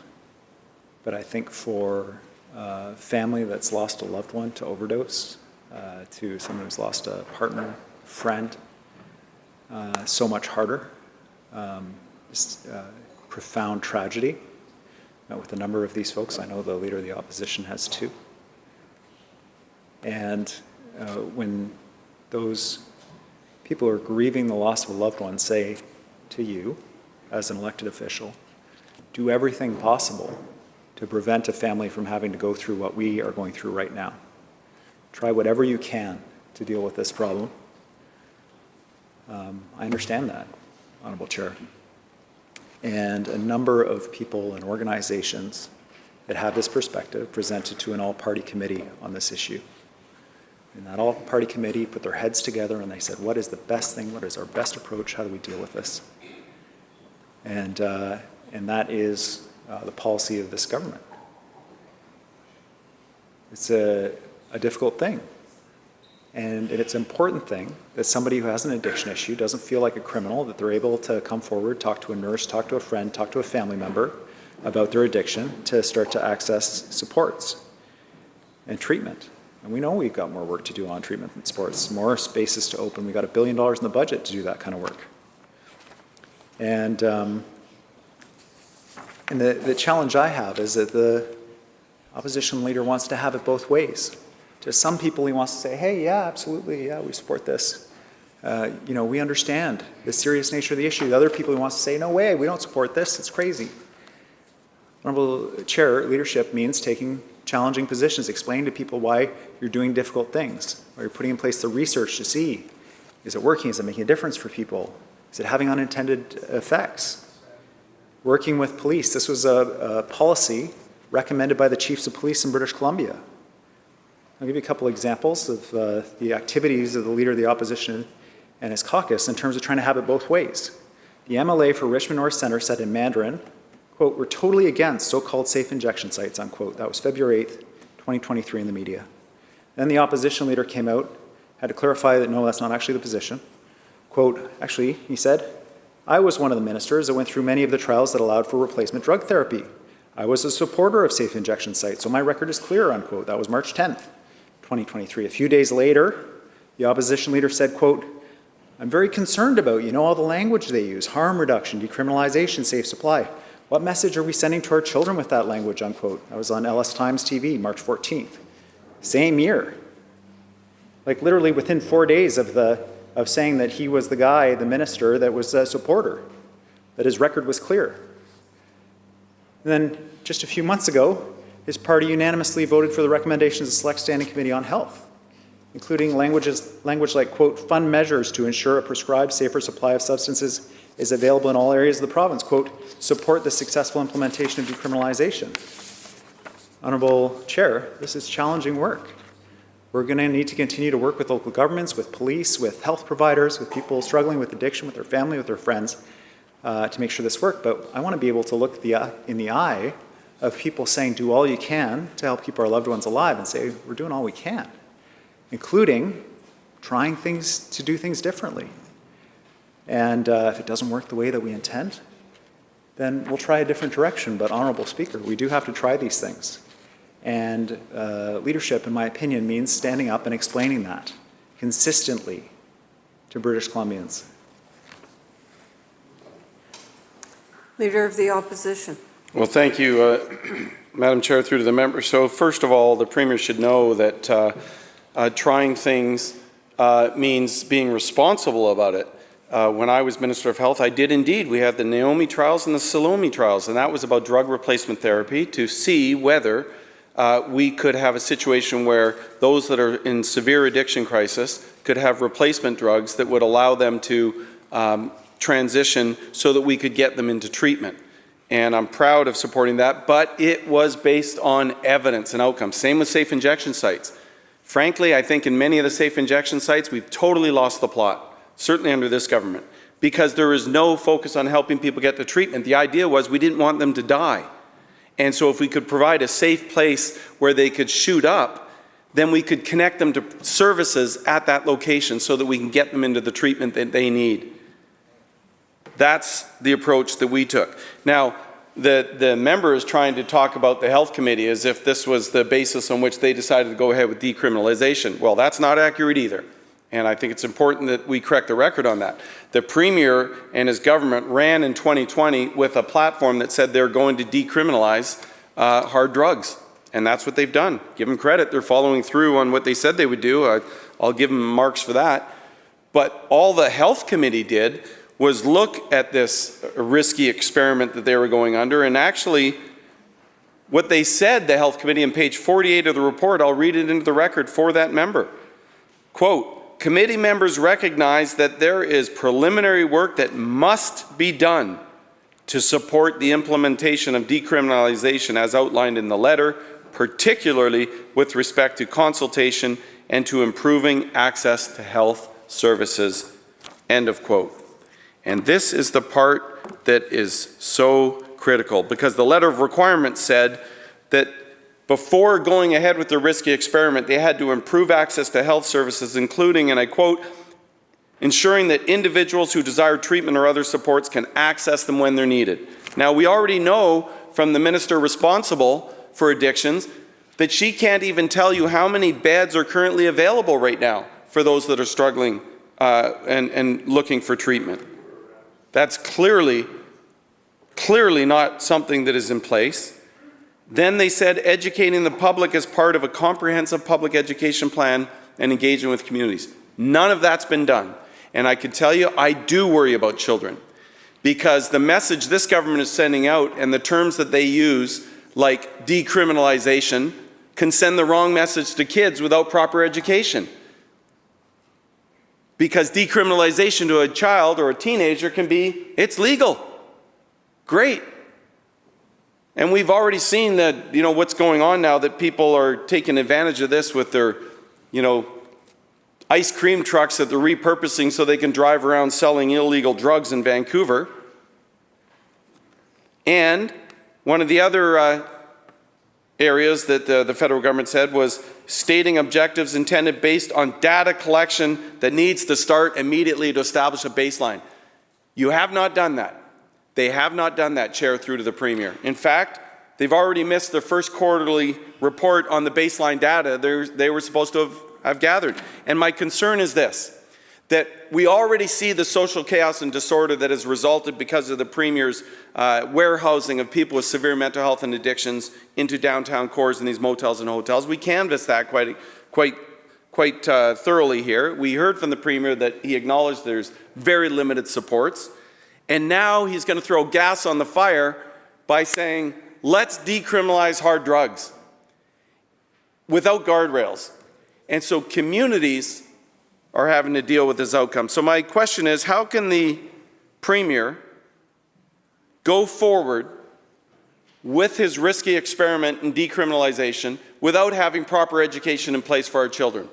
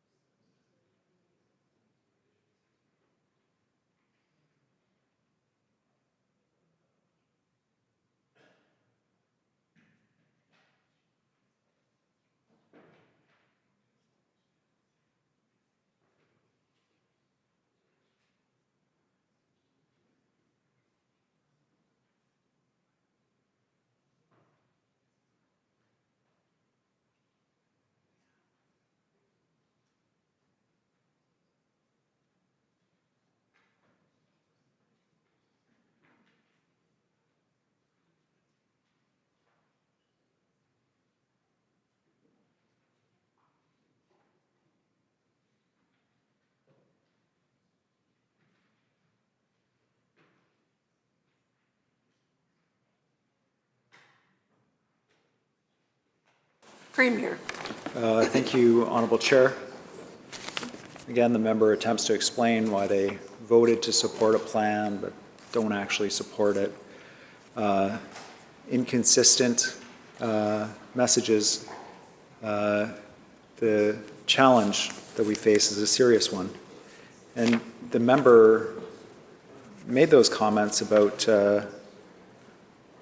overdose prevention sites and was called out, Honourable Chair.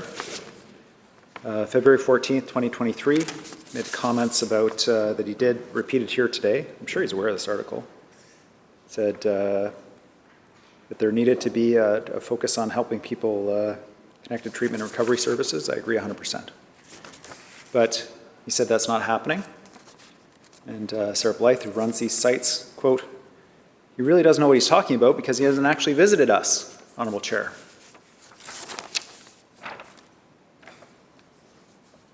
I couldn't agree more, though, with the member in terms of the whole idea of enabling people to be able to speak more freely to friends, relatives, nurses, others about their addiction, not make them feel like criminals, create the possibility for them to do two things. One is to stay alive, and the other is to connect to treatment, mental health and addiction treatment. That's what it's all about. There's no gap between us on that. The gap is in terms of the approach our governments took to actually delivering an expansion of these services. And I'll say this, when I hear from someone like Johnny Morris, who's the Chief Executive Officer at Canadian Mental Health Association on our budget 2023, when he says, quote, I would say the word historic does fit. I've never seen the number 1 billion in the same sentence as mental health and substance use care in my 25 years of being in community mental health, unquote. That, quote, the significant commitment will likely make the government of BC a provincial leader in mental health. I think we're on the right track, Honourable Chair. And the member rightly raises concern about this individual who was selling drugs from a truck, did some media on that, and was promptly arrested, Honourable Chair. Probably the public will end up owning that truck through the civil forfeiture process, just like we now own the Hells Angels clubhouses. And just like we're going to continue to pursue the assets of individuals who think they can profit from the misery, death, and destruction of the overdose crisis by selling drugs through our unexplained wealth order legislation that we introduced. This is a very challenging but important issue, and we're going to keep taking the steps necessary to address them. Leader of the Official Opposition. Thank you, Chair, through the member. But of course, he mentions, yes, the individual was arrested. I would argue in large part because we kept raising this issue, including in this House, with no response from the Premier or the ministers or any of the government members talking about it. But of course, under the soft on crime Premier, of course, he was released the same day. But part of the letter of requirements said that you had to make sure that you dealt with the unique needs of specific regions and communities. And one of the things that we've heard from these communities is that although they have bylaws in place to say that you can't drink alcohol, in some cases you can't even smoke cigarettes, in Vancouver you can't even bring a plastic straw to a playground, park, or a beach, but no problem with open drug use. You can, pull out your heroin, your fentanyl, your crack cocaine, your crack pipe, no restrictions whatsoever. Again, these are the kind of guardrails that need to be in place. Why? Because without those guardrails in place, you can be at the beach with your young children, and an individual can sit down and start engaging in open drug use right next to your child, and the police can't do anything about it under the current rules.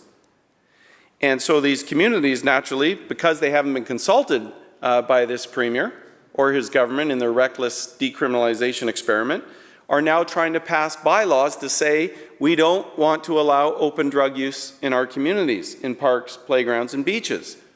And what's happening? Well, the government's pushing back through the health authorities saying, no, you can't do that. In fact, the radical activists in the Premier's former life from his Pivot Legal Society also weigh in, threatening to sue if they dare to put in any restrictions on wide open drug use in parks, playgrounds, and beaches. So my question to the Premier is the Premier, actually, before I say that, I want to recognize that this is something supported, because I noted that the Premier read some old quotes from chiefs of police.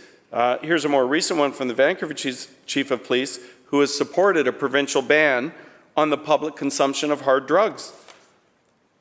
Police Chief Adam Palmer stated, quote, "It's just common sense," end of quote. I agree with him. And so do parents in every part of this province would agree with the Chief of Vancouver Police, a great police chief, by the way, that said it's just common sense. So will the Premier ban the use of lethal drugs like crystal meth, heroin, cocaine, fentanyl for open use in our public parks, playgrounds, and beaches?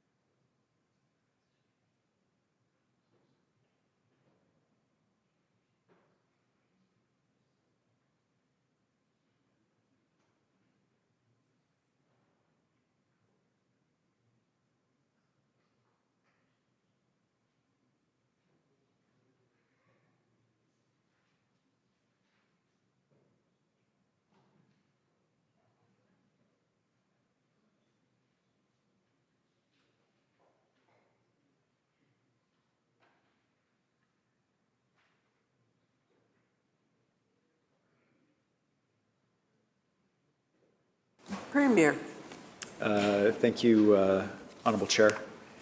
The member suggests that we're not in compliance with Health Canada. In fact, we're working closely with Health Canada, spent extensive time preparing for implementation, training for police, working with health authorities to ensure that police are able to connect individuals they interact with, the care, public education, engagement with Indigenous partners, more work ongoing. One of the things that the previous Premier committed to, one of the things that I absolutely commit to, is as we do this work together, issues are going to come up, issues that we need to address. Now, municipalities have authorities to enact bylaws, and some municipalities have already taken that step. There are existing rules about being in a state of intoxication in a public place, doesn't matter what drug you're using. Police have tools available for them there.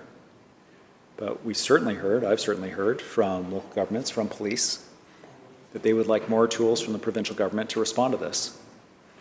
And so I will be working, the Minister for Public Safety, Minister for Mental Health and Addiction, will be working with those municipalities to address these issues. The member is absolutely right. There is no reason why, when we have an overdose prevention site available, that someone is using in a park, in the doorway of somebody's store, on a beach, on a playground.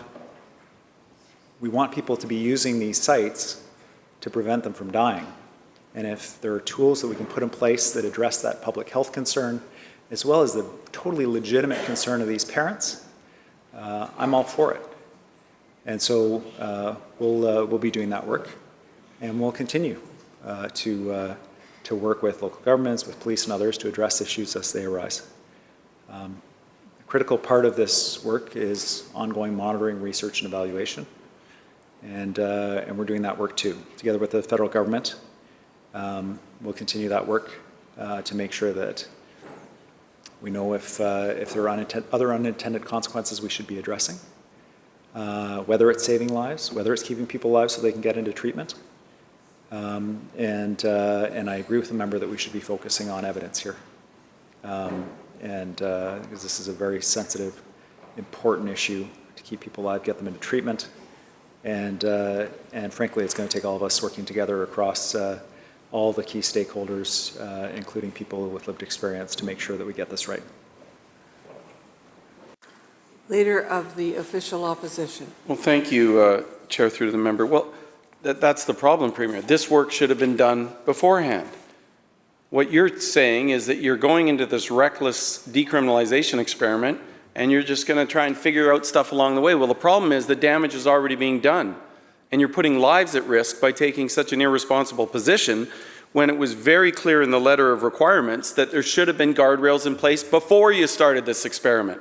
Now we've got the kind of situation where you've got a young 5-year-old in Nanaimo who finds a packet of fentanyl in her playground, brings it home, and is there under the kitchen table with her 2-year-old brother to show him the cool packages she found at school, because of course fentanyl is often packaged in these little squares that look like dice. And fortunately the mother, the young mom, happened to see what was going on and wandered over and said, "What have you got there?" And it turned out to be fentanyl. Enough fentanyl that could have killed those 2 children. You haven't got the guardrails in place, Premier, and you're proceeding with this reckless experiment, throwing fuel onto the fire that's already burning with the social disorder and chaos that we're seeing in every community across the province, made worse by your soft on crime policies, which we will talk about some more tomorrow. But this is an easy question. Ray Bernodis, the former chief of the Oak Bay Police Department and former chief superintendent in the RCMP, an individual that knows a thing or two about crime and criminals. And his comment was, and I quote, "Drug usage must be prohibited from parks and beaches." That was among many caveats to my support as a police chief for decrim. When kids don't matter, you've lost the plot. End of quote. This is a super easy decision. I can tell you, as a premier, I'd make that decision in 2 minutes.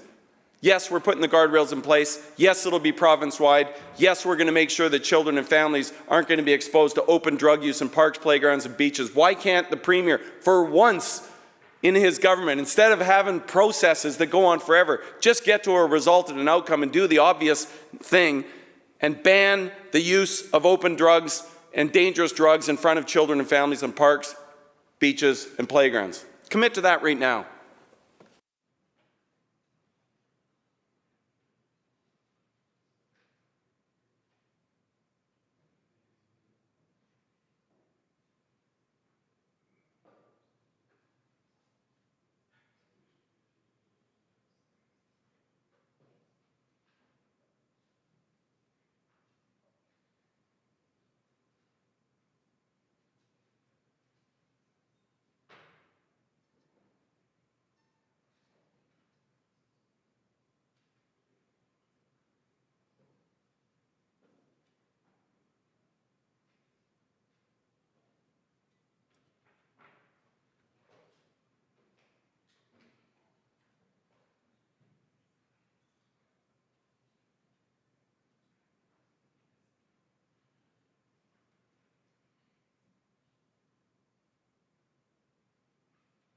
Premier.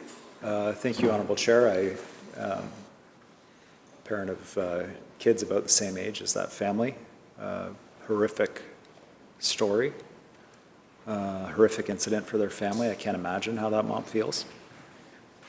And certainly, there are other parents too across the province grappling with the fallout from our toxic drug crisis in different ways. I mean, this is killing children. It is killing children in our province. The member's right. And it's horrible. You talk to a mom who's lost a kid. Kid thought they were doing some party drug in high school and dies of an overdose. It is an incredibly, profoundly challenging issue. And the goal we have here is to do things that work. And sometimes, to do things that work, that have the impact that you want, you have to talk to people. You have to work through with your partners to make sure it's effective. I don't apologize for that. It's necessary. In fact, I would argue it's essential to good governance. We want safe communities for everybody. We're doing work with partners, police, prosecutors, probation officials, local government officials, specialized teams, pushing the federal government with other premiers. At home, the commitment to continue to address issues as they arise. And I agree with the RCMP member that read the quote, we've got to look after our kids. We've got to look after our kids. If you're not looking after your kids, you lose the plot. And we're going to do that. And we have to address these toxic drugs that are killing our kids. We have to make sure our playgrounds are safe for our kids. Every British Columbian deserves that. And we're going to keep doing that work, make that commitment through you, Honourable Chair, to the member, to all British Columbians, that is a priority for our government. And the work and the steps that we take are going to be effective because we do it in partnership.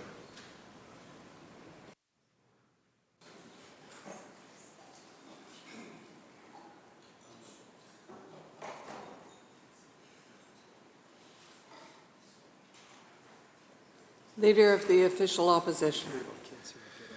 Well, thank you. But, you know, Chair, through to the Premier, I've got kids too, 10 and 13. Many of us in this chamber do. I'm really, really concerned about where this reckless experiment is going. And without the guardrails being in place that they specifically laid out in the letter of requirements, it's beyond me why the Premier would plunge forward with this reckless experiment, knowing what's happened in Portland, Oregon, and not even put the most basic things, as the former chief of police said, you've lost the plot. When kids don't matter, you've lost the plot. This doesn't require a lot of process. Hate to break it to the Premier. It requires the courage to make a decision. And that would just be filling one of the guardrails that's been absent here. We've already had a young mom, as I pointed out, that nearly lost 2 kids who brought home fentanyl from the playground. How can we have a situation in this province where you've got the city of Vancouver saying you can't drink alcohol, you can't smoke cigarettes at the beach, you can't even bring a plastic straw, for God's sakes, but no problem under this Premier and NDP government's policy, you can just do all the drugs you want. Any type, sky's the limit, no problem. And they're being forced to try and deal with this in a patchwork way. That's the problem. And when they're trying to do it, the Premier's government is pushing back and saying, don't, stop. That's what happened in Campbell River. Not just the health authority pushing back, but the Premier's old radical friends at Pivot Legal threatening to sue. That's real helpful.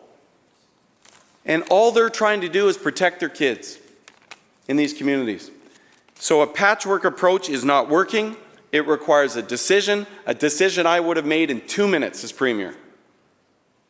Apparently, this Premier and this government has trouble making decisions. We've seen that in everything we've been canvassing today. And unfortunately, I'm not going to get a clear answer here, but I want the Premier to know this, that we are going to continue to raise this issue, as we have been in the legislature during question period, as I am doing now during Premier's estimates. And we will continue to raise this until they bring in the proper guardrails and protect children and protect families from this reckless decriminalization experiment they're taking the province of British Columbia on. Premier. Thank you, Honourable Chair. Would that the member had taken just a moment to consult and engage before cutting services for young people around addiction, mental health, and other essential supports. I understand that he didn't feel the need to engage before making those cuts to essential services. Obviously, we have different approaches. I believe strongly if we want our policy to be effective, we need to work with our partners to ensure that it works. We're going to do that work. We're going to address those issues. I understand the member disagrees with it to the point that he's shouting at me across the chamber. Don't talk to other people, don't work with other people. What? Why? I don't understand the opposition to this idea. It's not what he said. The controversial thing I'm saying is that our government is going to work with other people. The member's shouting at me about that. Now, we're going to work with other people because we know that these are complicated, challenging issues. You know, I talked to the Premier of the Northwest Territories, the Premier of Yukon, Premier of Ontario, the Premier of Saskatchewan, grappling with public health and safety issues, the challenges in Alberta, 2 police officers shot by a 16-year-old boy. These are hard issues. These are challenging issues. Meet with the Governor of Washington State, the Governor of Oregon. Very similar issues down the coast. These are hard issues. We're all looking for the best way forward to deal with the toxicity of the drugs we're seeing, in Canada, with the bail policy, the fallout from that, the rise in repeat violent offending. But we are doing that work, Honourable Chair. We're going to continue doing that work, and we're going to do it in partnership, because that's the only way it's going to be effective. And that's my commitment to British Columbians. Every British Columbian deserves a good, safe place to live. It's a focus of our government. Honourable Chair, I move the committee rise, report progress, ask leave to sit again. Members, you've heard the question. All those in favour say aye. Aye. All those opposed say nay. Motion is carried. This committee is adjourned.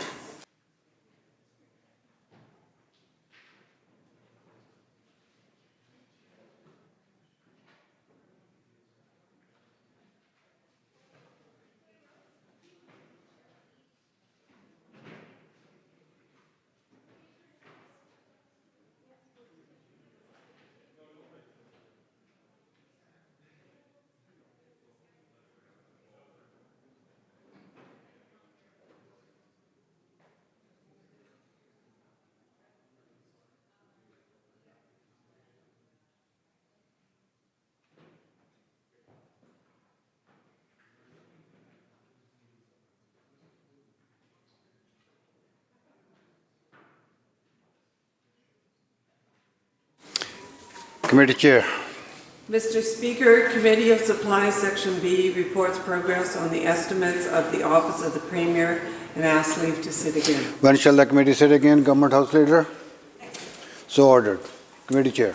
Mr. Speaker, Committee of Supplies, Section A, reports resolution and completion of the estimates of the Legislative Assembly and officers of the Legislature, the Ministry of Housing, and the Ministry of Post-Secondary Education and Future Skills, and asks leave to sit again. When shall the committee sit again, Government House Leader? Next sitting. So ordered. Government House Leader. Thank you. I move that the House do now adjourn. Member, you heard the question. All those in favour indicate aye. Aye. Opposed? Motion carried. This House stands adjourned until 10 a.m. tomorrow.